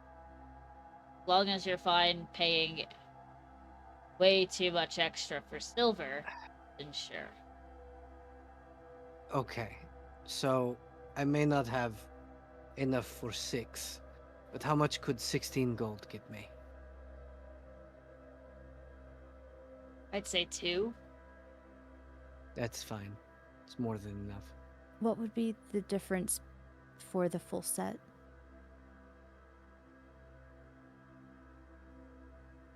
Asking the proprietor for math.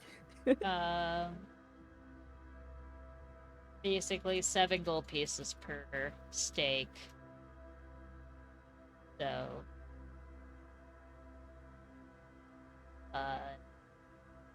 28. Okay. Ra reaches for their pouch.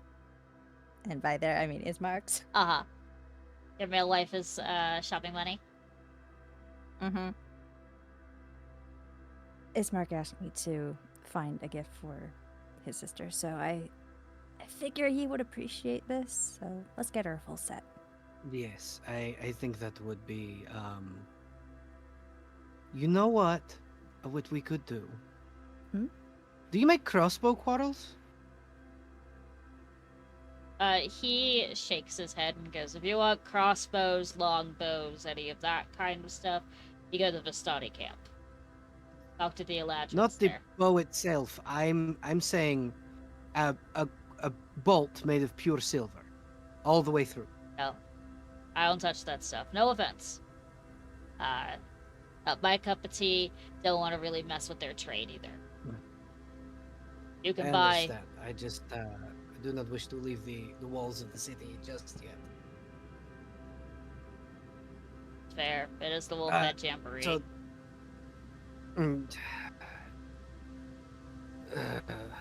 she tries really hard not to like lose the fake smile.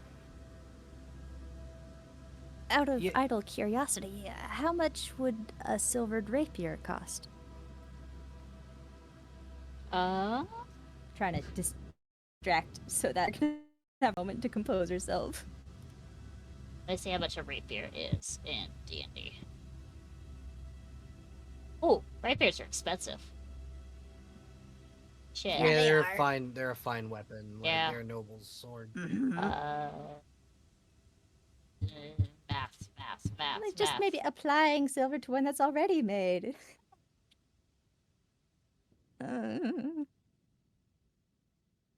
32.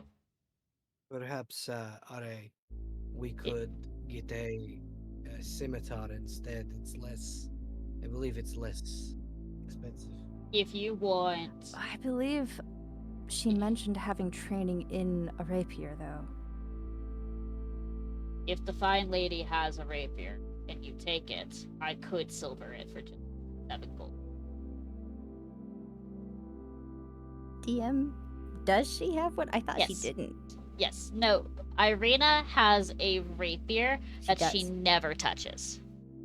She is trained. She has one. It's mostly like Great. she Okay. doesn't kind of keep it on her. Ismark's probably the person who's holding it for her. You never see it on her, but occasionally, I don't think. Great. Okay. There's only one combat you've been with her, and she doesn't. She rather uses her magic for it, Mhm. but she does Allegro kind of go. technically I will have go in one. half with you.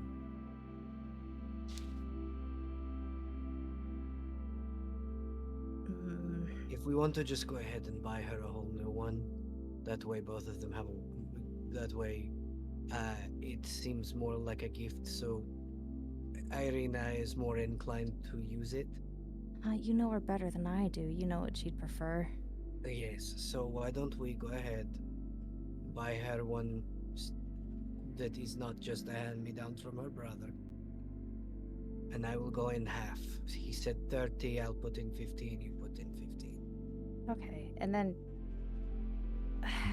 Well, I can come back for a rapier. I can come back for one. I've told Kat this and the others, but I planned to try and make a little coin around town this week if I could. So I can do that to make up the difference. I already spent some of Ismark's money on something else anyway, so I need to make up that. I mean, this way you have less money to make up.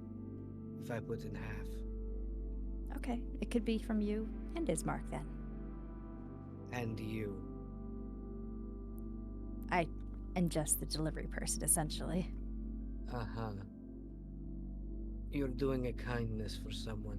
I know it is not within you to take much credit for things, but please do for this.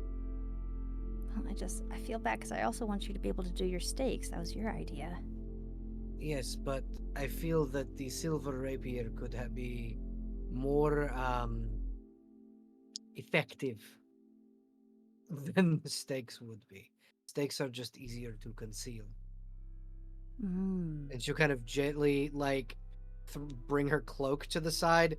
Allegra has like a slit in the side of her, the dress bottom that kind of comes out of her, the like skirt comes out of her armor, and she'll just shift that to the side and show the 5 wooden stakes. They're Mhm. strapped to her thigh. Mhm.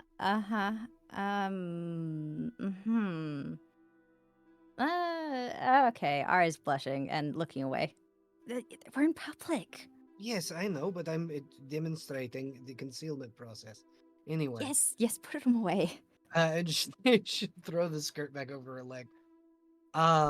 But yes, if we could get the silver rapier, one of your fine works, please. And then she'll put 15 gold on the table. Ara will also pony up 15 gold. He nods his Allegra is head. now flat broke. Okay. Yeah. He nods his head and tells you guys to come back in about well, no, he could probably in a couple of hours, I would say. 'Cause Yeah, a he would rapier's just, a thin blade, so yeah, that, and he would probably just get one of the rapiers he already has made, and then Mhm. just dip it in. Mhm. So this dipping it in silver is going to be the thing that will take him a bit. So he just says, "Come back in a couple of hours." He'll procure you a ticket. That you come back, hand it to him, and then he'll give you the item in question. Just in case he's not there, one of his assistants can't help you. Yeah. Would you like me to, or do you? We could both.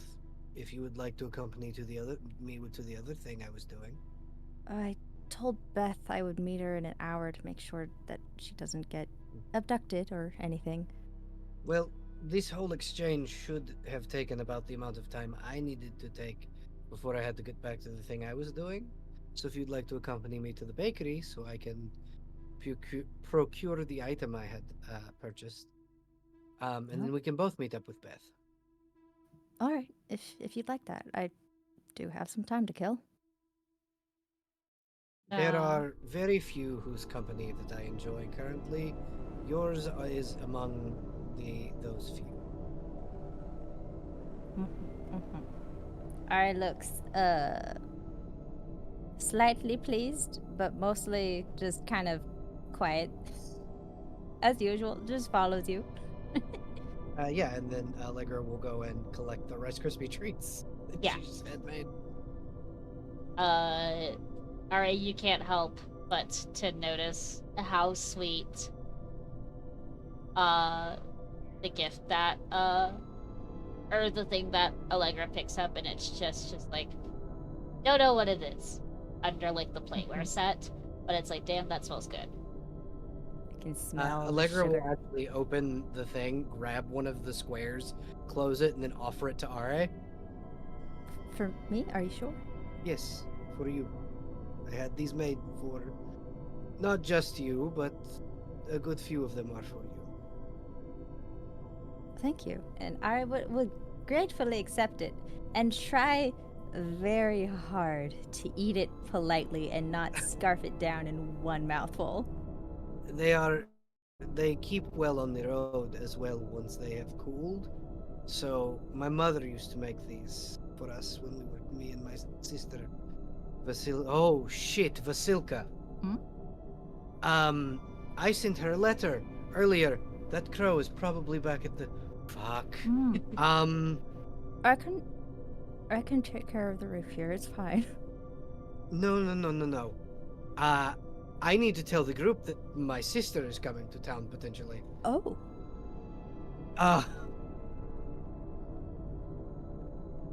That's going to be an interesting conversation. well, Um, Kat and Lottie went to the bookstore across town, so I'm not sure when they'll be back. Let's go get Beth, and then, yeah, Okay. let's do that before I overthink things.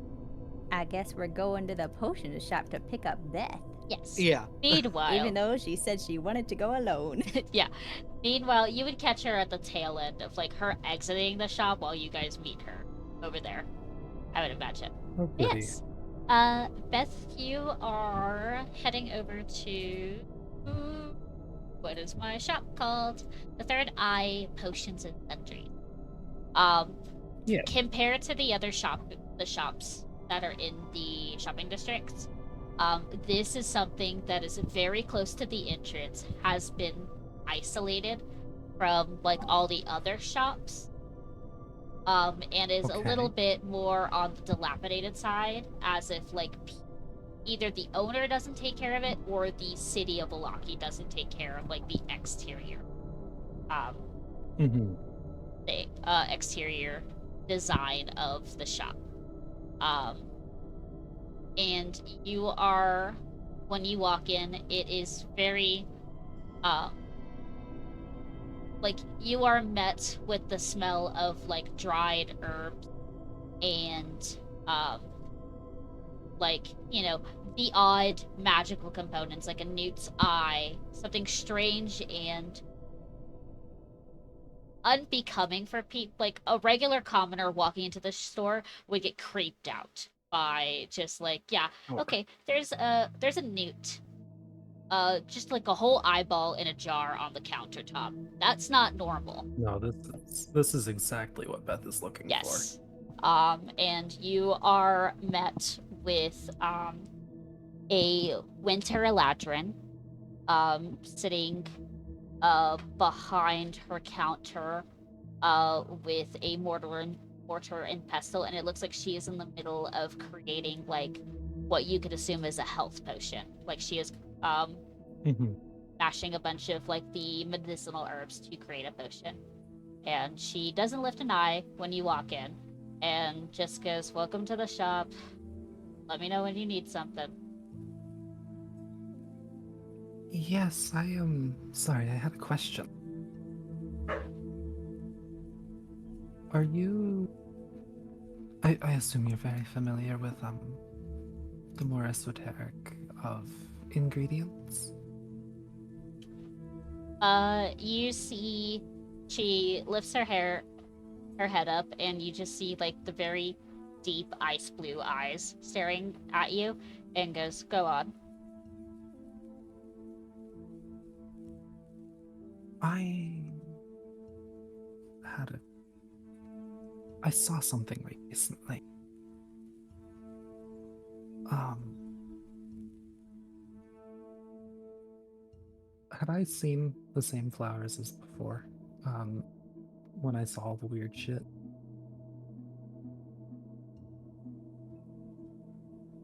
I don't know Uh, if I Interesting.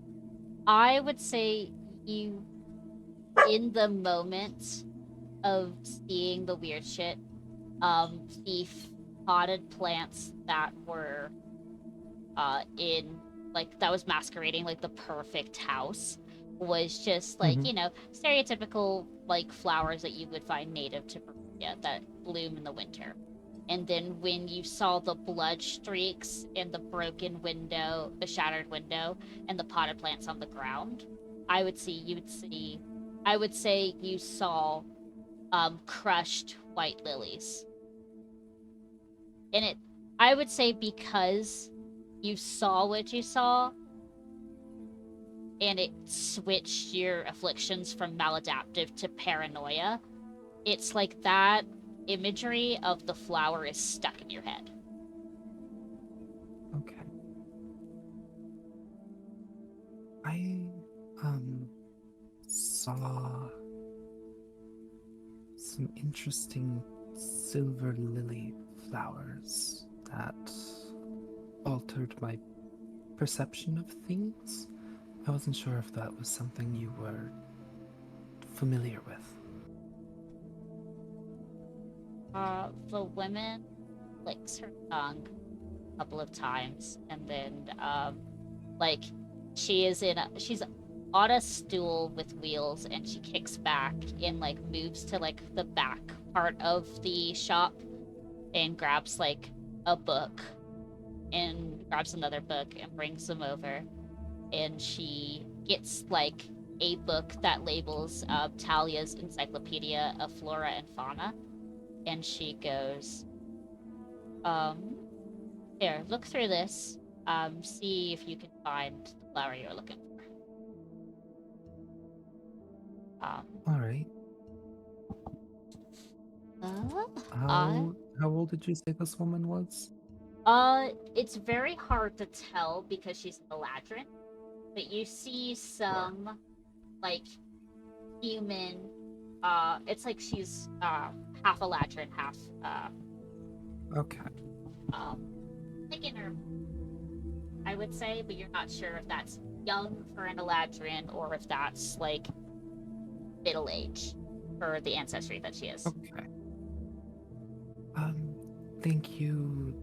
Sorry, I didn't catch your name. I'm It's called Beth. Hello, Beth. I am Anya. Pleasure to meet You as well. I'll take a look through these books. Thank you. you. Give me a check with advantage. I need the advantage. Nope, that's Yes. intelligence. Never mind. Oh, ignore the 1. That should just be the 15. Okay, just 15. Okay. I'm trying to find Like, my. unless this has to do with aberrations, monstrosities, or oozes, ignore the 1. Congratulations, you take the 1. Hell yeah. Okay, it's in my other Google Docs. Google Docs. Google Docs. Where are you?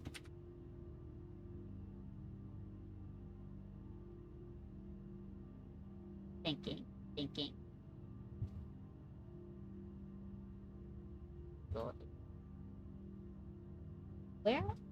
Did I not? Why? I love it when I don't name my documents the right name. Oh, it's not Talia. Talia was Jester's character. It's Ollie's. Um. Okay. So you get 2 flowers. With 16. Both of which are lily. Um, they both look very similar in design.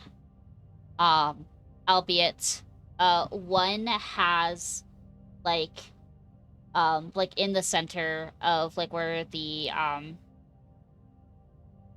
pollen is for the lilies, there is a bubble in the center.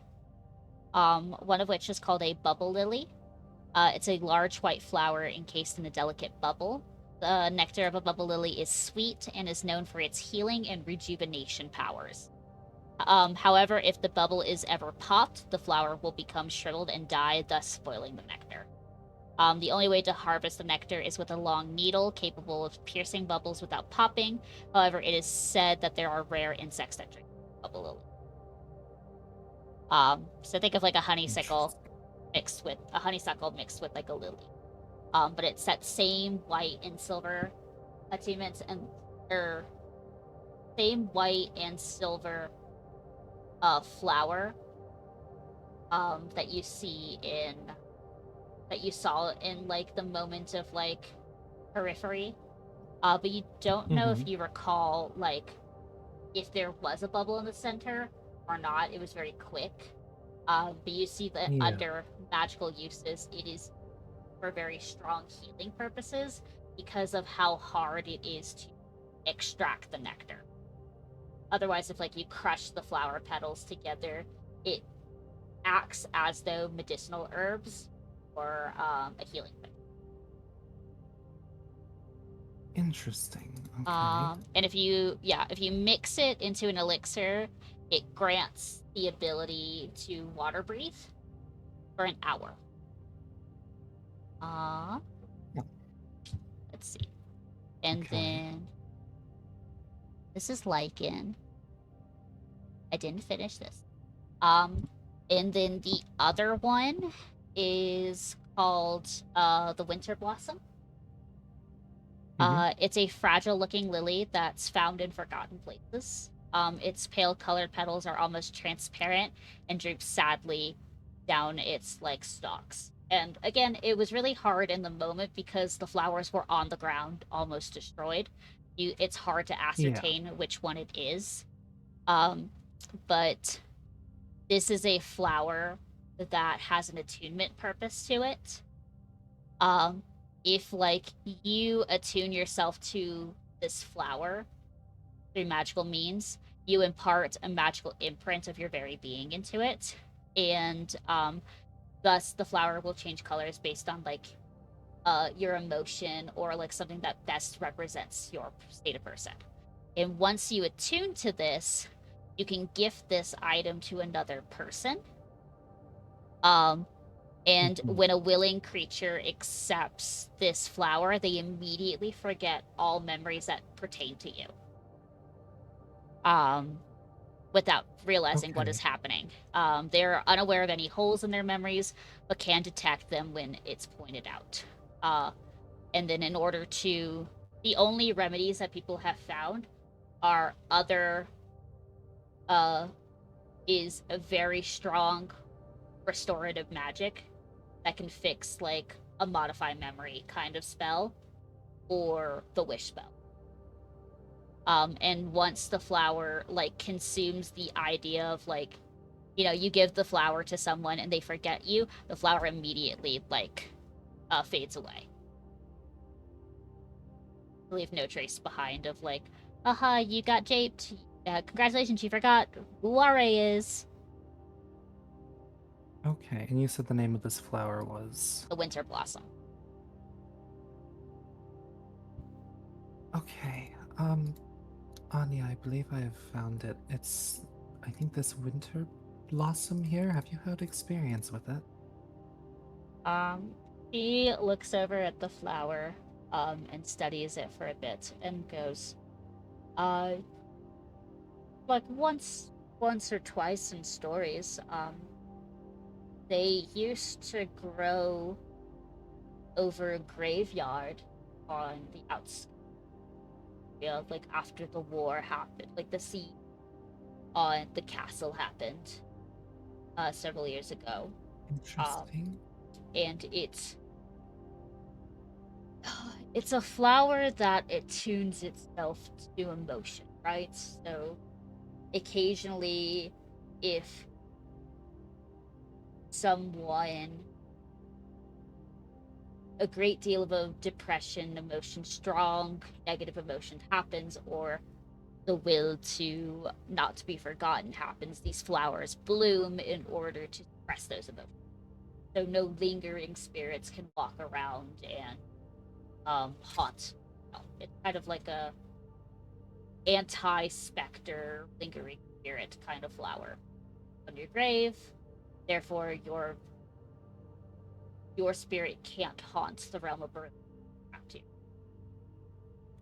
That's interesting. I worry that we have a large portion of some modified version of this resting over Velaki currently. She nods her head and goes, "Do remember where you saw them?" I saw when I was first coming into the city, possibly when I was going to the Blue Water Inn, there was a scene of what looked like a ruined city with these flowers sitting peacefully nearby. Well, Um, not necessarily peacefully, but they were in an overturned vase. uh, she nods her head, and you see that she grabs a scratch piece of paper, starts writing down what you're saying, and goes, um, "I could check it out if you're uncertain. Usually preventative things to do about the flowers, um, weeding them out and properly disposing them through fire, um, mostly through fire. If you do see Okay. one, try to burn it. Doesn't its imprint? It's kind of like a weed in a sense. One grows, four follow suit. I I figured as much. I don't know if these are an altered version of them. But I could take you to where I saw it. I don't know if that would allow you to see something as well, if you're a little bit more experienced with these than I am.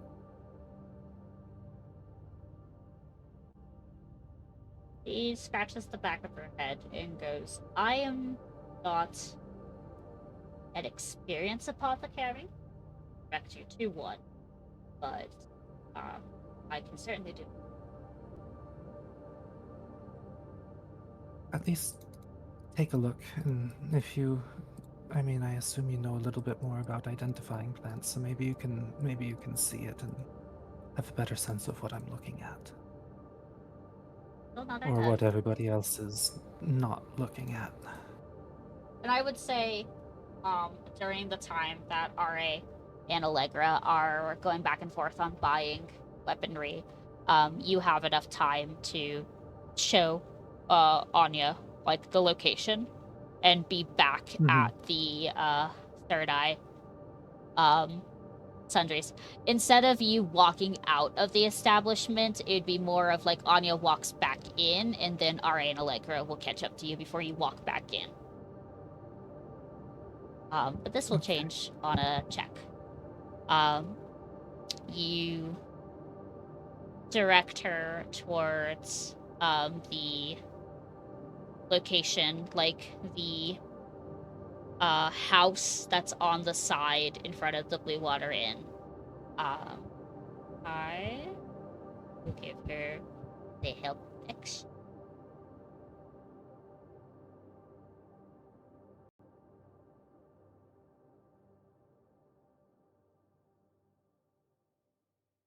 fun. I gotta look at it. I gotta come up. Da, da, da. Okay.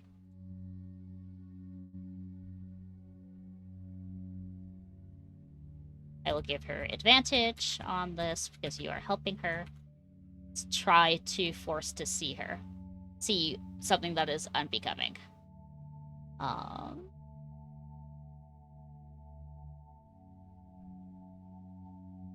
Yeah. Oh. Interesting. Okay. Incredible. Cool. We will never see that roll ever again in our life. No, An absolutely NPC rolled this. Double 20s. Yeah, double 20s. Double crit. On an Nuts. NPC, a random NPC that lives on the outskirts of Valaki. You have, you direct Anya, who kind of very carefully puts up like a hood on, like dresses herself to look very unseen. In this aspect, has a hood up. And when she gets closer to the Blue Water Inn, she kind of pulls it down. It's usually whenever they walk by a guard or something, she stiffens. Why are you hiding yourself? People, the Valakian guards don't really like me. They, I feel Arts Vistana, practitioner in witchcraft. you look good. You should show that more. I don't know. Yes, but I would like my store not detained and me in the stocks again. That's not pleasant. Come on, show me your weird flower thing. I'll work on that for you. Yes, this way. And it's like you have her walk around the building for a little bit, and you vividly remember where it was. And you point it out to her, and she takes a moment to look into it, and nothing clicks in this. And she kind of moves around the building and puts like a hand on the stonework, and for a little bit you see her eyes widen. And she comes back, like reaches a hand back, and you see like dried blood on her hand, but you don't see blood on the building. But you know there's blood on the building because you saw it earlier, like a couple of hours ago. So like you're having this weird mental balance of like, I know it's there, but it's not there. Like my eyes are saying it's not there, but my brain says it's there. And it's giving you like this weird headache in a sense. Did you see it? Anya goes, I definitely see. Kind of shakes her hand and like wipes it on her clothes, and you see vividly the red streaks of like dried blood on the side of her cloak. And she goes, okay,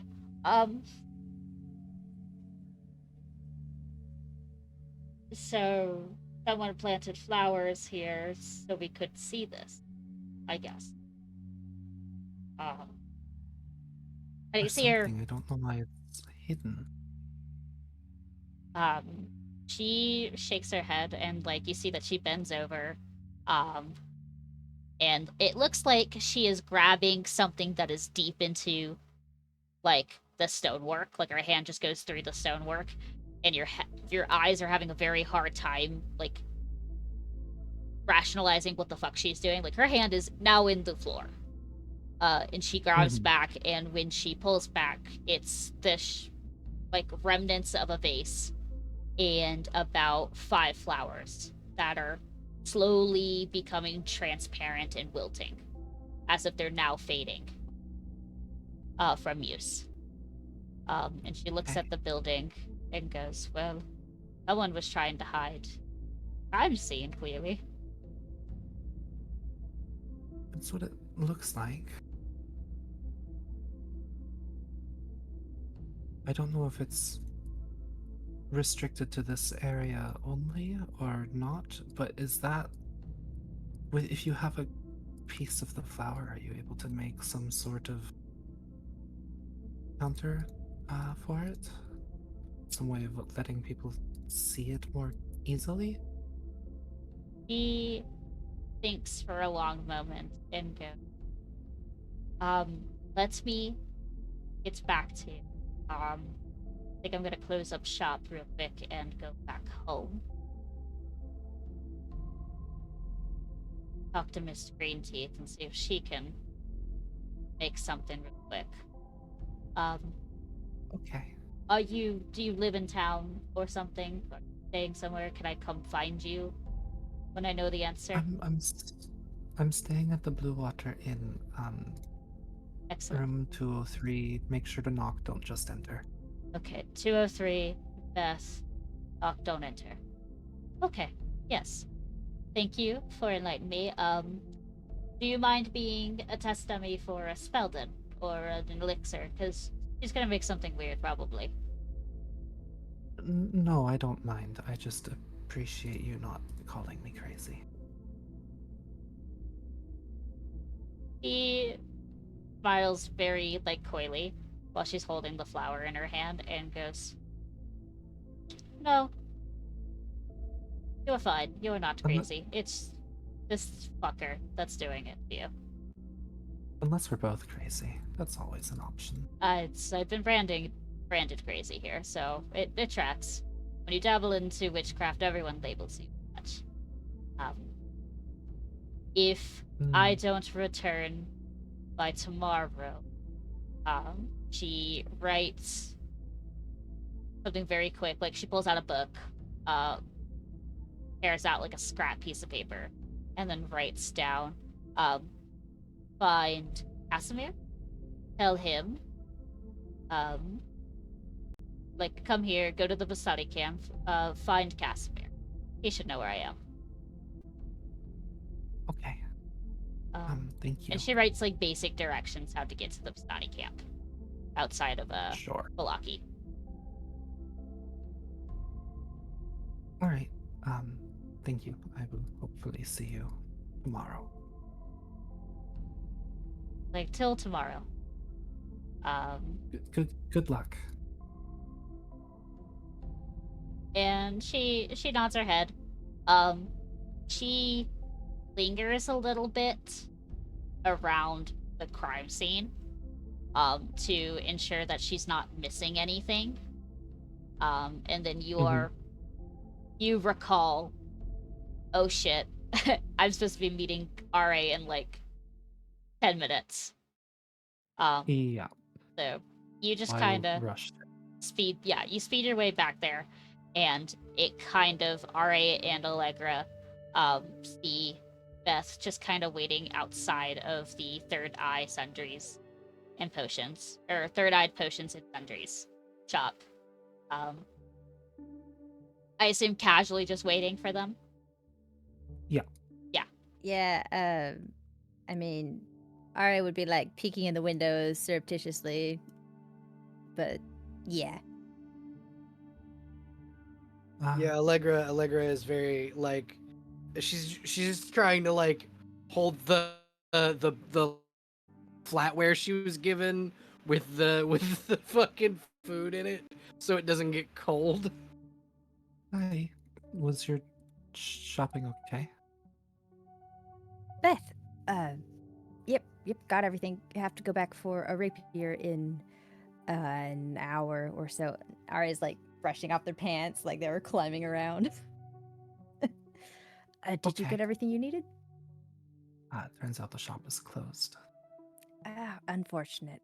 Well, Allegra has some stuff she wants to find everyone for, so we have to go to the bookshop now? All right. I'm sure we can do that. Would you like a snack? Would you like a snack, Beth? They're very good. What do you have? She'll open the thing. My mother made this recipe when I was young, and she will hand her a Rice Krispie treat. Oh, thank you. This is very good. It's not poisoned, is it? I already have. I have no idea how to use poison, so no. You don't? Isn't that part of learning to cook? No? As far as poisons go, I can only remove them rather than use them. Oh, I must have had a poor cooking teacher. or just one that is differently learned. Right. Beth is gonna like check it for poisons just to be safe. I mean, unless Allegra hands Ara another one, because Ara is eyeing them. Oh yeah, if RA is being obvious about eyeing them, Mhm. Allegra will just offer the plate. Ara is trying not to be obvious about eyeing them, but I think what Varying Beth can success. ascertain is that they're poisonous to RA in the sense of poison equals addiction. This is an poison to addictive. the mind. Yeah. You are watching RA, like, you could just ascertain, like, okay, this really sweet, sugary delicacy is probably poisoned or fairy, like Vaterfolk, in the sense of a addictive quality. Alright, be careful eating these. They are a little bit dangerous for your Oh. kind. I should refrain from eating too much sugar anyway, but just ever since. I was unaware of that. Well, The- no, it's just if I allow myself, I'll eat just straight sugar. I didn't see. used to have a sweet tooth, but They're a little bit addictive to fake kind. That no, makes sense. it's just me and a lack of restraint. I'm fine. Don't think so, but it's okay. I mean, you do turn into a hummingbird, so, and to feed. Yeah, Well, that's the that sugar was the animals feeder. there. Yes. Mhm. Okay. Didn't used to before, like I said. I understand. I will give these again, like I said earlier. They keep well on the road, and there are about 50 on this plate. 48 now that you two have had one. They are very good. So we will have them over multiple days. So don't worry, alright? Just keep them away from me if you would like to keep them for multiple days. I will give you like one every other day. That way you can have them, but you're Good. not eating them Yes. constantly. Ration them. That's wise. Are you Yes. okay, Ori? Shall we? Ori, are you okay? I'm fine. I've just had entirely too much sugar today. I have energy. Oh. You should burn that off. Yep, let's walking to bookstore. Walking is a way to burn it off. Yeah, Ara's already walking. They have just increasingly flushed more and more over the course of the conversation. This is an interesting look on you. I like it. I do too. Walking faster. Faces passing. Yeah. Okay. And to wrap it all before the group comes back together,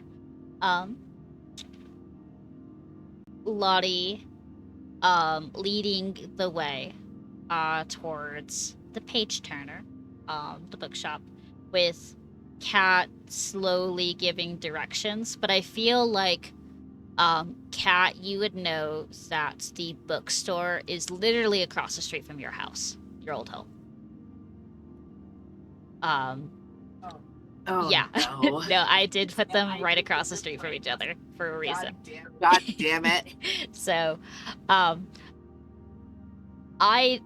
the paranoia of Kat not wanting to see her family again for morally correct reasons, I imagine you take back roads to avoid being front facing towards the estate house. And just go around to come on the other, like a side entrance to the bookstore versus like the main entrance. And like, I imagine, Lottie, you don't question this. You are taking through just like back roads, you're walking through some people's lawns and yards at some point, and Kat does not care about trespassing. Lottie is like, half following directions and, like, working on writing, like, some kind of note that she keeps, like, messing up at some points and, like, tearing it out of her notebook and just, like, shoving it in her bag. Yeah. She's gained the skill of right walking. Yes. At some You point. occasionally see a bunch of, like, young kids, like, leave, or, like, walking down the road. Backpacks have, like, scrolls, like, leather bounded casings to keep scrolls. Some of them have, like, an amulet to attune. There's, like, a couple of kids who have, like, a small little wand or a staff of some sorts that's made out of, like, you know, it's just a stick that they found that they're just like, this is my spell focus right now. This really cool long stick. But it's like a bunch of kids from the ages of like 8 to about 16. Like walking in troves to different accomplishments, and you do see that they come out from like this large estate down the road from the bookstore. But Cat is very quick to avoid going in that direction. And then I would say what are you- passively to Cat, you don't remember the velocity of the students, because I imagine before you went home, or before you left, it was like you, your sister, and maybe like 5 other kids that your mother would teach. And now it's like a good 20 people. It's like she has grown in the 8 years you've been gone.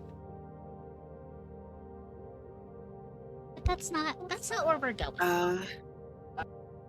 Kat is taking extra caution to wrap up and hide her skeletal hand.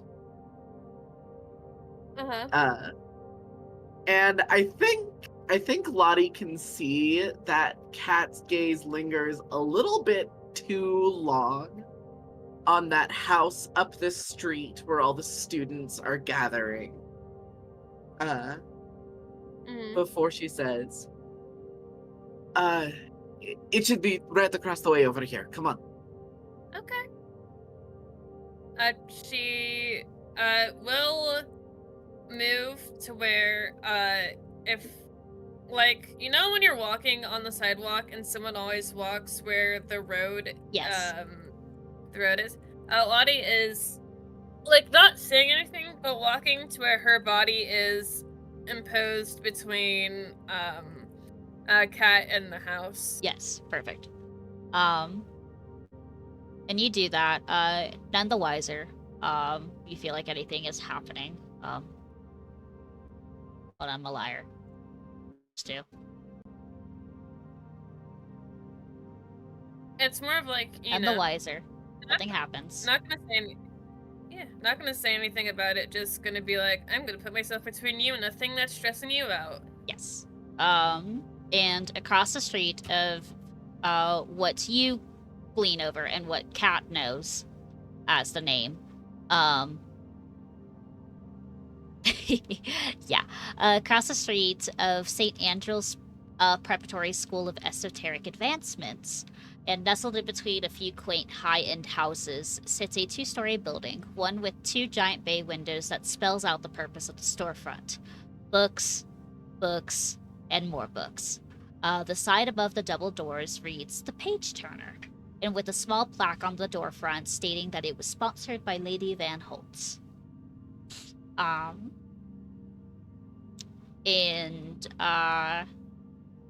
When you either can go through like a side entrance or you can go through the main doors. Either or works.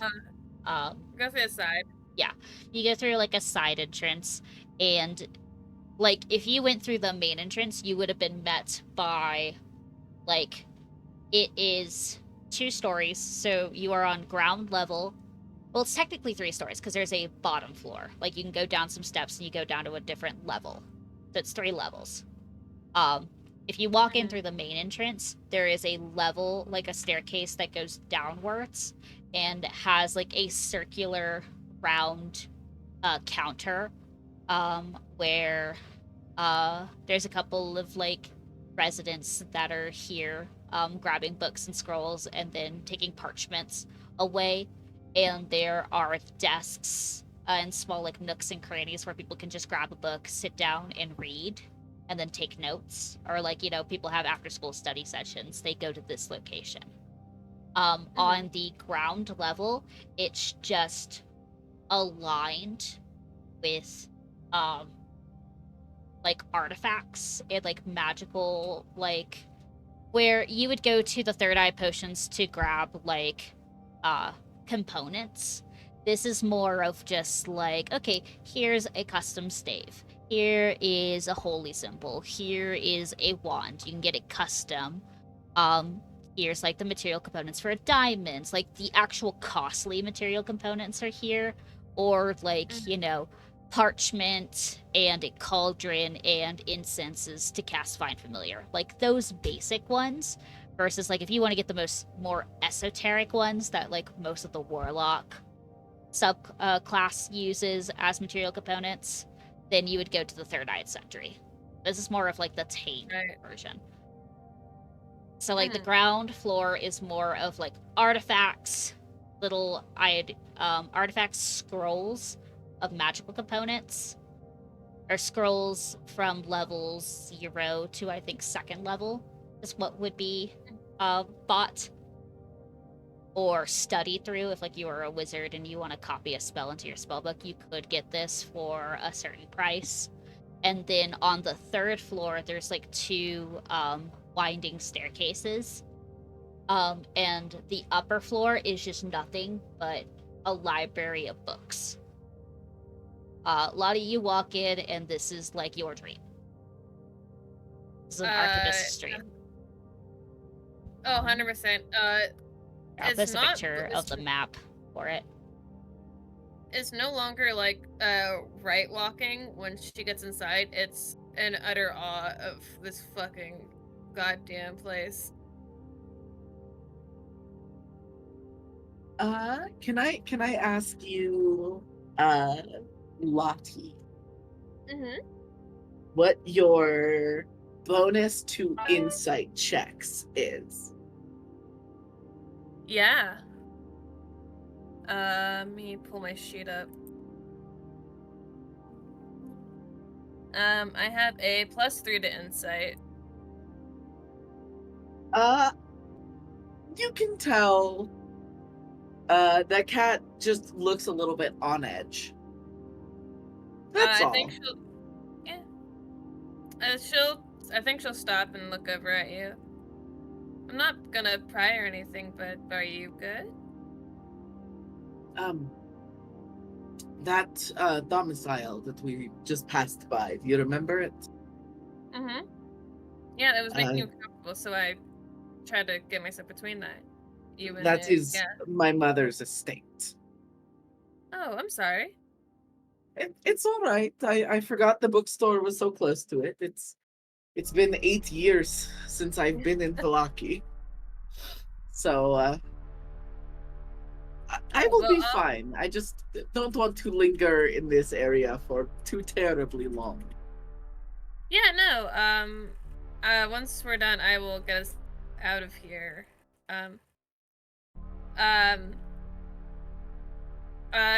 Also, hey, Kat, can you give me an insight check for Lottie? Question mark? I will say, if it matters, my passive insight would be 16. Oh, if your passive is 16, you don't have to do anything with this information right now. Lottie's mind was like on the way there, very preoccupied with something, and was getting like visibly a little frustrated at her journal, but is now like for the moment seemingly distracted. and getting ready to head up to the book floor with all the books in it.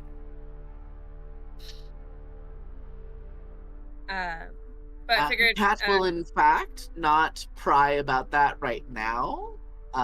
yeah, But we'll follow you as we look around the bookstore. upstairs. Are you looking for any particular kind of book? I'm anything, but also I guess history books, scholarly stuff, literally anything. I'm very intrigued.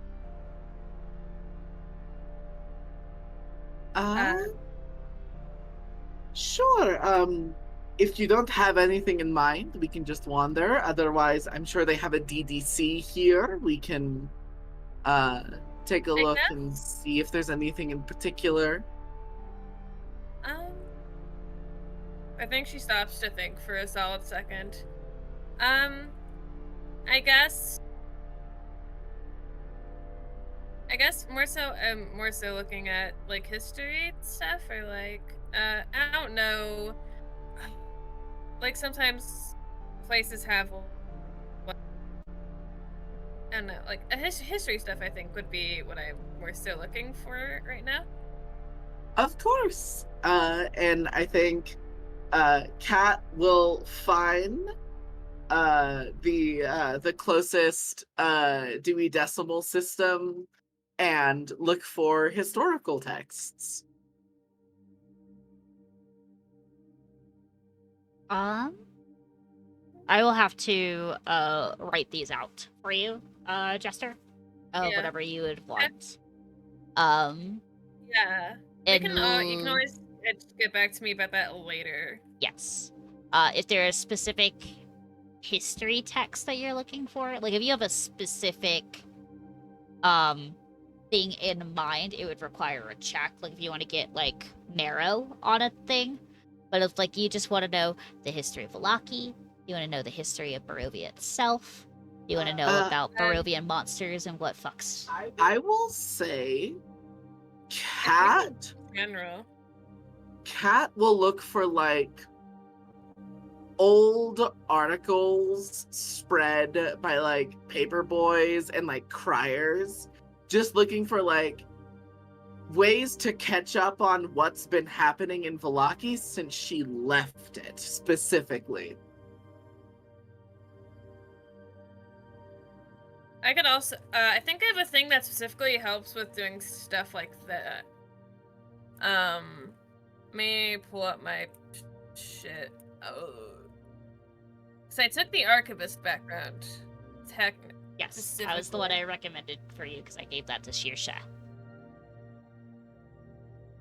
So yeah, whatever history check you make, can't be lower than a 10. And you have advantage on, I think, your checks. If you give Lottie a vibe, she can help you. So right now, Kat can do her own thing, because I have, it's history, you said? Yeah. Okay, so I have proficiency in history, and I can get advantage for searching for what I need from Percival. Damn. When the archivist is right behind you, rude. Well, the archivist is looking for her own books. Kat is specifically looking like obviously they don't have these, but like anything akin to like, okay, I need newspaper clippings from the past Percy 8 years. Can help by looking at the tall shelves. Yeah, exactly. Percy can fly up to the high shelves. So yeah, I will look for stuff about Vallaki's recent history, anywhere from the past 5 years to the past decade. That's about how long I've been gone. And that is a 22 for my efforts. I will go more into detail when I sit down and think about it, but I can give you like short notes for it.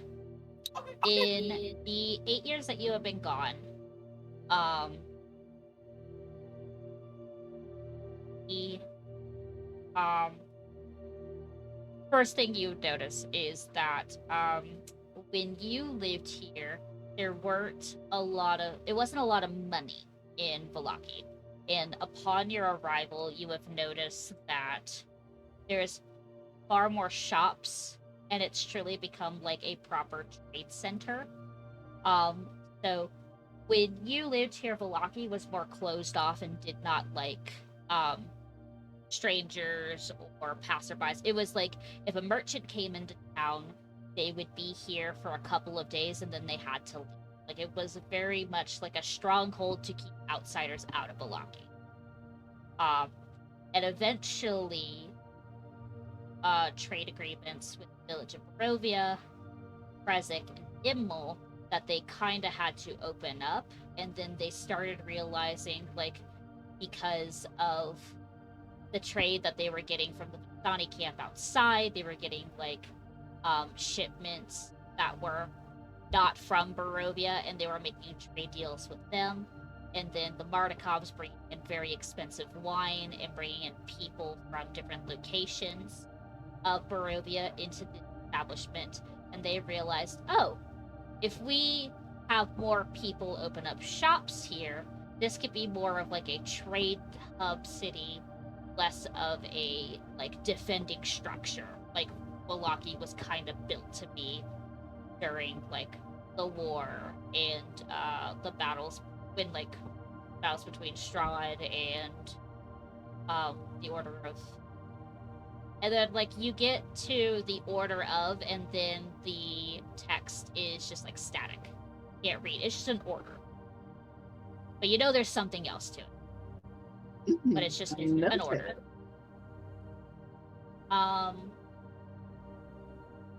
You would note that the nobility has changed a little bit. They introduced a woman by the name of Veronica Van Holtz as the proprietor, like basically the treasurer of the city of Vallaki, where Vargas was just like, okay, I realized he humbly agreed that he had too much power as a burgomaster and gave it to the other nobles to make the power a little bit equal. But that has changed in like the recent like newspaper town crier clippings, is that Vargas has rose to be the father of the Church of St. Andrel at the moment due to the missing cases of Father Lucian Petrovich. Like he miraculously disappeared and no one can figure out where he went, and there's rumor mongering going that he nearly just maybe he ran away in the middle of the night. Some people are suggesting that something got him in the middle of the night, or the town is cursed. It's just a lot of like rumor mongering, and there's no correct leads. And at the moment of a good faith and practice, someone who has always followed the ideology of the Dawn Mother, Vargas has stepped up to be the father, which has now caused like a very bad power imbalance to Vallaki. Because now he has way too much power again, and like your mother and Veronica Van Holtz and the other nobility can't really class his level. Like they have to like fully listen to him because now he has the power of the church and burgomaster under his like network. But I think the Reformation Center is definitely it. Huh? Yeah.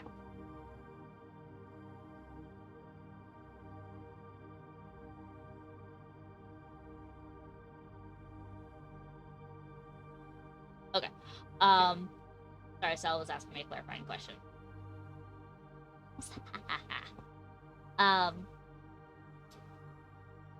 You definitely figure out about the Reformation Center, where during like a year or two back, there was a sickness that occurred in Volaki that Father Luke could not continuously heal. Like he was a very powerful cleric, and he could like practice miracles, or it's like a commoner or like an adventurer. He could not like regrow a limb or anything, but he could like lesser restoration, dispel magic. He was a high caster in a sense.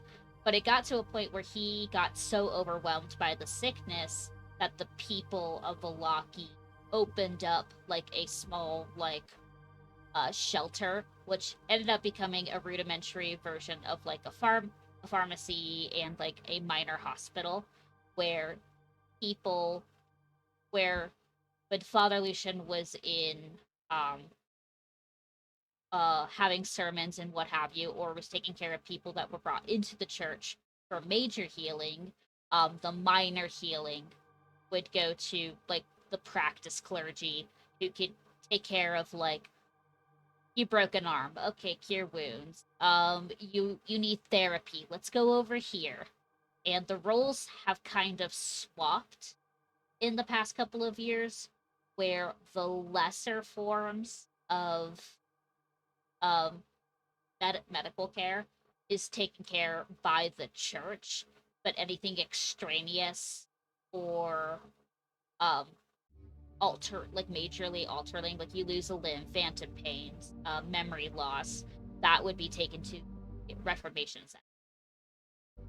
And there's been hot debate on renaming the establishment, because Reformation Center is not a good name, but it was just a name that was just pitched and it just stuck. And they want to give it something ostentatious. But Father Lucian and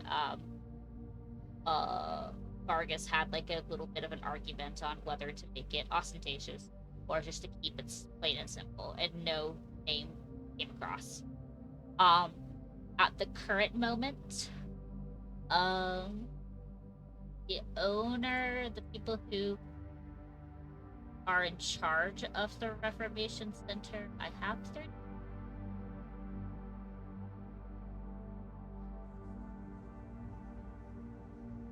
don't have their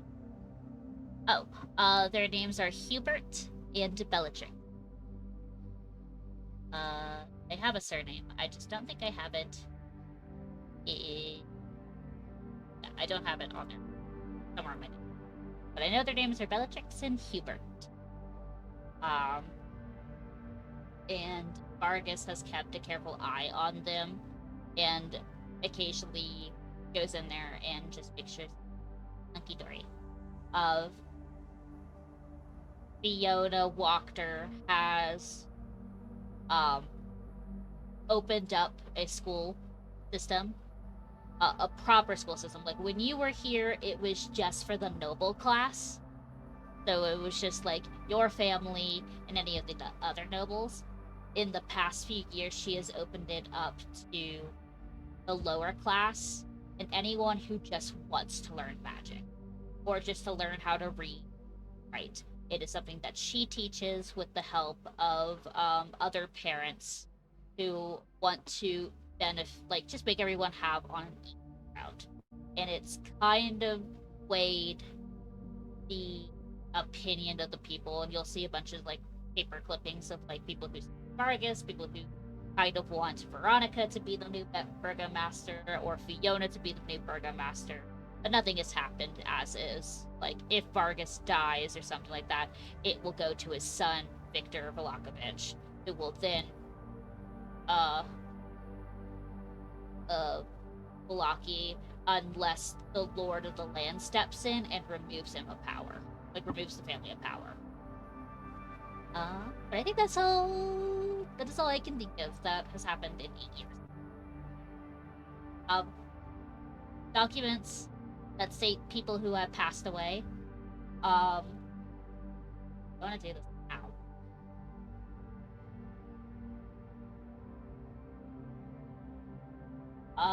I want you to make a check.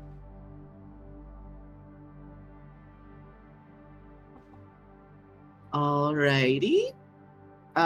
Normal? Or actually give me an investigation, normal. Or advantage with Percival. Oh, okay. You're shitting me. Okay, I'm not gonna hurt your heart yet. So you just passed by a bunch of like eulogies of people who have passed at the passing. And I feel like I will give you this. You do see your father's name on there.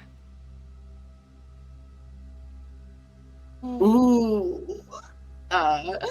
Okay, hold on. Let me. That is 3 points of stress for Katarina. Yeah. And I think, if there is a moment where Lottie is not distracted with her own stuff, which we will resolve that first, probably. Kat kind of freezes after seeing that name on the page. And just kind of like zones out, like staring off into the middle distance, not really present in the room. Yeah. So that's a thing. You just watch Kat fold the piece of paper up and slide it in her backpack. I don't think I take it because Don't think it's you take public it. record. And it's public record schmeckers. It's public record, so I don't see it. But like, Kat's just staring at this piece of paper until her eyes unfocus. I think Lottie probably has found like a few things, which we'll figure out later. But we'll pause and just walk up. Intentionally make. I imagine like with her bells and her chainmail and stuff, she's kind of a noisy person, but intentionally makes enough noise that it's not a surprise that she's there. Just to, and then just like clear her throat. Cat? Hey. Hi, Lottie. Sorry. Hey.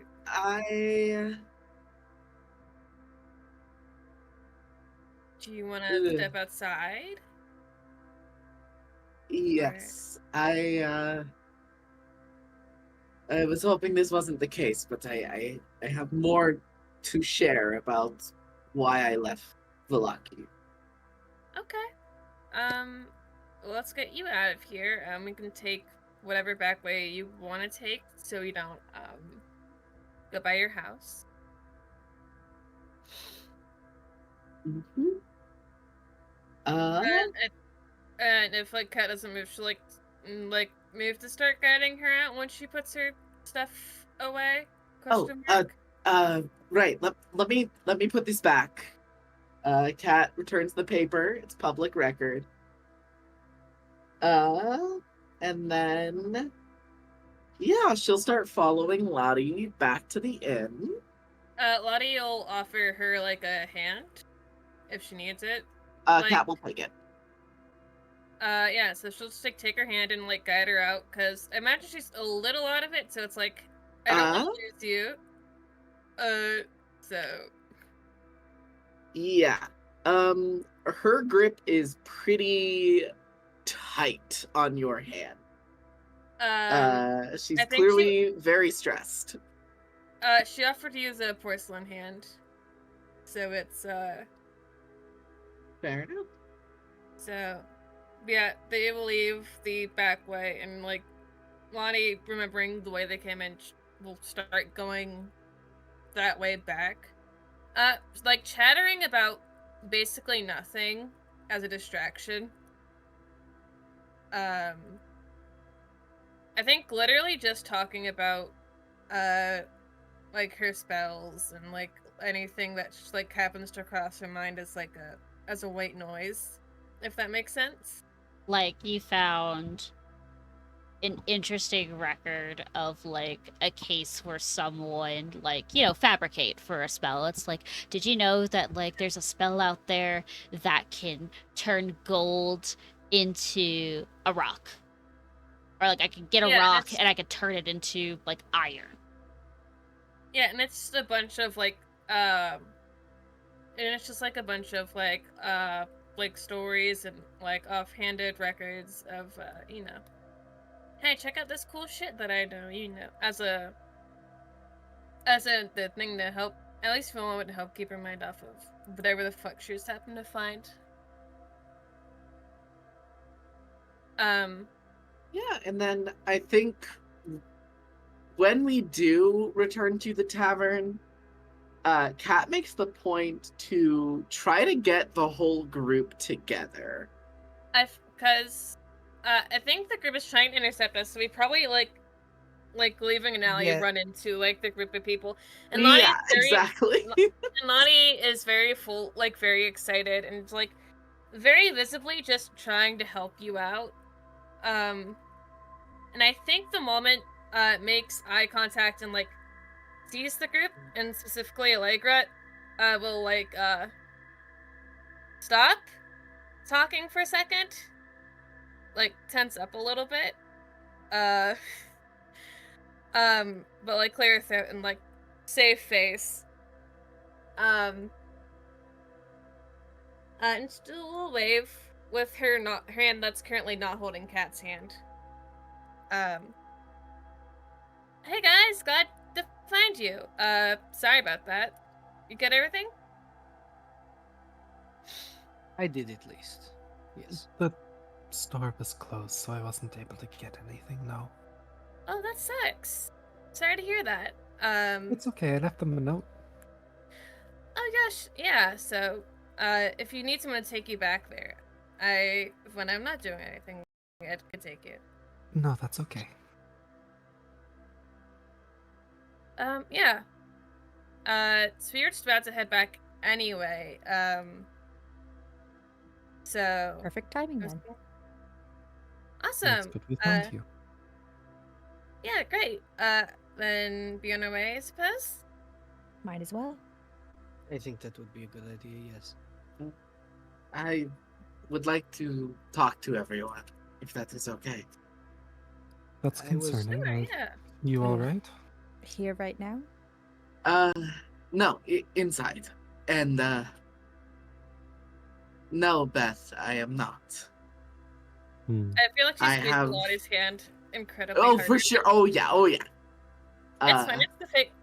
I Lottie's, like, did through not the- explain the entire story of why I left Valaki, and given a recent discovery in the public records, it feels prudent to do so. Okay, then Okay. we'll make our way back, and we'll do that. Are you two okay? Huh? And like Kat doesn't register the fact that she's like, if Lottie's hand was not made of porcelain, Kat would be like digging her nails into the skin of Lottie's hand, and she's like, "What are you talking about?" If you want, you can give an insight check on us if you on either one of us. I if you mean, want. I Kat can absolutely give an specifically- insight check. Kat specifically is an open book with Beth, so my DC is lower than Lottie's DC might be. Hey, what if It I does also want to do an not insight check? matter Yeah. what your It does not Oh, matter that's what your right, DC. you're paranoid. You fail the insight check no matter what. Oh no! And immediately assume you have bad intentions. Oh Can no. I do one though? Sure, go ahead. Okay, 21. What are you doing? Going Kat's back. got a lot on her mind. And I think very prudently to RA, specifically on a 21, Kat has not thought about the connotations at all about showing up holding Lottie's hand. That's the furthest thing from Kat's mental state right now. Okay. And she hasn't put two and two together about how it might look to the party. Okay. Beth goes very quiet and probably her hair would be bluish green. Perhaps we should just hurry back immediately. I think that's for the best. Lottie, Agreed. for RA, Lottie is on the surface just trying to comfort Kat, but there's something deeper that she's just actually desperately trying to cover her up, and is also not meeting Allegra's eyes at the moment. That's it. Okay. Writing that down for later for no reason. Okay, yeah. Ra kind of herds everyone out and back towards the inn immediately, and maybe towards whichever room is the largest, so we can have a little sit-down chat.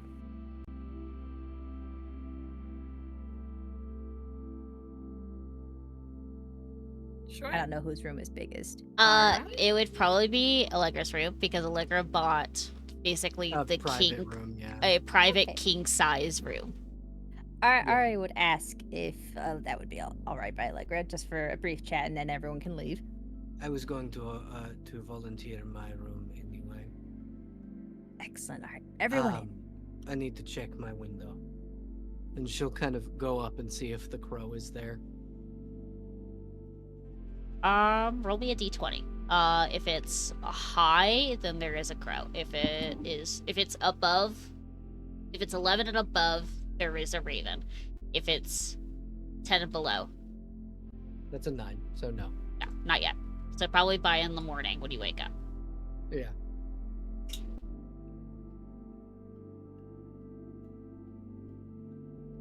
But yeah, Allegra will kind of walk in, check the window, and then close it and lock it. If someone will get the door, please, and then we can all speak. Kat will, at this point, let go of Lottie's hand, and she will lock the door. Lottie's porcelain hand's probably a little bit, what is it? A little, not damaged, but like, there's probably a little bit, like, little wear and tear. Okay. From fucking being crushed. I assume there's how many beds are in this room? ODM. One. Just one. It's just Okay. one like king size bed. Mhm. Yeah, it's a very large bed. Okay. And then So a desk. probably like 3 or 4 people on the bed, one on a chair. Ari can sit on the floor. Crisscross okay, Lottie, applesauce. Be on the desk Lot- or at the desk. Lottie will stand, so someone else can sit. Well, Allegra is on the also floor. standing. I mean, standing. Yeah. Them on opposite sides of the room. Great. Okay. Love the tension here. Okay, so Ari will look to Kat and go, so you said you wanted to tell us all something. So, it is true what I said, that I discovered before I left Vallaki that though I don't know the nature of it, my mother has been up to no good. But that's not the reason I left. And Kat will pull up her dress sleeve all the way to the very base of her bicep where the bone arm starts. My father, Nikolai Wachter, formerly Nikolai Durst, before he married into a family of wealthier nobility. He got very ill when I turned 18. And his condition worsened, and it put a lot of strain on my family. And when he passed, I was desperate to get him back. My mother was torn apart. My brothers, Nikolai Jr., we call him Nicky, and Carl, and my younger sister Stella. We were all devastated. So I overcasted my magic, and my arm crystallized, and I used it as the material component to return my father to life. And I checked the public records of Vallaki,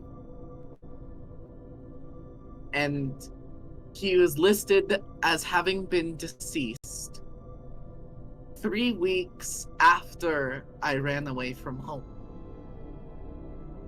which is when I died.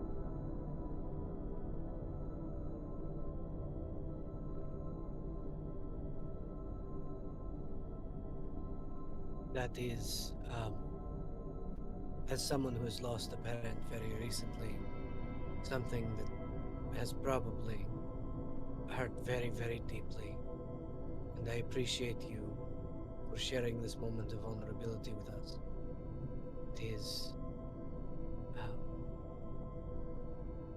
always something very hard to do when one is hit with that kind of loss.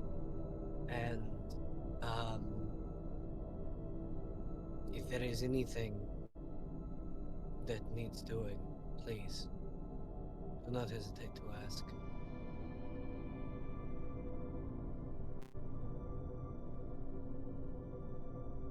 I will not. I will do better. It's relying on my friends more often. I'm sorry to hear about that. Sounds terrible.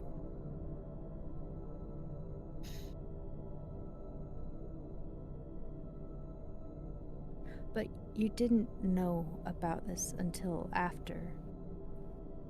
It didn't happen until after you left. I thought you said there was something else. My mother did not take kindly to me returning my father from the dead. Because it revealed that I was practicing necromancy.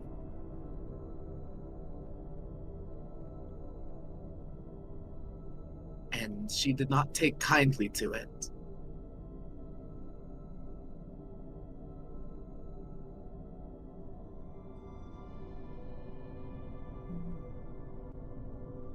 Yeah. I feel like everyone just kind of gets a little quiet. Yeah, very serious, very definitely. Allegro I would like to- will just kind of step forward and go, I cannot offer much in this probably very hard time. However, I did, and she'll like open the thing of like sweet treats that she had made. I did have these made for the group if you would like to have one. It's a comfort food from when I was a child. I would They're quite also. I would like to offer, out of character, when Lolly said, "I'm sorry, that sounds awful," it was directed at both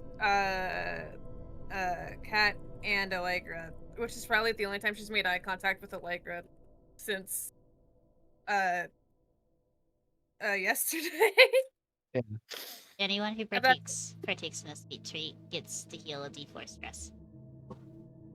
I feel like Lottie. Ooh, here's the thing, is that Kat doesn't normally eat because she doesn't eat. She doesn't have to. She's reborn.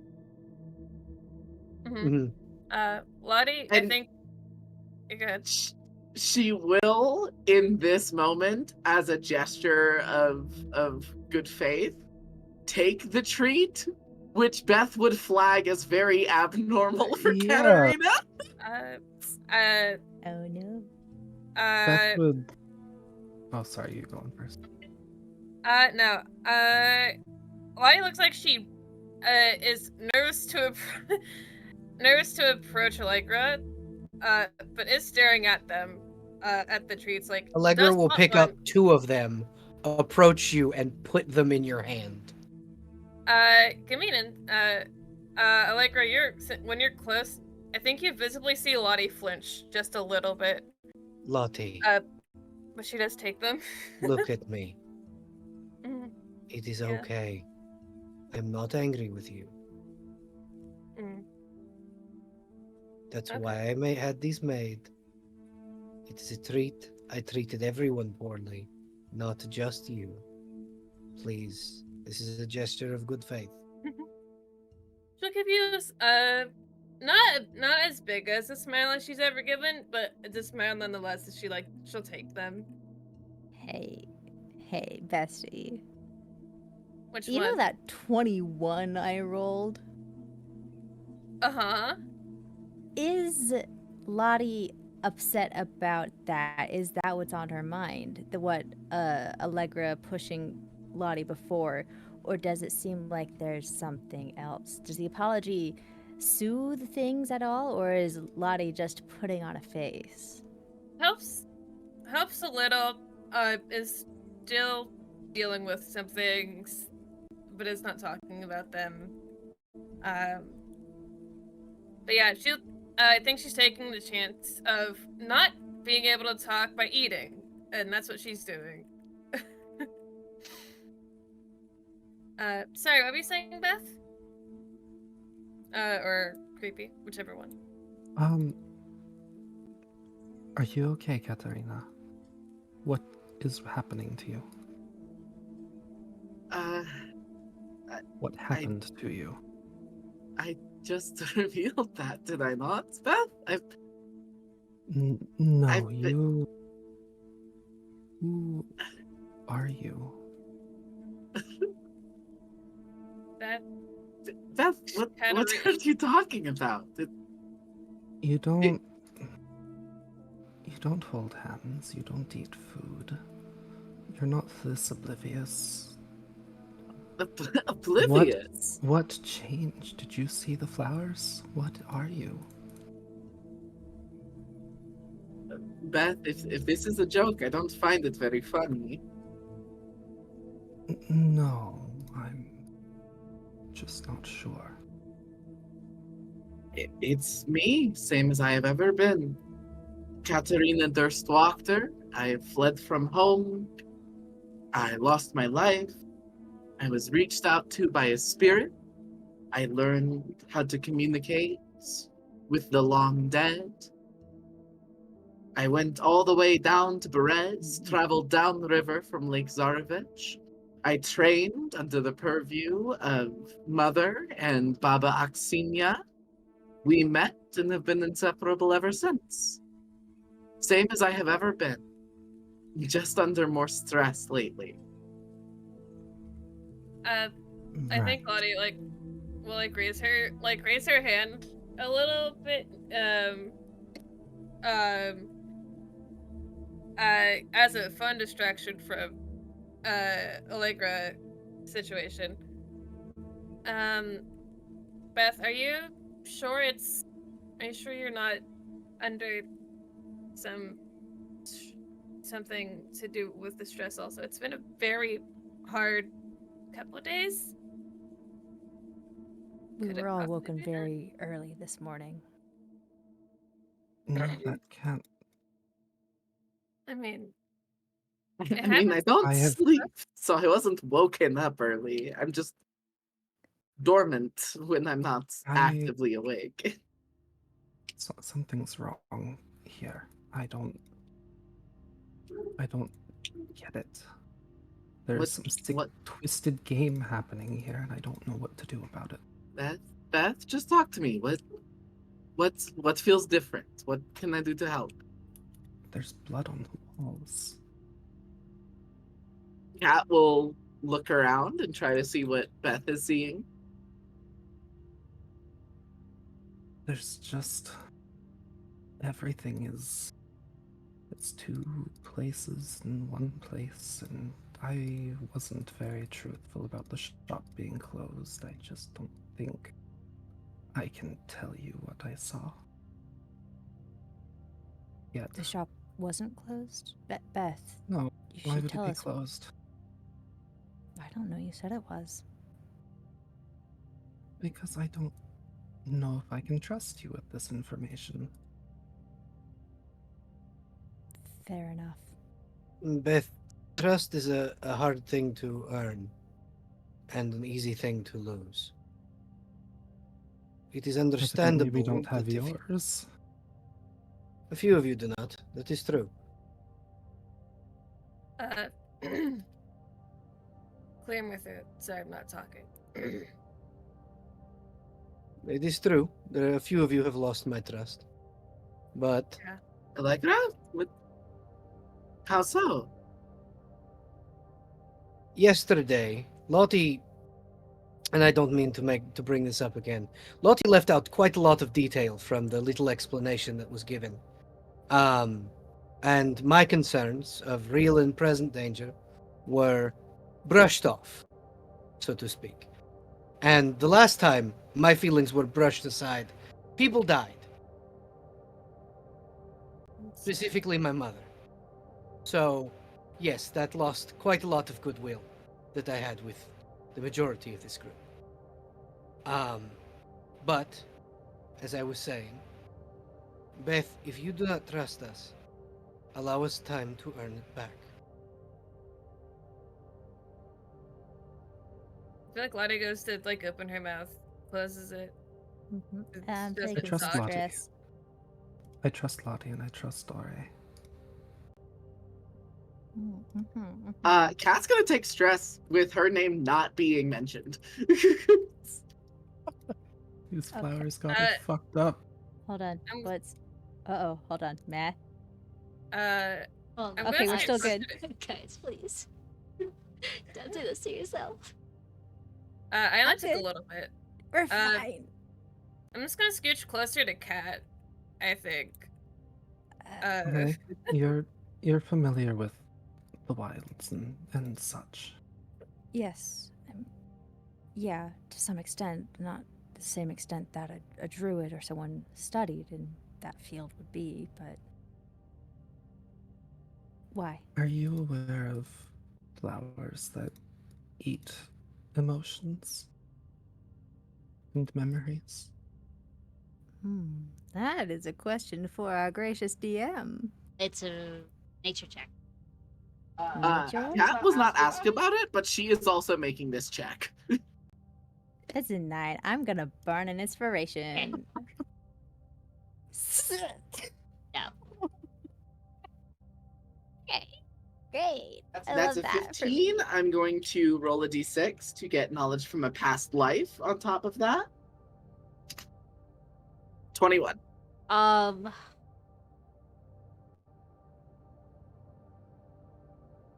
Alright, you got jack shit, nothing. Okay, Ari looks pensive for a moment and then says, I've heard of a lot of cursed flowers in my time, but never quite that specific. Some similar, I suppose, but... Like, flowers that can imprint, like an emotion, like, a mood ring. That's a flower. That's probably something that's Yeah. very evident in Sylvestris. Like, you hand a rose, it changes. And you hand, like, a white lily, and it changes red to, I don't know, evoke burning passion and romanticism. Yes. Something frivolous Yeah. and flowery. And then, Cat, you... Without the texts... You know that there is a flower that you haven't personally come across, but the spirits have told you about it in passing, where they are removed from their grave sites because of a flower blossoming and trying to erase their their essence of being stationary, like being locked into place. And then some of them have escaped, like this little flower that is trying to make them move on into the afterlife. Cause, you're in Barovia. Some of these spirits don't want to move on to the afterlife because the afterlife equals nom nom nom from the mists. Or a really bad reincarnation cycle. So you have heard in passings of there is a certain type of flower that could just make you, erase your, like essence of lingering and then make the spirit move on. And some of the spirits have moved past it or have talked about seeing other spirits just get completely engulfed by their lack of essence. But you don't have a name to it because the spirits don't know the name. They just know this flower's fucked up. And it usually blooms on like grave sites. Okay. So Cat will just say, I don't know of it, but I know the I know the flower. I don't know the name of it, but I know the flower. Did you do this? No, I did not do this. I have not been in Vallaki for 8 years. We have been traveling together the whole time, Beth. I almost said Bell. We don't know how long this has been here. I assume mean- you know a Jenny Greenteeth, yes? I've heard of her. I've never visited Jenny. I'm visiting with her tomorrow. Good. Ask her of it. Do you want anyone to come with you? I already know that it's here. There's something eating at the memories, and nobody saw it but me, so I figured it must be something else. So where did you see it? Help me see it. Point it out to me. There's a house nearby that is covered in blood and broken pottery. It's Okay. a little nearby. It wouldn't be too far of a walk. It might draw too much attention if we all go. If it really is a concern, like you say, if it's something someone planted intentionally, supposing it DM, I is have this a flower. question. Yeah. What's up? So potentially Uh-huh. with the letter that I sent, Yes. is there any way that I would know whether or not the abbot would be able to see past the illusion? Potentially. You know your father is of great power. Allegra will just kind of pipe up and go, well, since we may be conspicuous and technically that it was a law that stated, I don't know if all of us saw it, but I know myself and Lottie saw it, not to mention something that is unseen. If maybe someone of higher authority saw it, which kind of brings me to my next point, my family might be coming into town. Okay. So if the abbot sees something that's not exactly supposed to be there, it would look less suspicious if we were with him. Okay. I've already potentially got a potion brewing to see it. Okay. I was just giving that as an option. Yes, We that's can helpful. still use it. I worry I have possibly gotten somebody arrested. Well, that is... How? The owner of the shop is already not very well liked here, and she's currently investigating the flowers. Well, that gives you a scapegoat if you need one, so I would rather not do that. if she's already been arrested, then there's no point. And I should probably get her out. We can get to that, if you'd like. I think Yes?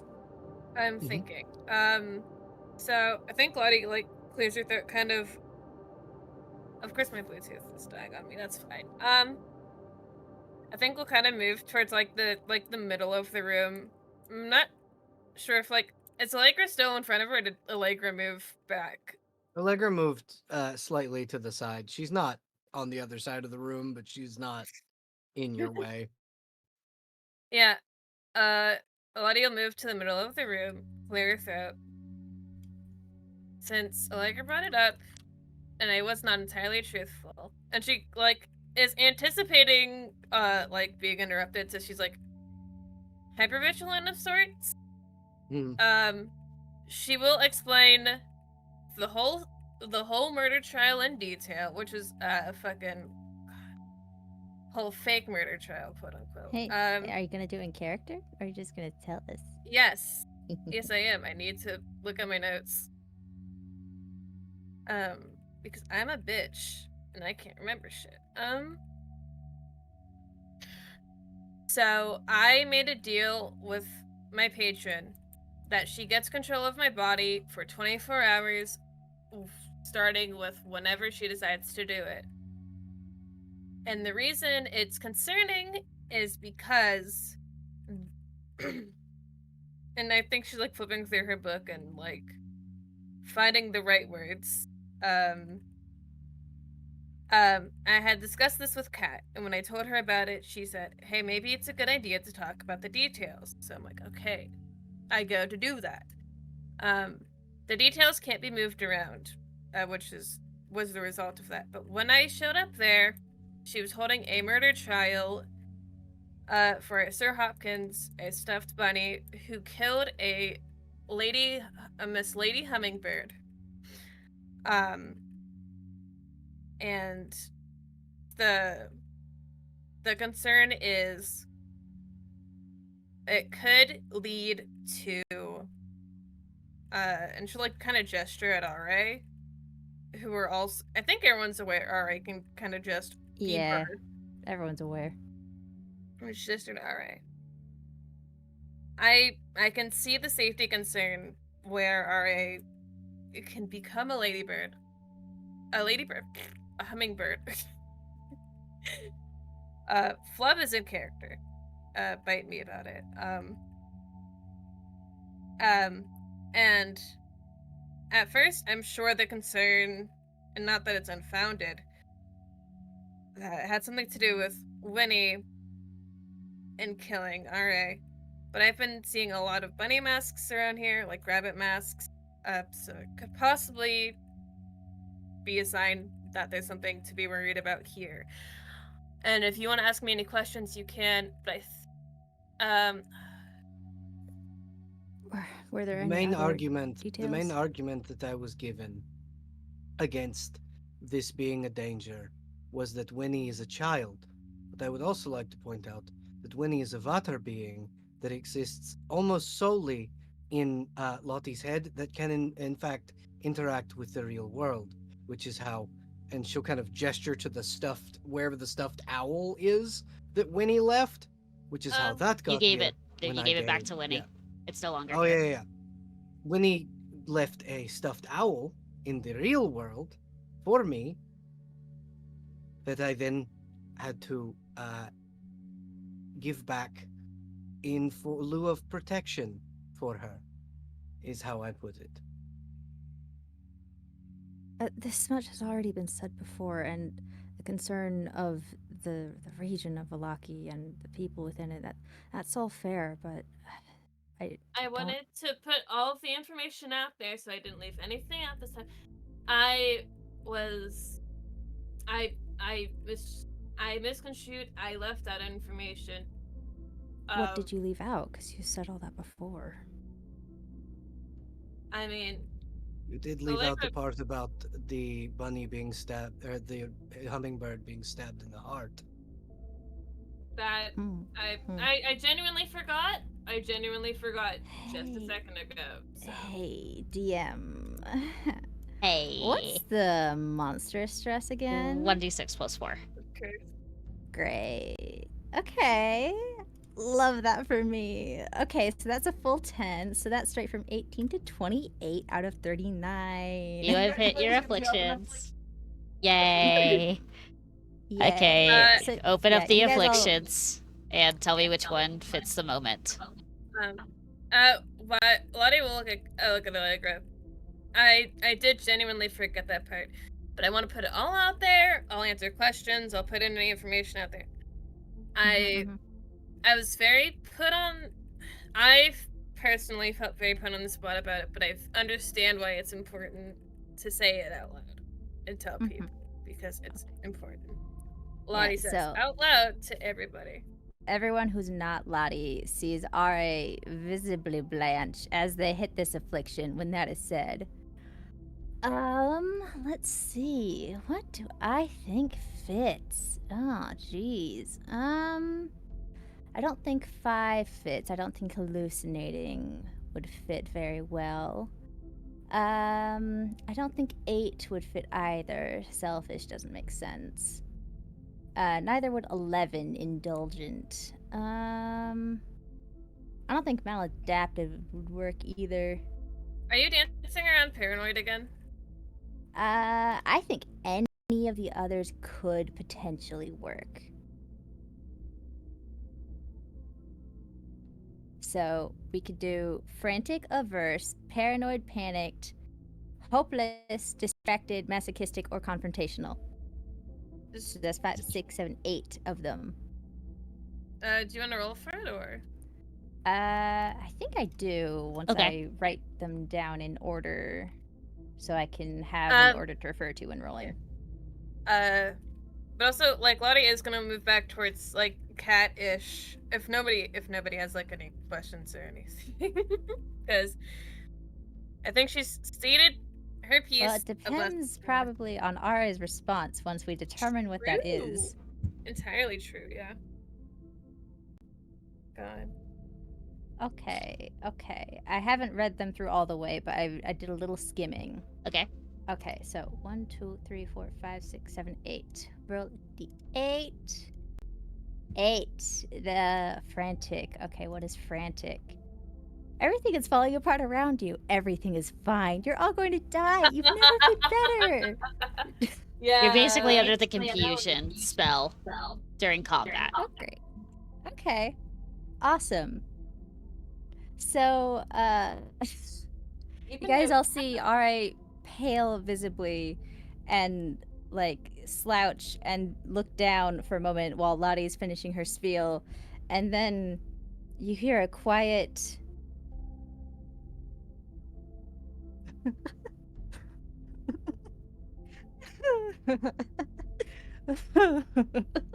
Alright. Are you okay, hon? What did you do? Oh, this is great. This is perfect. And Ara's like crying, laughing, hysterical, utterly. Allegra's gonna take a few steps toward RA and like gently like wrap an arm around like her shoulders and go, "Are you okay?" Ara like flinches at first, but then accepts the hug and like leans into it like she hasn't been hugged in years. Yeah, Allegra's going to use like grab the blanket from the bed and wrap it around RA. Oh, you were right, Allegra. Which Oh, affliction no. was it again? Frantic. Frantic. Gotcha. Makes sense. Mhm. Knife is drawn, not attacking. She's just concerned. What are you doing? What do you mean by I was right?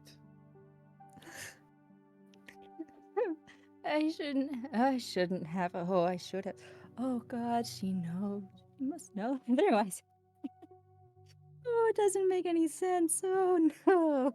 Alright. Can someone bring me the chair, please? Get you sat down, RA. Hold on. I am going to cast Calm Emotions, which will... resist. Yeah, it's a charisma save. DC 15. If you fail, 21. God damn it!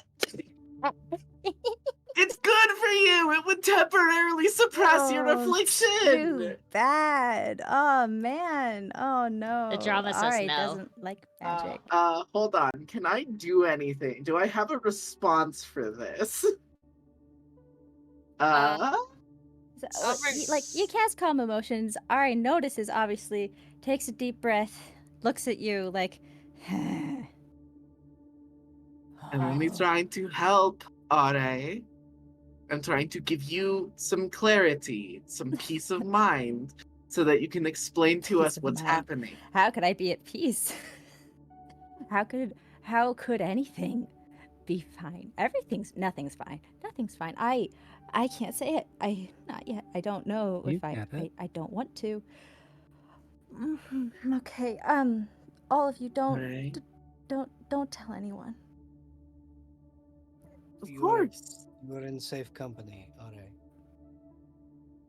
Don't tell anyone what. Don't tell anyone else this.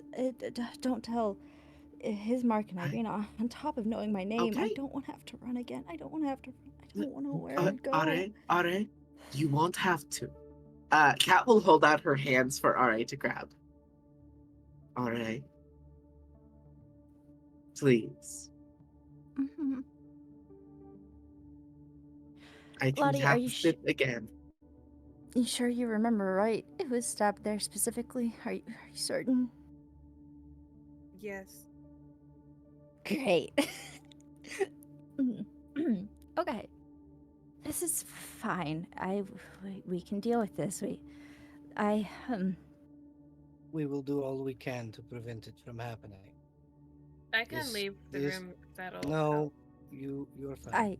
A moment would be good. Like Mhm. Ari's crying Yeah. Okay. and laughing I'll and leave. shaking and everything at once. But This Lottie could does leave the room. this could be a blessing in disguise. Knowing that it may happen could help us to prevent it.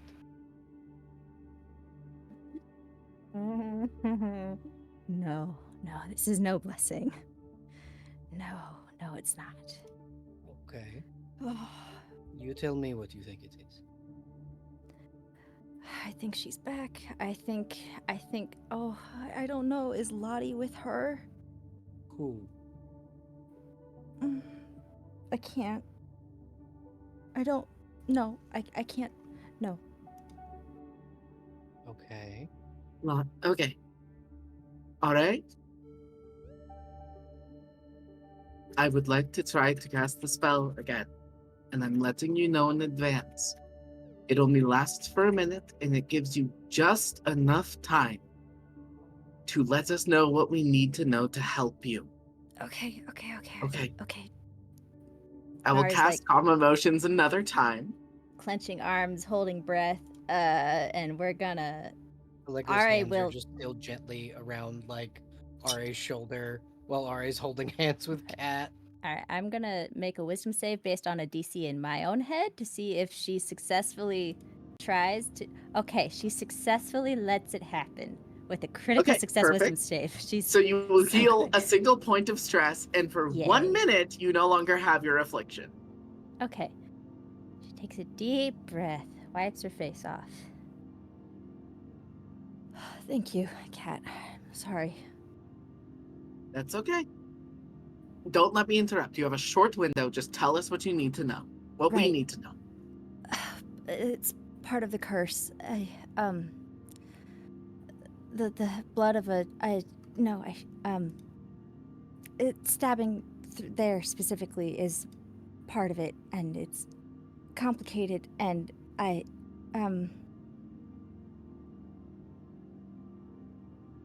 Ari is trying so hard to tell you guys without saying something specific.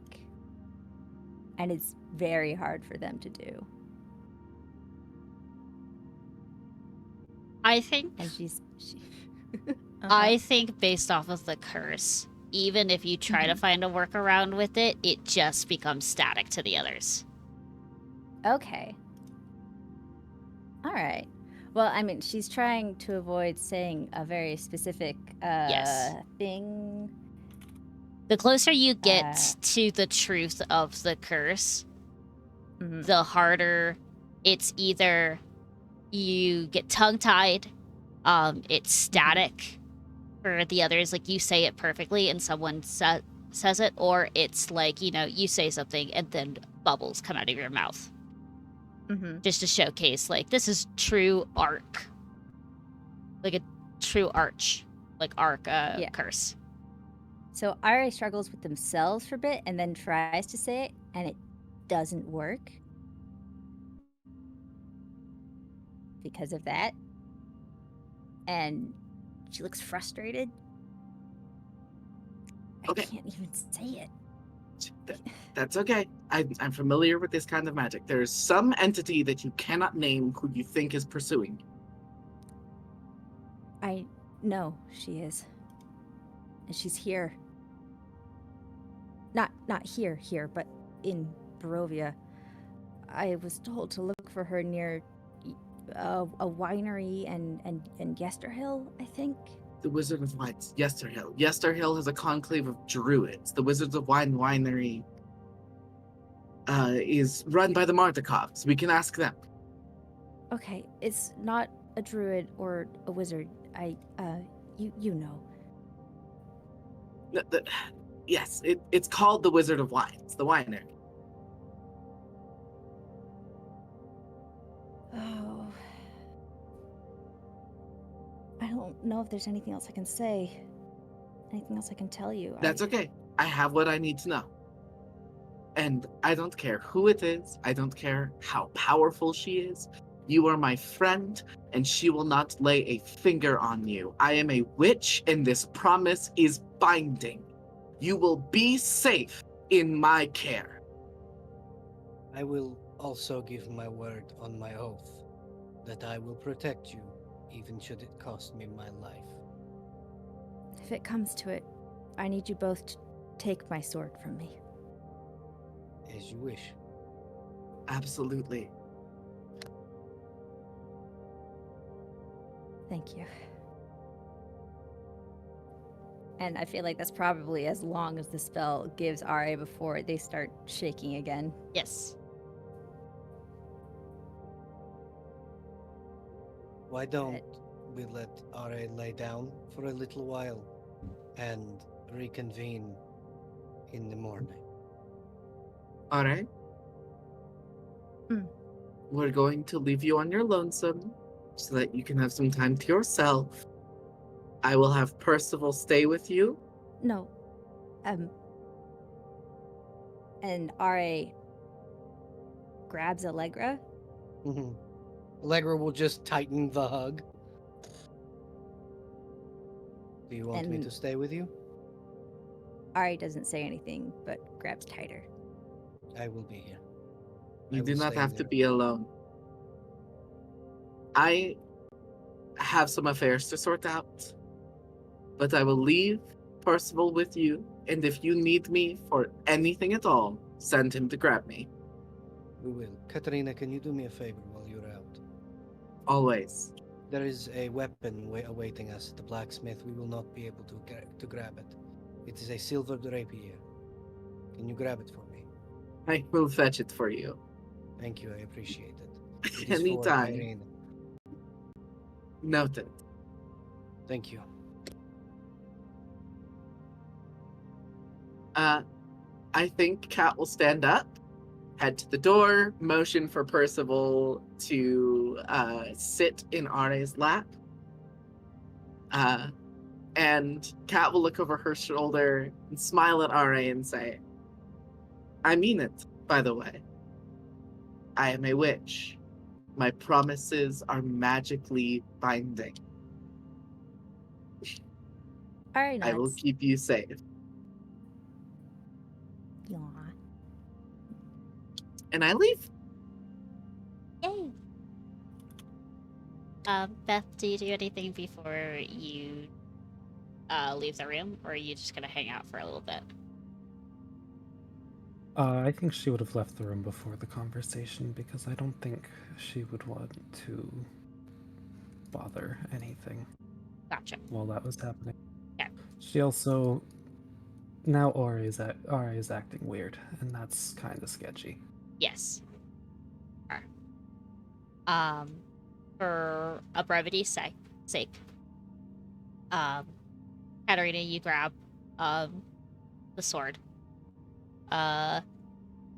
The gentleman is very confused about at first letting you take the sword in question, and then you give like you have to really I know who these people are, this is what they look like, they're yay big, yay they talk like this, and then the guy finally relents and they're like, okay, sure, here you go. but it takes a while, and you have to go through through the assistants to the guy, and the guy is just so fed up. He's just like, just go, just get out of here, leave me alone. But you do get the silvered rapier. Irina eventually wakes up throughout the night just to come downstairs and grab dinner. To anyone that she sees, she just smiles, waves, but looks far more healthier since she is no longer sleep deprived. But I could think you guys are all obvious in, like, don't touch me, don't talk to me. There's some weird vibes, and Irina is too tired and going like, okay, well, gonna go back upstairs, gonna go sleep some more. And the siblings do their own thing throughout the day when, like, Irina and Ismark are fully awake. But they don't bother you guys due to Irina just going like, hey, there's some funky vibes going on. Let's, like, leave them alone for a bit. And Lottie, I would say that you walk around with Kira at your side, just, like, getting a clear head. I think that literally going back to the bookstore just to, like, get lost there for a couple hours Before, like, a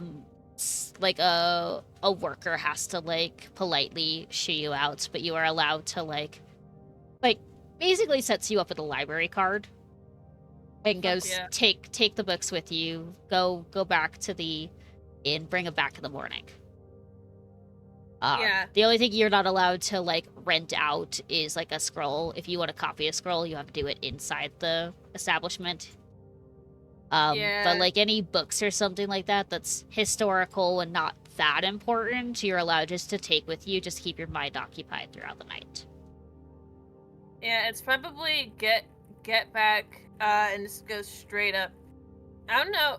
God, I don't know if Lottie's sharing a room with anybody is an excellent question. To be honest, my brain just autofilled, like, what if shared a room with Kat? I don't know if Kat's rooming by herself or not. Yeah, there are currently 3 single rooms now because RA's in with Allegra. Yeah, so Yeah. it's 3 2 beds. Ismark's got 1. So, like, logistically, all 3 of you could just have a room to yourself. Kat, Beth, and Lottie.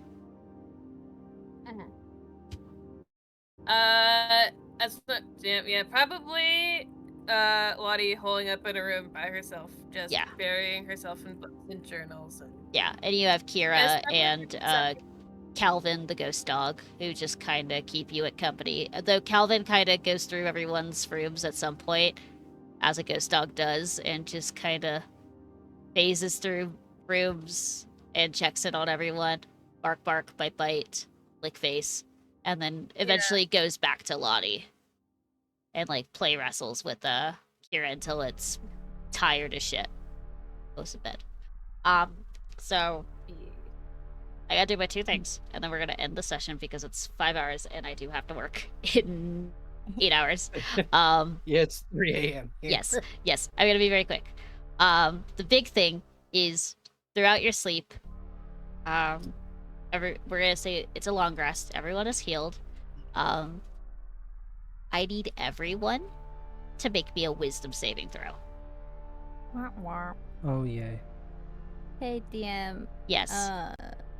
Do I get disadvantage because my mental state? Yes. Is that something you're gonna do to me? Okay. Hold on. What are the disadvantages of...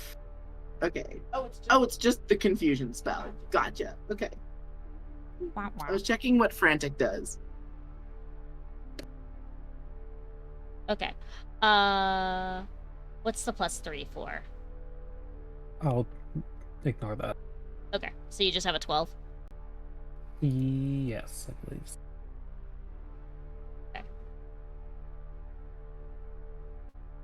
This is really bad. Cool.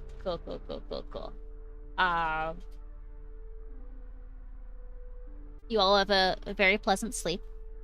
I was gonna say, Lottie, you have advantage on your save, but you rolled a nat 20, so there's no reason for you. Can't roll You, any higher you than had that. you had the very nice pastry that gives you good dreams.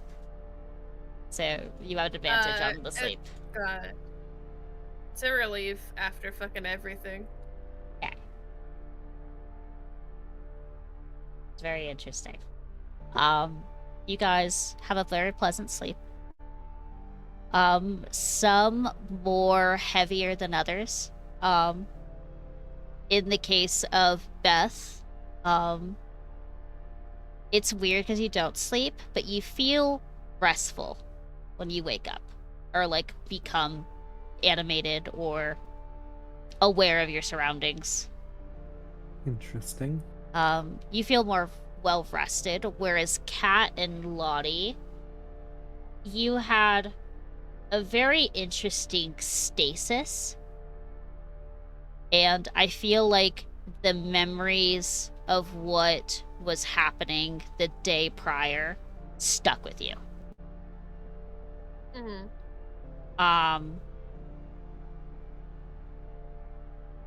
You both wake up and notice subconsciously in your half awake state that you have like a mark on your arm that wasn't there the other day. Just like a black, like somewhat, you took charcoal and then put charcoal on your arm, and like you could rub it away and it's gone. It's not like permanent, but it's like a ticker, I guess. You could ascertain. That's rolled a 25, the exact same roll. So is it like a tally? Yeah, like it's happening. That's terrifying.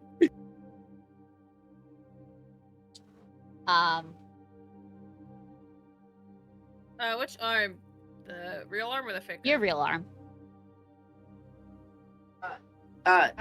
Kat rolled a 25. Does she have one as well? Yes, both of you beat the DC. Oh, jeez. Letty writes it down for like journal purposes. And yes. Probably tries not to disturb it, but if it gets marked off, it gets marked off.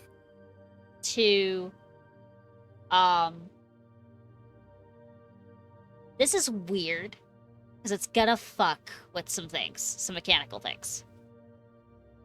So, Are, you wake up, but you're no longer afflicted. Okay. Because you don't remember what made you afflicted. Oh no. Oh no. Great. Beth, Allegra, and Are do not remember the conversation in the bedroom. So Allegra and the Ara just gotta wake conversation? up in each other's arms. Yes, not which is knowing gonna, why. which is gonna be fucking weird. So Beth doesn't remember yelling at everybody or getting mad at everybody. Yes. So any stress Okay. that you three took, delete it. Because you do not retain that conversation. Like, if it helps, it is kind of like your memories are rewritten. Sorry, this is like congratulations, you're in Velaki, you're in the Gaslight Girl Boss Gatekeep city. And if I will say, if the gaslighting gets way too much, please let me know and we will tune it back. Yeah. Yes. All that work to be like, hey guys, listen, here's Yes. everything. Remember how I said God. I'm gonna make this worse, because this is like the first night you sleep in Velaki, everyone makes a wisdom save, which I need to make the wisdom save for Ismark and Irina too. God. Yes. Does that So mean Allegra's gonna be mad at me all over again? Allegra is mad at you, but I feel like you clearing it up didn't fix anything. This is something Allegra has to get over on her own accord, because she... Yeah, this is a thing that it was less like you getting it out there. Yes, that was a big thing and a big step. But the other thing is, because it wasn't just you, it was the entire group for the most part, save for Kat, who just didn't interact with the conversation, dismissing everything she was saying. And then RA, the reason that she trusts RA the way she does was RA immediately addressed it. Yeah. While Allegra was still in the I'm processing things phase. Cool. Okay. Fun. That's not good. So like out of the entire group, RA and Kat are kind of like how Allegra like trusts the most. She does not see a way. She does not feel that you did this in a malicious nature, right? That's not how she sees it. She sees it more as I don't like when my very justified feeling of someone is in danger is brushed off, and B, the fact that you intentionally left out details.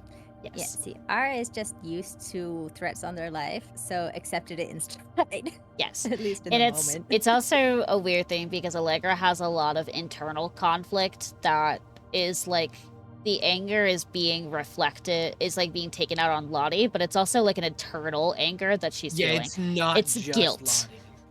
Yeah. This is survivor's guilt. Yes. Coming out Trauma. as anger. Yeah. But This is survivor's guilt coming out as anger. for you, yeah, so I think for Beth, it is up to you to think if you are still suspicious of everyone. And if you do need to have that argument, but you do not remember exploding on the others. She's still paranoid, but she doesn't still think that Cat has been replaced by a fake cat. Yes. There you go. Okay.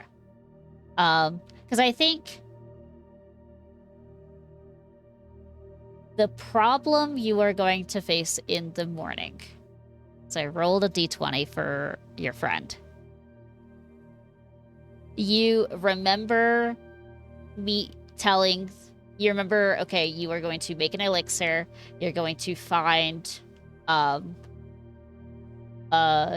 is going to come find you in the morning and give you the elixir. And shenaniganery will happen. And you might have to go to the study camp on your own.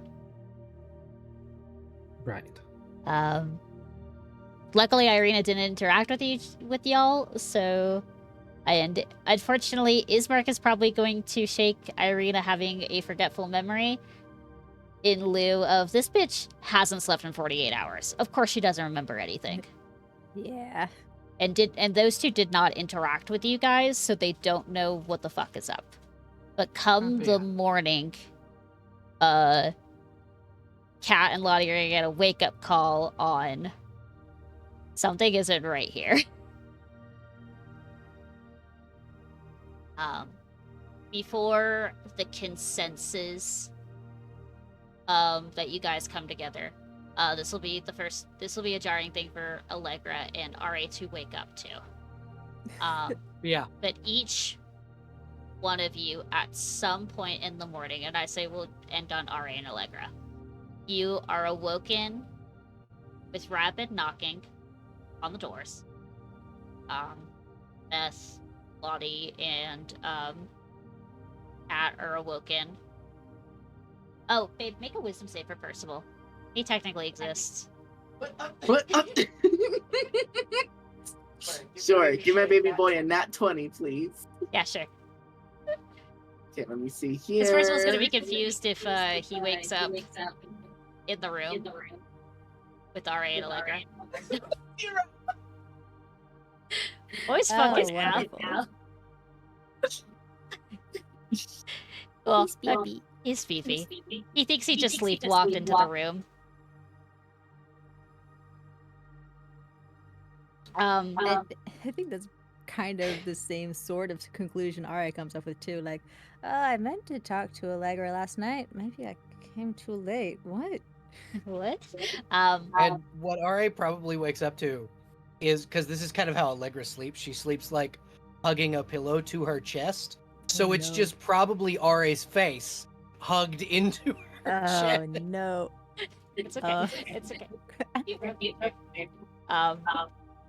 But yeah. You are all woken up by rapid knocking on your door. And ending it on RA and Allegra. The door is being knocked rapidly. It wakes you both up. And then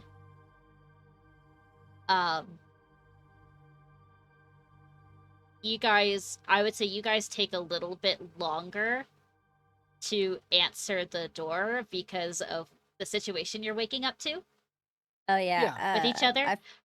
Okay, hold on. Hold Yeah. on.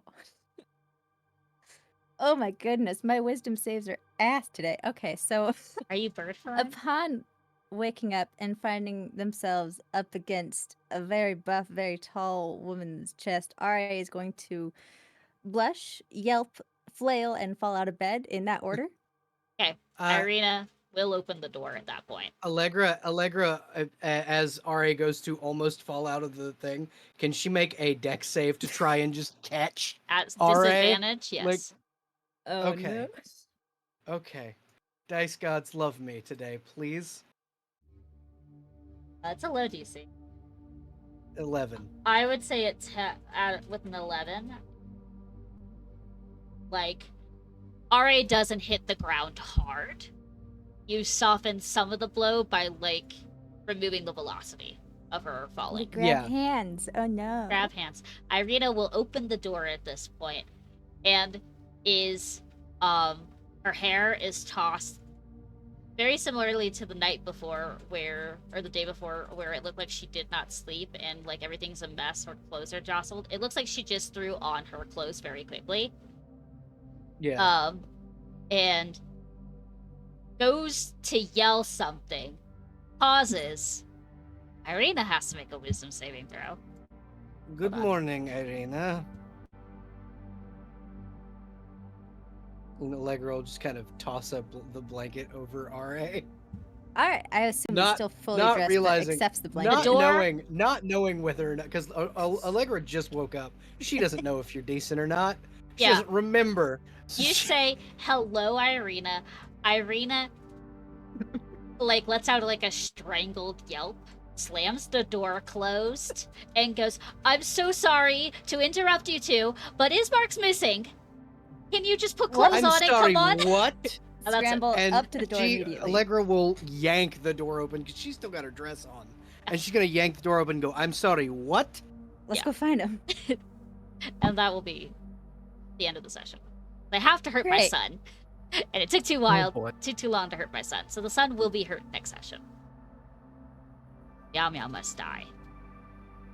No. He's not Must dying. die. He's not dying. He's just indisposed right now. But yeah. Welcome to Gaslight Girl Gate Boss. The city. Yay! This is It's going to be It's- fantastic. What's the session title called? All will be well.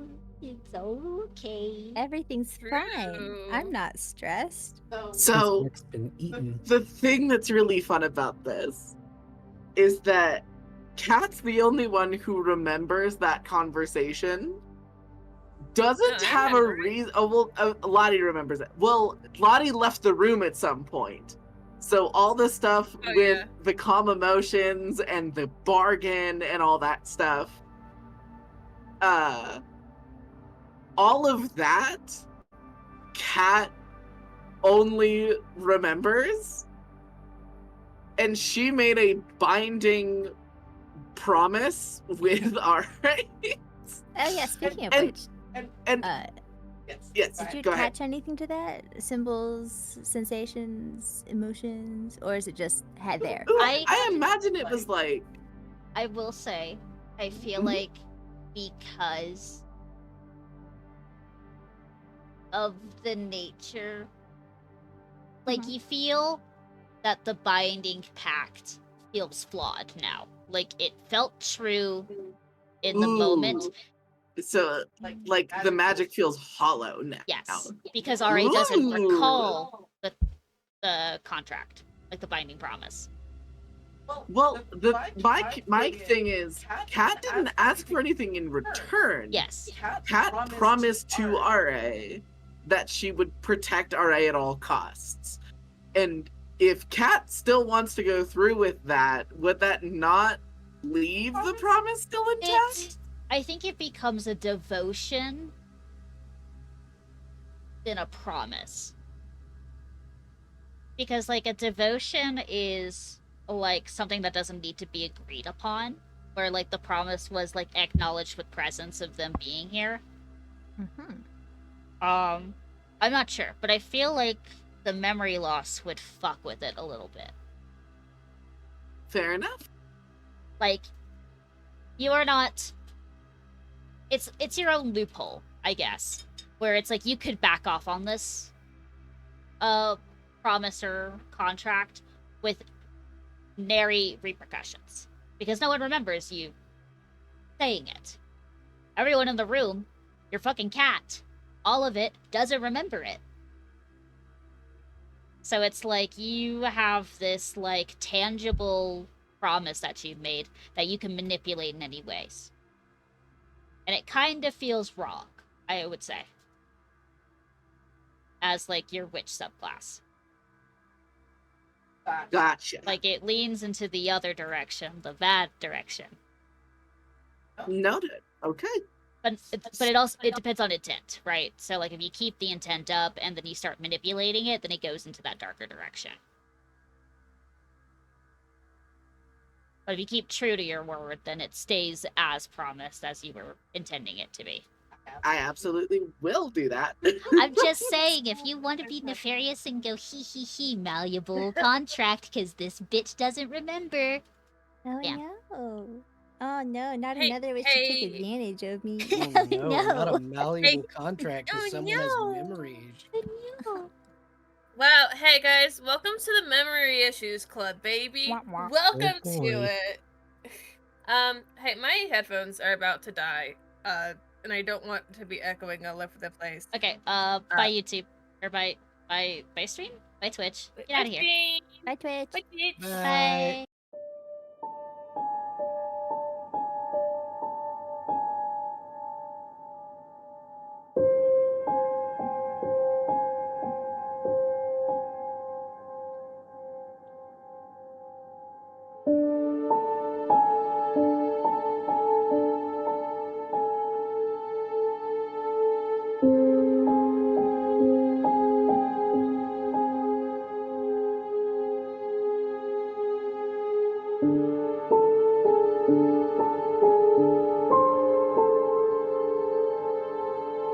Thank you.